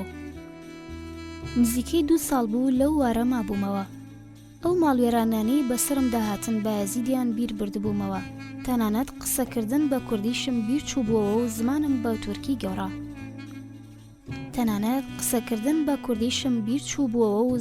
بۆ تورکی گۆڕا. وام لێ هاتبوو خەونەکانی شم تێیاندا بە زمانی تورکی دەدوام و لە گۆکردن بە کوردی کەوتە بووم. کاتێک بیستم سوڵتان مستەفا خۆی بۆ شەڕی گاوران ئامادە دەکات بە مەلای مزگەوتەکەم گوت ئارەزوی ڕۆیشتن بۆ غەزا دەکەم. زۆری کەیف هات و پرسی لەگەڵ ئەسب سواریدا چۆنی؟ ئەسب بەدەستمەوە وەک مەڕە. دیسانەوە پرسی ئەی لە نیشانەشکێنی باشی لێ دەزانی؟ گوتم نا بە خودای بەڵام خەنجەر باش دەوەشێنم. مەلا بزەیەکی هاتێ و گوتی تەنیا نیەت بەسە کوڕی خۆم، خۆزیە هەموو لاوەکانمان وەک تۆ دەبوون. مەلا شەوێکی تەواو باسی غەزا و خێر و پاداشتەکانی بۆ کردم. پێی گوتم تۆ ببیتە سوارە ئەوە هەم لە دنیا و هەمیش لە ئاخیرەت قازانج دەکەیت. لەم دنیا سوڵتان پارچەیەک زەویت خەڵات دەکات. ئەگەر شەڕ قەومە ئەوە تۆ سواری پشتی ئەسپی خۆت دەبی. خۆگەر شەڕ نەما و بە سەلامەتی گەڕایتەوە ئەو دەم تۆ لەسەر زەوی خۆت ئازادیت کار بکەیت. ئەگەریش نەبیتە سەرباز ئەوە بەلای کەمەوە دەتکەنە پیادە تاکو هاوشانی سەربازانی سوڵتان ڕێ بکەیت و ژمارە زۆری بنوێنیت و ترس بخەیتە دڵی دوژمنەوە. زۆرم کەیف پێداهات ببمە سەربازی سوارە. بۆ ڕۆژی دوایی مەلا ڕادستی فەرماندەی ئوردوەکەی ئەو نزیکانەی کردم. لەوێ چەند ڕۆژێک من و هاوڵانم مەشقمان لەسەر هونەری شەڕ و نیشانشکێنی کرد. پاشان پێیان گوتین ئیدی ئێوە تەیار و ئامادەن بۆ جیهاد. چوینە ناو سوپای سوڵتانەوە. بڕوام وا بوو دەبمەیەکێک لە سەربازەکانی لەشکری یەنیچەری بە جلوبەرگە ناسراوەکانیانەوە ئەوانەی موچەی پتر لە هەمووان وەردەگرن. بەڵام بوومە پیادە و لەگەڵ سەربازانی سوڵتاندا بەرەو مەجەڕ و لە هەستان بەڕێکەوتم. لەشکرەکەمان بە ڕۆژ و شەو لە پێشڕەوی و کشاندا بوو، هیچ هێزێک نەبوو بەری بگرێ. ترس و بیم لە ئێمە بەرەو قەڵا و شار و گوندان پێشمان دەکەوت. نەخاسنە سوڵتان بۆ شکۆیی خۆیەوە سەر لەشکرمان بوو. ئایا سوپایەک سوڵتان بەخۆی ڕابەرایەتی بکا شکست دەیەنێ؟ سەدری عەزەم ئەڵماس محەممەد پاشاش لە پێشمانەوە بوو. لەشکرەکەمان لە سەربازی سەرجەم ویلایەتەکان پێکاتە بوو. وێڕە یەنیچەریەکان بە هەزاران سەربازی سیواس و ئەرزەڕۆم و ئەدرنە و ئەنادۆڵ و وڵاتی کوردان و عەرەبستان و چەرکەس و ئەرناوت و بۆسنەیی بۆ غەزای گاوران هاتبوون. لەوێ لە دوورەوە چاوم بە سوڵتان مستەفا کەوت. کوڕەلاوێکی قۆز و بەسپیک و زاکۆن و جەربەزە بوو، وەک مێزەری سپی تاجەکەی لەسەر نابوو. 6 پەڕی تاوسی پێوە بوو. زۆرم هەوڵدا لێی نزیک ببمەوە و کڕنوش بەرم تاکو خاکی بەرپەی ماچ بکەم. لێ ئەو دەرفەتەم بۆ هەڵ نەکەوت. لەژێر ئاڵاکەیدا چەندین شەڕمان کرد و تێیاندا بە پشتیوانی خوددا سەرکەوتین.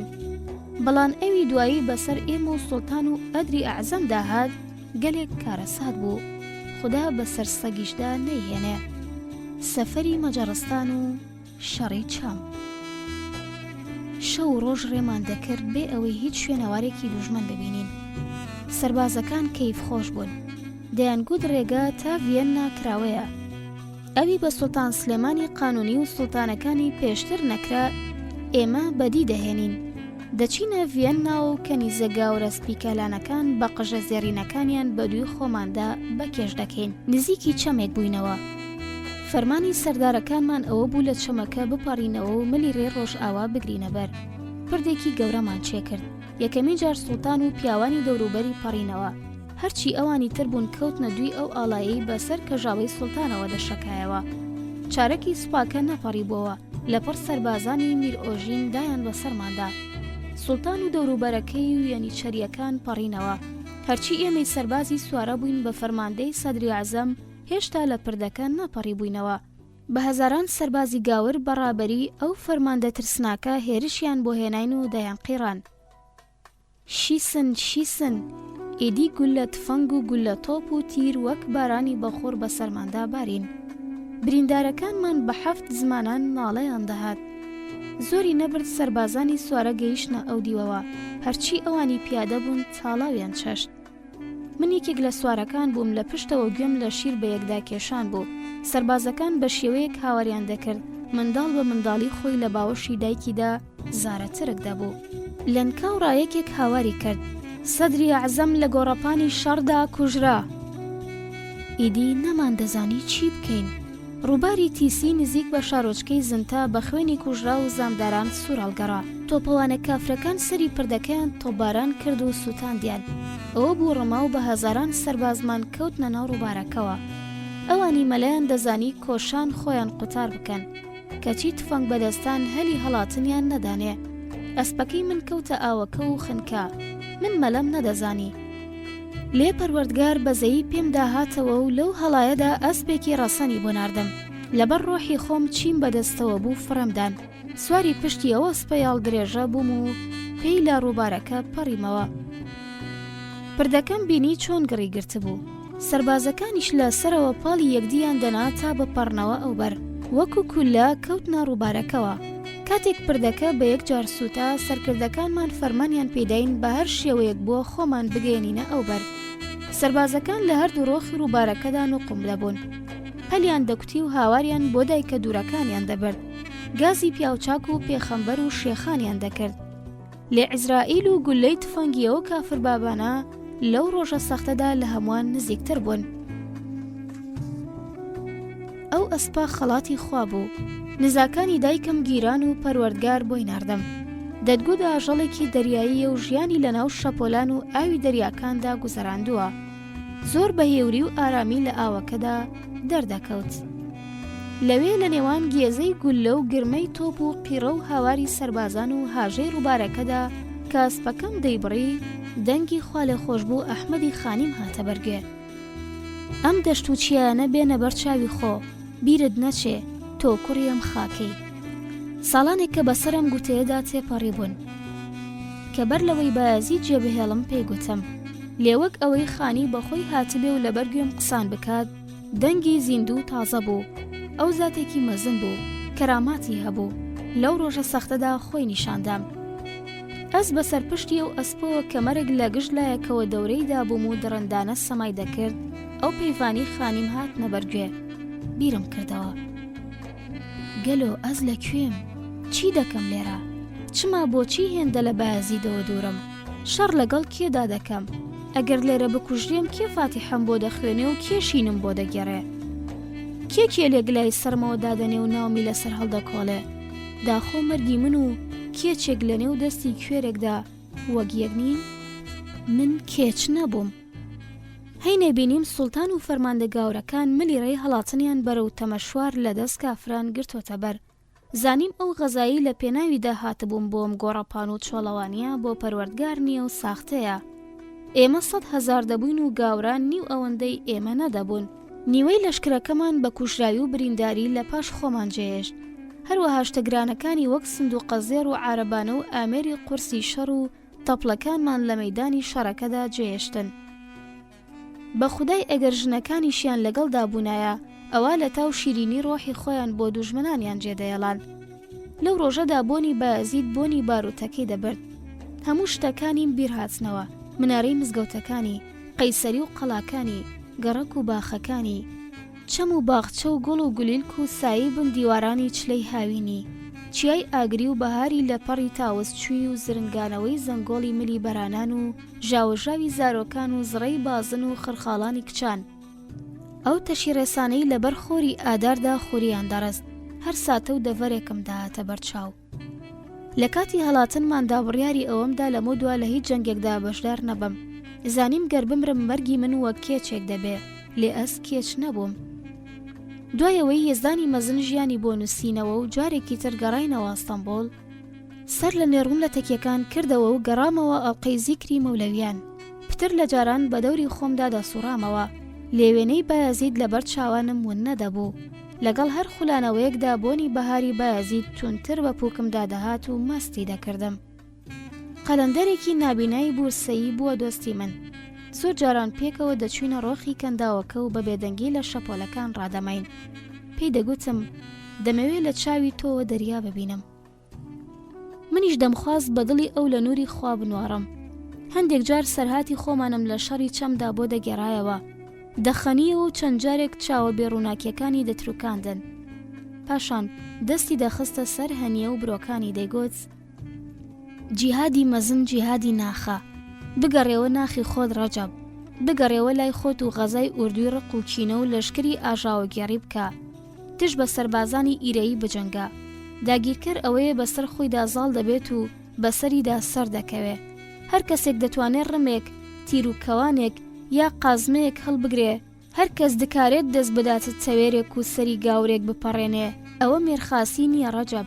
ئازایەتی و جوانمێردی ئەوەیە لە جیهاتەکەدا بەسەر ناخی خۆتدا زاڵبی. جارجاریش هەندێک لە کتێبی مەسنەوی مەولانای ڕۆمی بۆ دەخوێندمەوە. سەهەل شیری دان کە سەفها بشکەنج، شیرئان ئەستئان کە خودرا بشکەنج. ڕۆژ دوای ڕۆژ لە ئەستەمبولدا وەندەبووم. کاتی خۆی خانی پێی گوتم نەکەی خۆت گوم بکەیت. لێ لە باژێرێکی گەورەی وەک ئەستەمبولدا کە نیوەی دنیایە ئێڵ و عەشرەتی ژوون دەبن. ئەی بۆ داماوێکی وەک من چۆن؟ بە هاوڵە قەلەندەرە بورسەیەکەمم گوت بەنیازم بگەڕێمەوە زێدی خۆم. ئەویش پێی گوتم بگەڕێەوە ڕەجەب، ناخت لەگەڵتدایە، بۆ کوێ چووی شەڕی خۆتی لەگەڵدا بکە. لە دۆخێکی خراپتر لەوەی پێی لە بایەزید دەرچووم گەڕامەوە. ساڵانێکی زۆر بەسەر دەرچوونمدا تێپەڕی بوو. لەبەر سپیبوونی سەرم و لۆچەکانی دەموچاوم کەس نەیناسیمەوە. بە خۆمیش گەلێکیانم نەناسیەوە. بەڵاو چەرمەسەری وا سەریان بە کافور چەرموو کرده بووم. زۆر بەتەمەندا هاتمە بەرچاو. کاتێک ڕەحمەتی چاوی بە من کەوت، زەردەیەکی هاتێ و باوەشی لێدام. بۆنی مەرەکەبێکی خۆشی عەنبەری لێدەهات. مانگێکی ڕەبق لای خۆی گلدامەوە. هەموو شەوێک لەبەر ڕووناکی چرادا ئەوی لەو وڵاتە بەسرم داهاتە بوو بۆم باز دەکرد. لەگەڵ ئەو شەڕەی تێدا بەشدار بووم و چۆن سوڵتان لە بەرامبەر میرێکی گاوردا هەڵات. بەداخ و کەسەرەوە ئاهی هەڵکێشا و گوتی بنۆڕە، یەکێک لە میرەکانی مەدەکارەیە بوێری وا بکات. ئەوان کافرن، لێ خوددا سەریان دەخات چونکە یەکگرتوون. ئێمەی موسڵمانیش پەروەردگار سەرمان ناخات چونکە خۆخۆرین و وەکو ئاردی ناودەڕ گواین. خانی پرسیاری ئەو وڵاتی لێدەکردم سەبارەت بە مەولەوی و کتێبخانە و مزگەوت و سەرا و بازار و کۆڵان و دوکانەکان، هەروەها هەمبەر دەریا لە ئەستەمبوڵ. چی بڵێم؟ درەنگ چاوم بە کتێبی مەموزینی ئەو کەوت. ئەگەر بەر لە سەفەرەکەم بواە خۆم نەدەخستە ئاگریە و جەنگە ماڵوێرانکەرەوە. خانی فێری کردم مادامێکی شەڕە دەبێت لە ژژی عوسمانیەکان بێ، نەک لە پێناوی ئەواندا. ئێستاش ئەو چووەتە بارگای پەروەردگار، گۆڕی پڕ نور و شوێنی ئەو بەهەشت بێ. حەیف بۆ ئەو، بە خودا لەدا خاندا مرد. کەسێکی هەمیشە خەم هەڵگر بوو، لاواز وەکو دەزوو باریک لە چەشنی دەرزی، زەرد مینا مۆمێکی تواوە. دەڵێن دەرمان خوارد کراوە. بڕوا ناکەم، خۆ دوژمن و ناحەزی نەبوو، هەمووان خۆشیان دەویست و ڕێزیان لێ دەگرت، تەنانەت میر بەخۆی ڕێزی لێ دەگرت و نرخی دەزانی. گەلێک جاران بۆ دانیشتنەکانی خۆی بەدوویدا دەنارد. هەروەها دەڵێن ڕۆژی مردنەکەی بارانێک لە مەرەکەبی ڕەش بەسەر بایەزید داباریوە. منەوەم بە چای و خۆم نەدی. کاتێک تەیموری فاسق هاواری کرد، مەرەکەب لە ئاسمانەوە دەبارێت. منیش وەکو ئەوان تەماشای ئاسمانم کرد. بارانەکە کەمێک ڕەش بوو. باشە دەشێت ئاسمان مەرەکەب ببارێنێ؟ خانی تا بڵێ زاتێکی پاک و مەزن بوو. یێزدانی مەزن هەموو شتێکی بۆ دەکات، کەرامات لە سەردەستی ئەو دروست دەکات. چما ئەو چی لە مەولانای ڕۆمی کەمتر بوو؟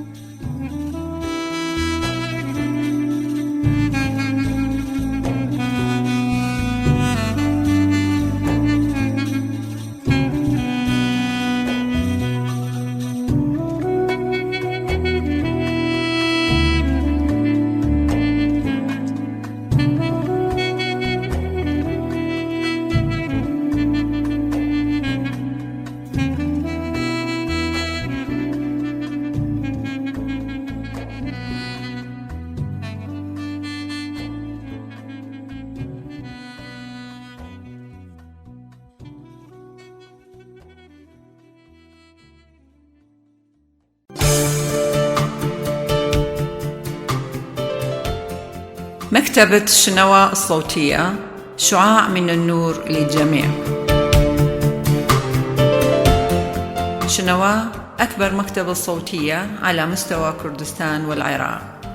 كسائر المكتبات العالمية تحتوي على مئات المصادر في مجالات المعرفة المختلفة باللغات الكردية، العربية والإنجليزية. علاوة على إعادة تحضير البرامج الدراسية الجديدة سنوياً وبصورة صوتية من الصف الأول إلى الصف الثاني عشر، وتسجيل مصادر علمية للطلاب المكفوفين في الأقسام المختلفة في الجامعة. بنفس الوقت فإنها تسجل مجاناً وبنوعية جيدة نتاج الشعراء والكتاب والمترجمين أو الراغبين بنشر نتاجاتهم الكتابية صوتياً. شنوى مشعل توعية المكفوفين الرائد في مجال الدراسة والثقافة والمعرفة للجميع، للطلاب والقراء المكفوفين والراغبين بالقراءة بصورة صوتية. إذا أردتم الاستفادة من مكتبتنا بإمكانكم زيارتنا على العنوان التالي: اتحاد مكفوفي كردستان، المركز العام في سليمانية، شارع 60 متر، مقابل بولينج سنتر. رقم الهاتف 328 7197.